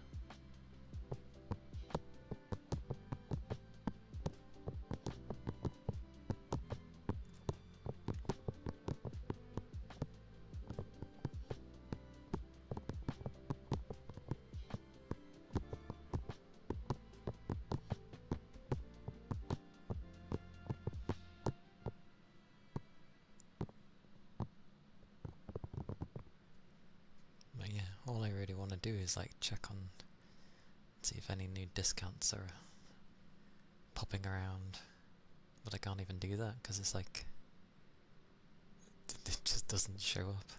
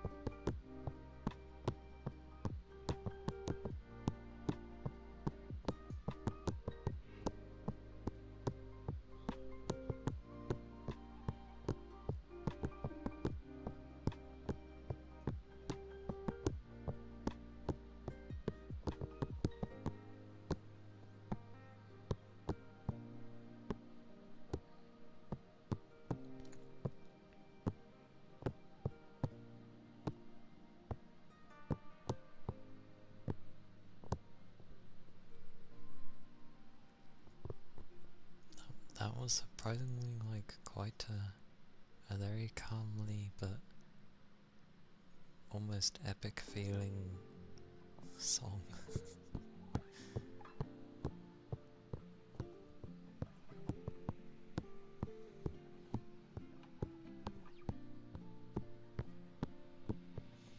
Don't know why, it's always nice to hear acoustic guitar. Like, all it is the fingers going over the strings, but I don't know, it's nice.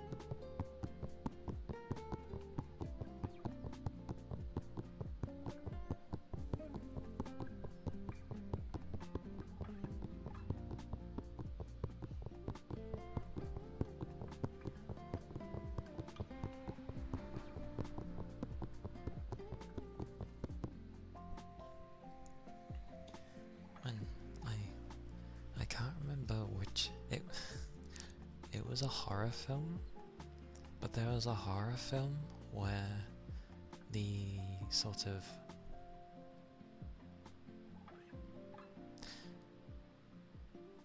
it's not really a bad guy, is it? But I guess the spirit, whatever. It was always in. It was a unique one because it was always in view of the camera. As in, like, even when things were normal, it was actually in the shot. Which obviously doesn't usually happen with horrors. But it was meant to be the kind of thing where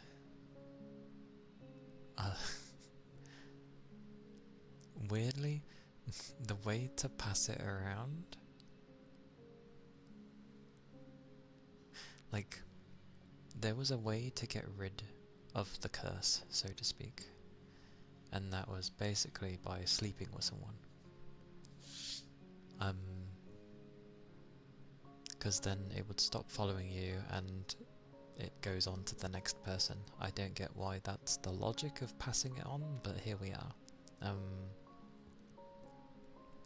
But like, obviously it starts out normal,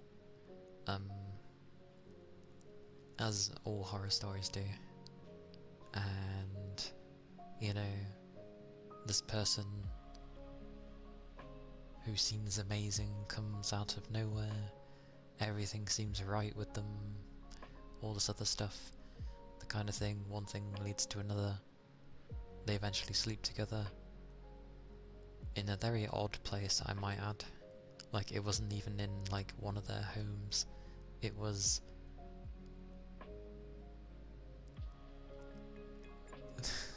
it was almost like they were in a rush to get on with it, which seemed a bit weird.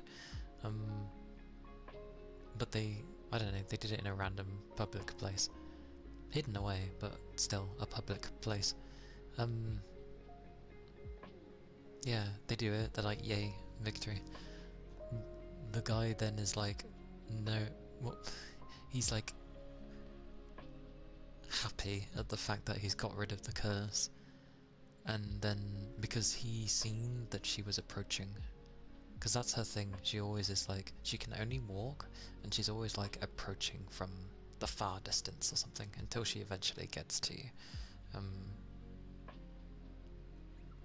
And so obviously he could always see her approaching, and then he looks around to where he thought he could see, or where he last saw her and couldn't see her, so he's like, yes, I've passed it on.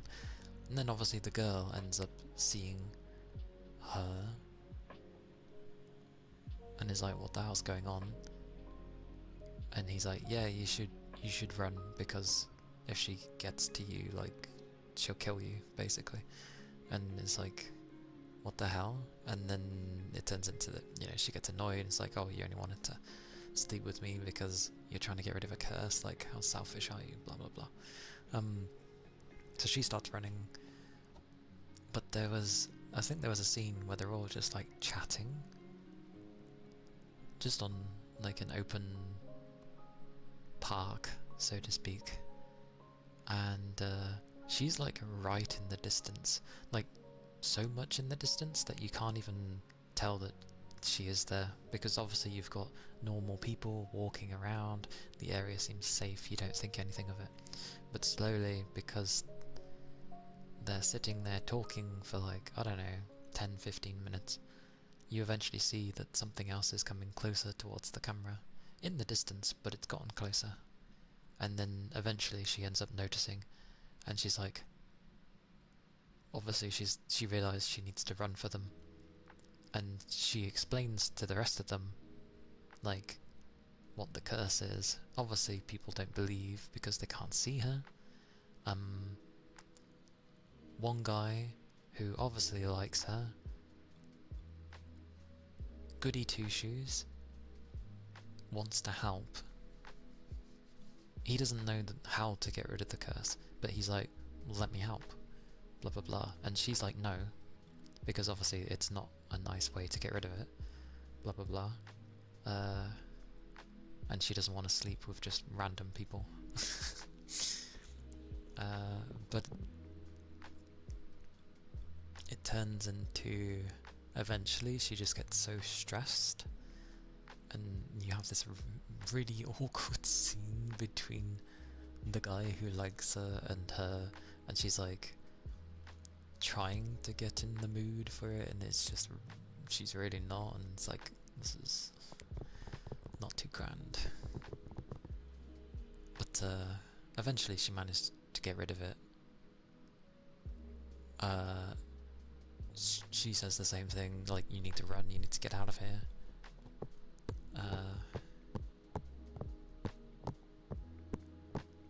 Because now he can see that girl. He sort of tries to stand up to the girl, or is being like, oh, maybe we can reason with her, kind of thing. A really goody two-shoes act. It doesn't bode well. And he ends up dying. And because he died, it goes back to the last person that had the curse. And so she's got it again and has to start running. But now, like, the others finally believe, and they're running through like a very small, cramped house.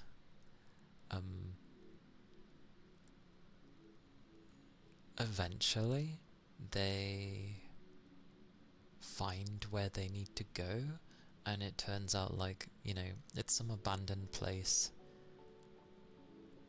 where the person who's been following them, the cursed girl, I guess, they end up finding, like, where her body was stored, because she was trapped in, like, this very, you know, those big massive, like, if you're doing food for a lot of people, you have those giant, like, food can things. That takes, like, the entirety of the hob. It's like an industrial sized version of those, and her body was stuck in there.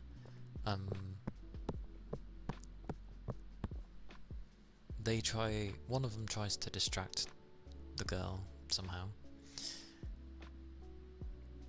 It sort of works, and then, I don't know, she ended up touching her actual body, the dead girl's body, and it was really weird. She was then like, oh, I realise where you are now, and disappears.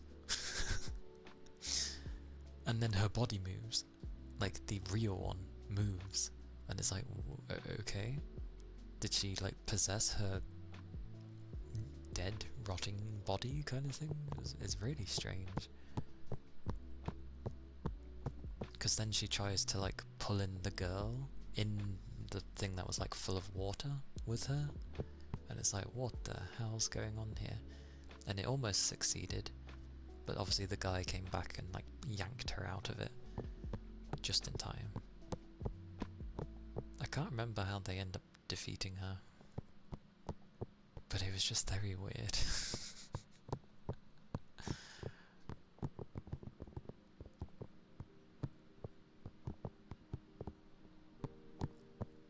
I can't remember what the backstory on the ghost was. Welcome back, Toby. It's okay.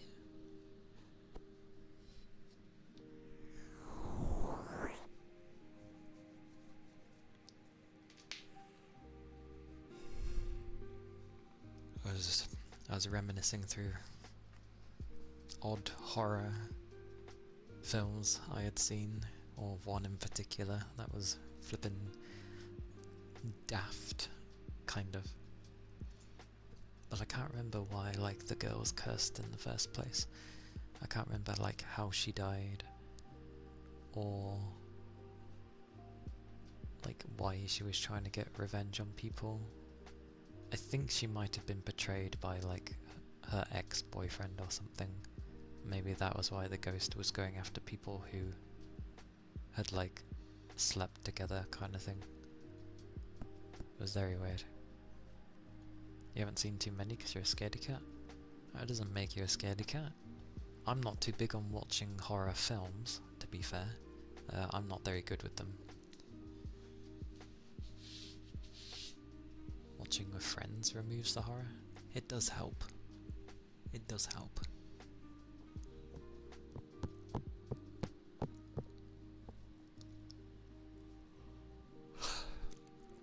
But, yeah, horrors can be weird. I remember seeing a horror when I was a kid, which wasn't great. Jeepers Creepers, it was called. And I saw that when I was a kid. I wish I didn't see that film. It scared me when I was a kid.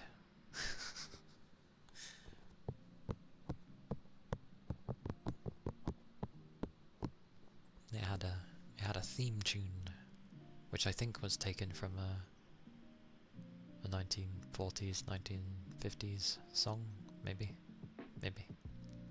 because it was like, Jeepers Creepers, where'd you get those peepers? Jeepers Creepers, where'd you get those eyes? Something like that. But a good song to go with that type of film. Definitely fitting. But it was some weird monster creature thing. And they did fight back against it. Like, you know, they did actually remove its eyes at one point. But it didn't like that. So, it didn't like that it got stabbed through the eye, so it took someone else's. It like grabbed their head and pulled it off and replaced it with one of the other people's eyes. It was like, damn. This was something I saw when I was a kid, and I was like, this is not something I should be watching. Yeah, the song's somewhat popular, I would say. The film is somewhat old-ish. 2000 and something, I'd assume.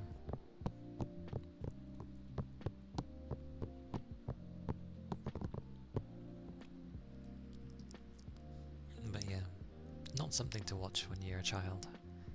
It was the same with Starship Troopers. That was also something I saw when I was a child. That thing scared the crap out of me. Having people's brains like sucked out by some insect-looking creature and just dying, and people having their parts blown away and heads decapitated and stuff like that. That was a lot to take in. Like, holy balls. What, Starship Troopers? It's a very...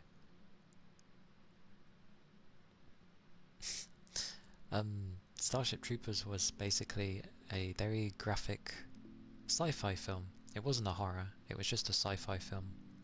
Basically, if you've played or ever seen something with Helldivers 2 when you're against the bugs, it's basically like that. Like, some of their inspiration comes from Starship Troopers. Because in that one you're battling bugs. And there's just millions of them. So it's like humans versus bugs. But it also had some kind of, at least, it also had like a lot of everything in there. It was very graphic in many ways, both in violence and in like sexual nature. So again, something I seen when I was a kid, when it's an 18 film and basically for adults.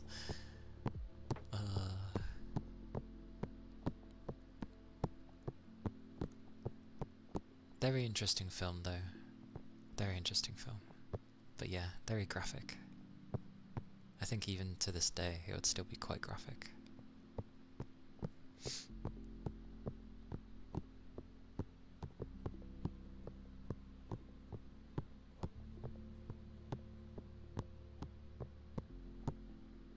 And nor was I ready for like...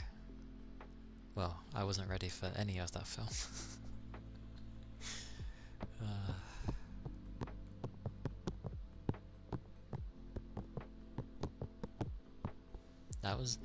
there was a lot of things I've seen when I was a kid where it's like, you understand what all this stuff is, yes? And I'm like, I certainly do, like, holy balls. It was a lot to take in.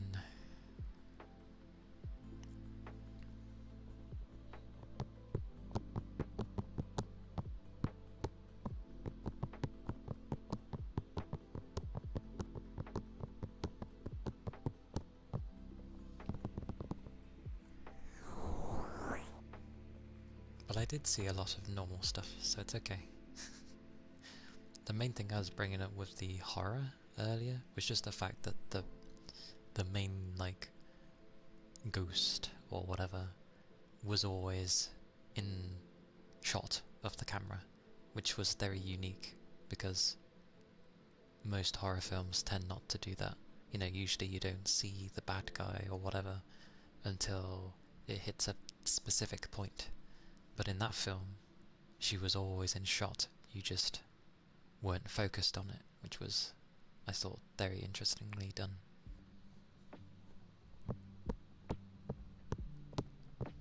Yeah. Good old seeing things when we're children. Not the best time to see things. Or rather, it definitely has more impact on you, that's for sure. Does that make it bad? No. It just means that it hits you way harder, because it's not what you're used to. At all.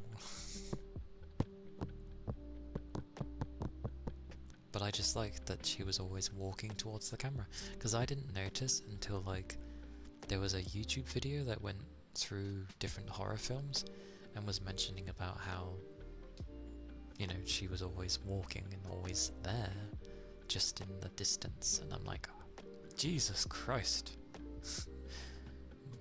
My thingy has an update. I don't know why that decided to tell me now. Can I do that now? Or will it complain because I'm using things?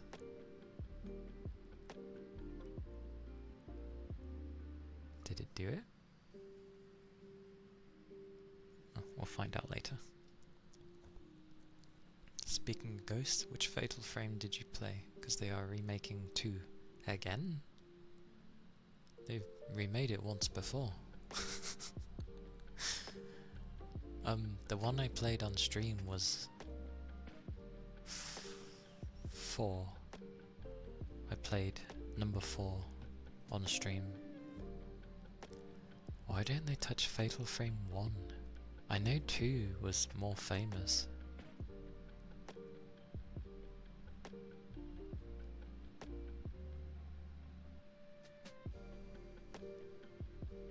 Oh no, it's fine. The first bunch of Fatal Frames I'm familiar with. Do you know in the EU they didn't really call it Fatal Frame, they called it Project Zero. That's what it's called over in Europe. I don't know if it was the same in the US, but Fatal Frame was its Japanese name, and Project Zero was the name for the West.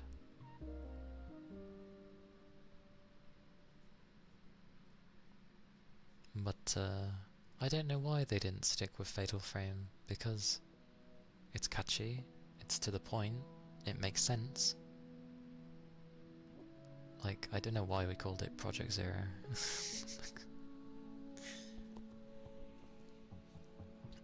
So Lord knows what they were thinking back then. But yeah, Project Zero, it's because I said it. Fatal Frame 1 was good. 2 improved on a lot of things, and just, I don't know, things were done, like they learned things from the first game, basically. 2 was good. 3 played with the fact that it was meant to be like a dream world, and you would go in and out of the dream world. So when you were out of it, you knew you were safe. But eventually, as you got quite a ways into the game, they start realizing that you can hop in and out of the dream world, and so they start eventually doing the same, and they do the whole thing of that there becomes a point where you go up to the window. Sorry, not the window. You go up to your large ass mirror in your bathroom, and you're doing your usual checks that is quite normal that you'd been doing throughout the rest of the game. And it's very subtle. It's not even a cutscene. It's in-game, and you won't notice it if you're spinning the camera like a crazy person. But you eventually notice, if you just sort of stand staring at the mirror, that like a pair of hands appear at the bottom of the mirror, and you're like, initially you don't question it because your hands are there and it was sort of in line with it, but then you move your hands away, or like your character sort of leans in a bit and then moves her hands, and then the hands were still there even when she moved hers away, and then the hands start moving on their own, and you're like, oh damn, they figured out how to get into my real life. Hell no. Because when you'd get out of the dream world, you wandering around in your own place was, you know, it made you feel safe. It knew it was your breather time. So Fatal Frame 3 messed with the fact that your safe zone was no longer a safe zone anymore, and it just turned into, oh crap, they can now get into my actual home. But yeah, she starts like trying to get out of the mirror. She crawls out. You know, like how with the ring, she would crawl out of the TV, except this was with a mirror. So she just slowly starts crawling out and over the thingy. Yeah. Break all the mirrors. It's ironically, I've never liked mirrors anyway. You will not find a single mirror in my room. I've never liked mirrors. But when I saw that, I was like, yep, I'm really glad I don't have a mirror in my room, because unless you want to count the TV screens, I'm kind of screwed there. But yeah, that was a freaky part with 3. You don't have any mirrors either. There's mirrors in other people's rooms, but that's other people's rooms. And there's technically one next door to me, but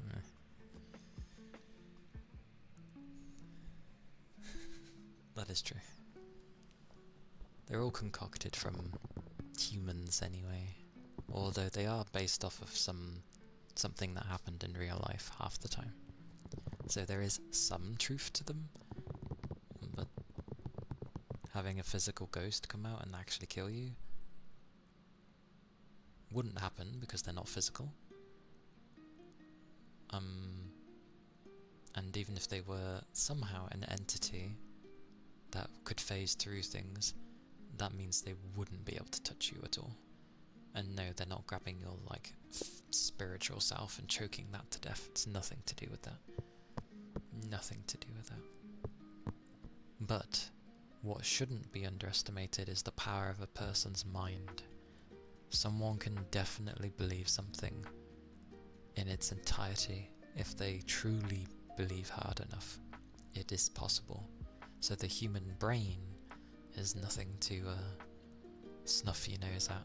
If someone truly believes something, it's real, regardless of if it's not.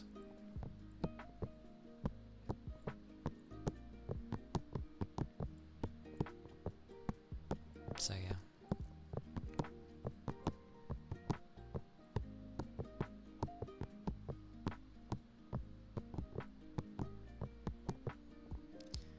But yeah, Fatal Frame 4 was what I played, which was cool. I enjoyed it. And 5, I don't want to play it because the game already has a lot of back and forth, but they made the levels, by the looks of it, humongous in 5, and there's just so many different things to have to contend with all the time. It doesn't look very fun to me. Yeah, I've played 4, 4 was, I forget its name. When did 5 come out? Let me have a look.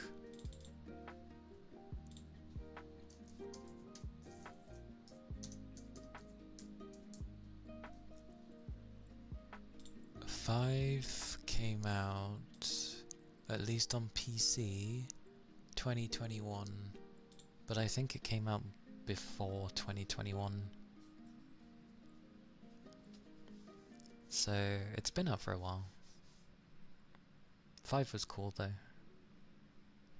But by the looks of it, it has a thing where basically getting hit by the bugger who keeps coming after you seems to do dot damage, which quite frankly is the worst thing they've ever done for Fatal Frame. There's nothing more annoying than taking a hit and suddenly you're losing at least half your health because the dot damage is just so immense. I hate it.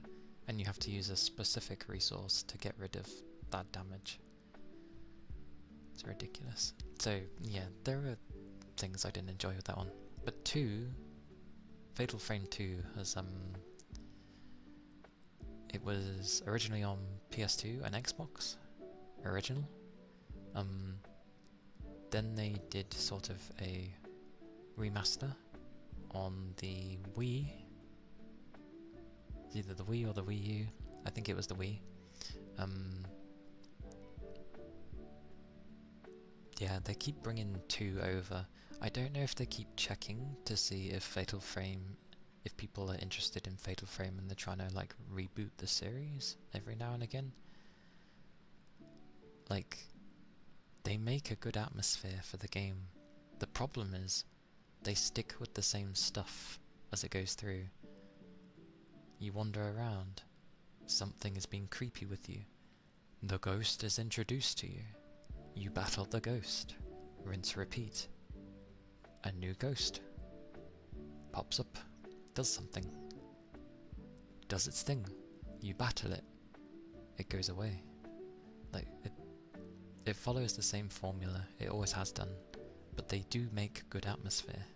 So they just need to like expand on not making the fight of the ghosts more interesting, but just making things more tense with the ghost beforehand, not introducing them so quickly, and making it, building it up more to be more frightful. Like, you should be engaging this ghost, or spirit, sorry, and be like, I really don't want to engage this thing, it scares the crap out of me. But it gives you an easy method to fight the spirit, so, you know.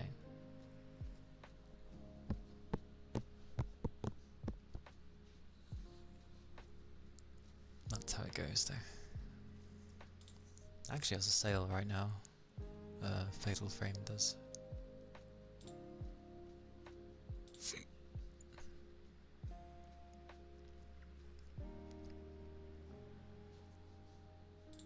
But not my cup of tea. Not the last one. The other ones are cool.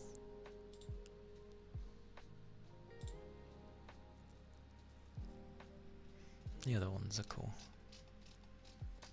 2 keeps being redone because it was like the best of all of them. But that's because it had a lot of the more iconic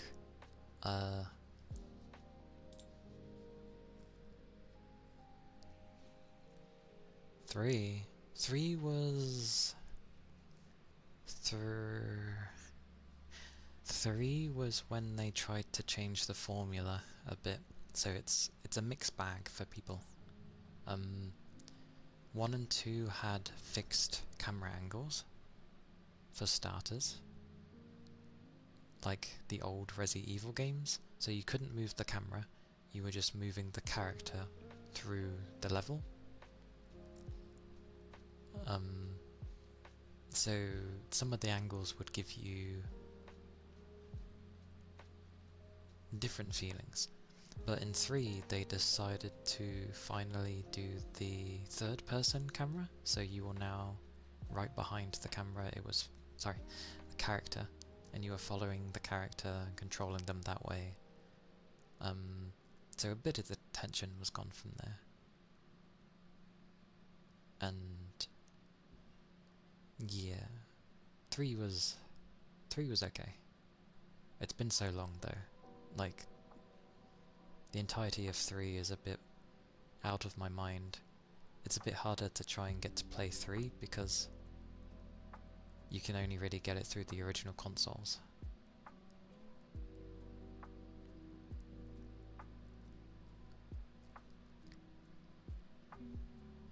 So it's harder to get your hands to play it. Annoyingly. Good games though, good fun. It was the same with the... what was its name? There was a PS3 game that was episodic. It was to do with...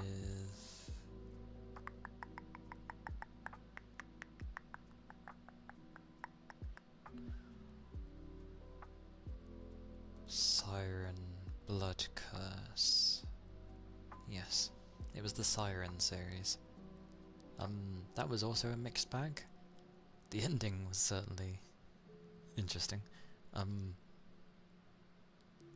Good game though, good game. Like, I think it was kind of underrated, to be fair. Like, as a Siren game, I guess, there were things that people didn't like about it, but I think it was pretty good.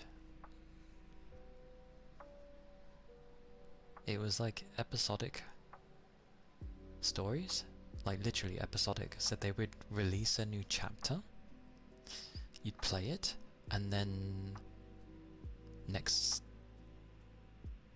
I don't think it was a couple of weeks, I feel like it was next month, and then like next month you'd get the next chapter, and then you'd carry on.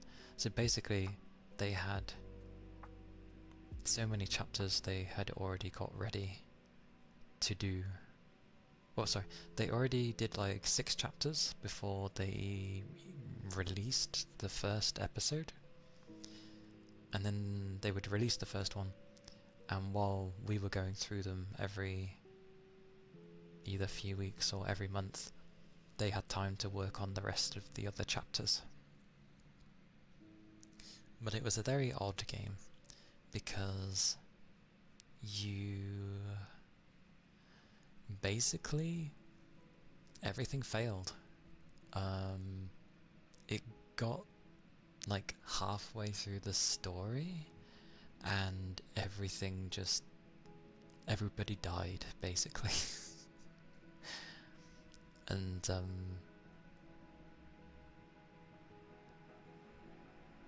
it was almost like, because it was episodic, people would obviously have their critiques of what's good and what's bad per episode, and it's like as they were doing the story, they then seen the stuff that people were disagreeing about, and so they did a rewind.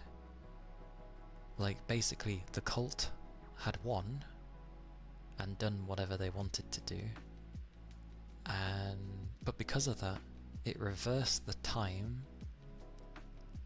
to pretty much the beginning, but one of the characters still had their memories because of the stuff they'd managed to acquire leading up to that point, so they managed to keep their memories. So they would go back in time, knew who they had to go and see, who they had to save,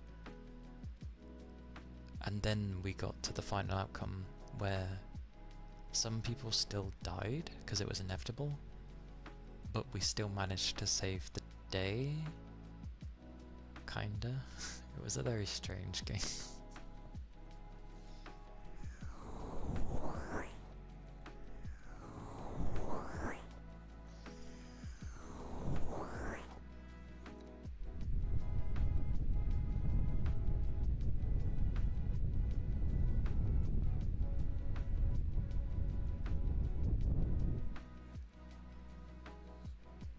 I don't think they ever released it outside of PlayStation though.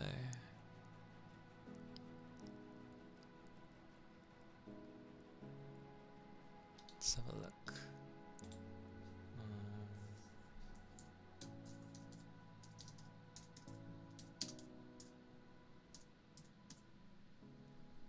Yeah, they never released it on PC. It's just literally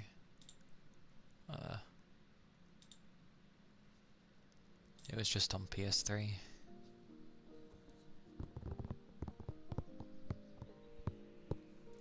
But I remember when it was all like fully out.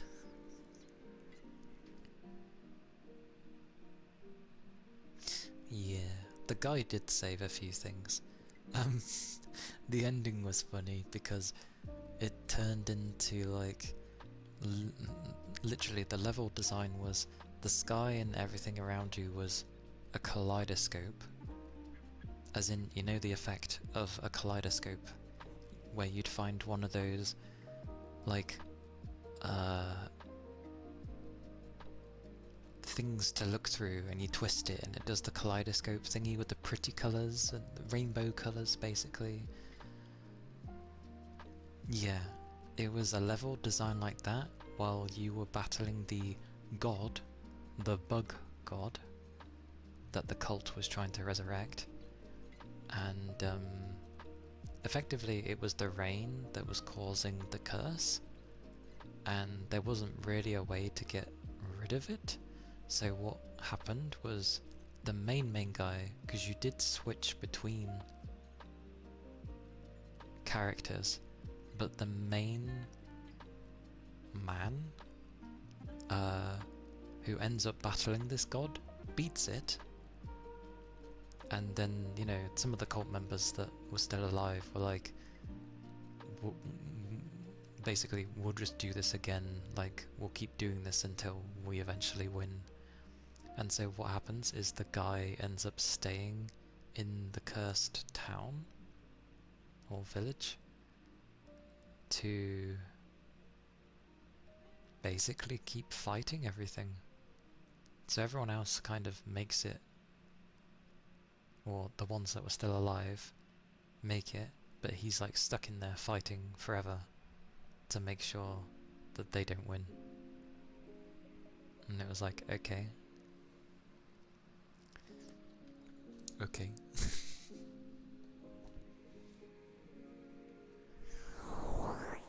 All because a cult wants to resurrect the crappy god. So, you know. You know. But the reason the ending was so funny was just because, you know, it's a village, it's raining, you know how things look when it rains. Things are very dreary, things are very, like, dark, and there's not a lot of colour in the landscape, is there?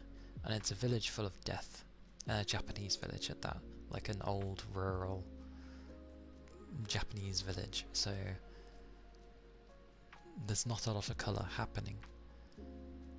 And then you go to the last level that's super bright and kaleidoscope and a flying bug god, and meanwhile your dude is just there with like a, what gun did he have? Like a repeater rifle, and he's just like got music on through his MP3 player, and he's just listening to like rock music while he's going around killing all the people that are cursed. Making sure it doesn't like get out of hand. It was like, what is this ending? What is this?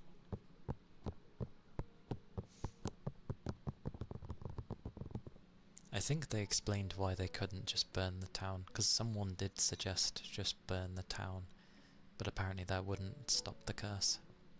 Even if you killed everyone and got rid of everyone, that wouldn't stop it. I don't actually know what does stop it.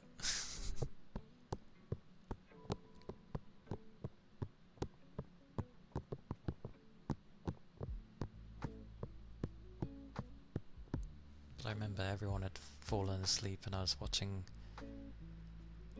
a friend play it at the time, and I was just watching. I was like, what is going on with this game? Pretty much, he was just jamming. He's like, he knows he's stuck there. He knows he's got to go around and take everyone out. Because basically, the normal residents in there were just kind of like zombies. Not that they would eat flesh or anything, but you know, the way they would act. And they were kind of between life and death anyway. The village was basically stuck in limbo.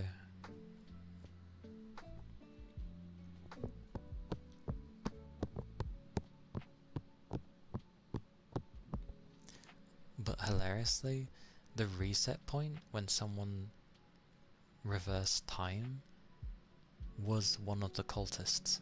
So the cultists were the one causing all the problems, but it was like an ex-cultist who didn't like the way they were going about things anymore, who reversed time, because they're like, yeah, you all died and things got screwed, so I've reversed time to this point, so before you're all dead, to basically say that you need to basically not die.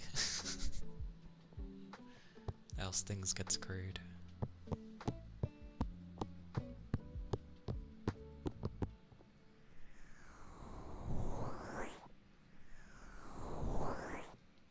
I liked it when hardware limitations were a thing. People got more creative with, or just, you know, using what they could. It was nice.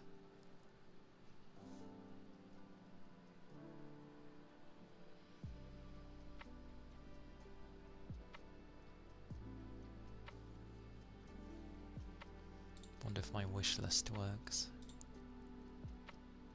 Nope, still an error. Great.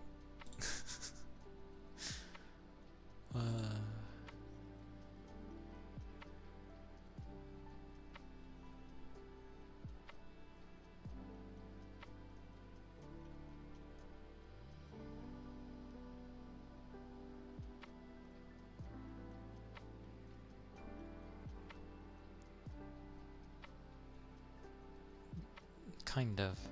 Every time I click on my wish list, it just... What does it come up saying? It comes up saying, sorry, an error was encountered while processing your request. So I assume Steam is broken at the moment. Do you get that?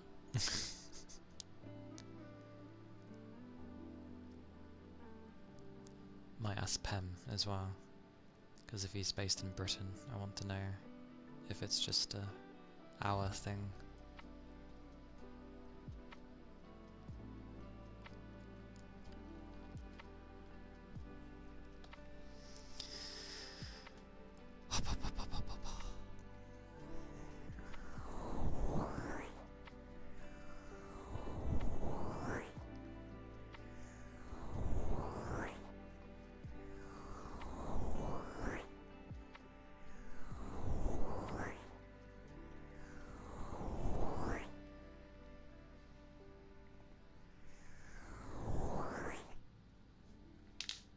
Oh.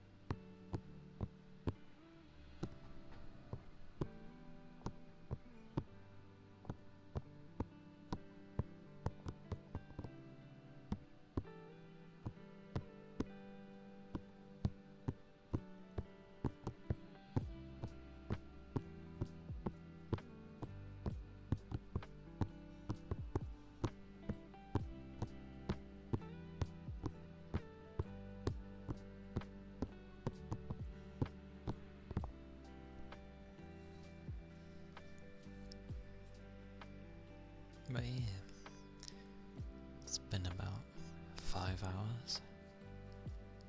I'll probably look for someone to read. I never know how the Saturdays are going to be with people. You either have people or you don't, but you know, we'll see how it goes.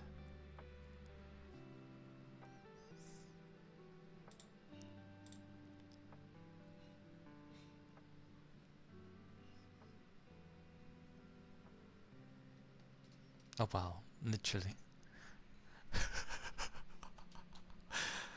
3. I have 3 people to ASMR because it's only 7, I guess. That's insane. I'm surprised Weiwei's on. But then yeah, it's Fuji and Noodle. Nobody else is on. That's amazing. True.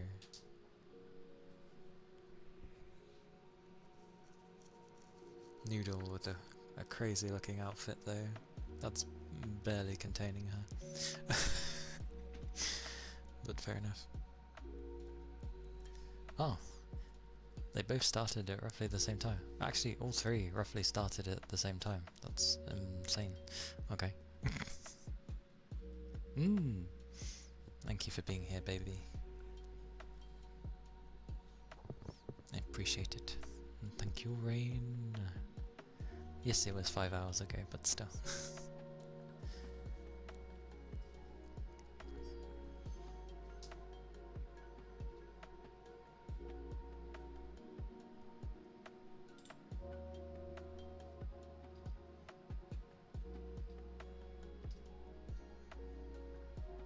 Oh, is it?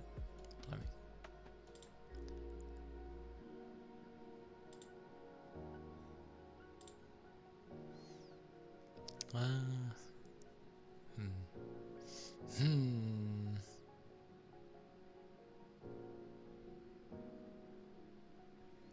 Well,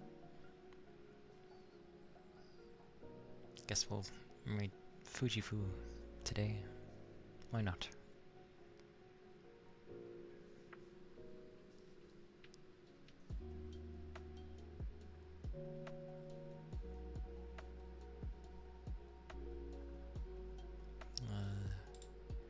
Away we go.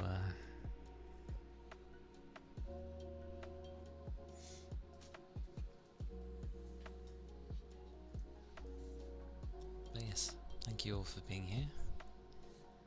I always appreciate it.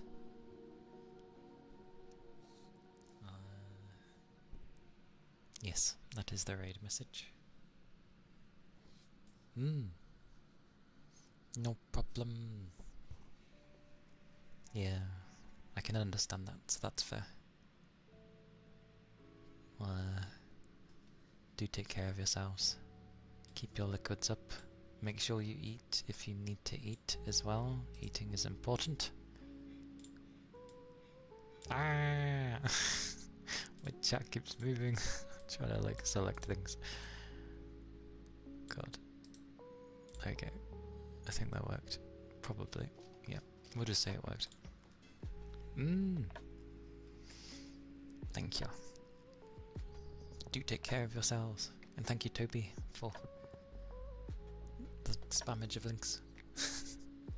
But yes, who knows if another stream will happen like before Monday, but we'll see. But yeah, I'll see you all when I next see you all, and take care. Bye bye. Thank you, Rain. Wow.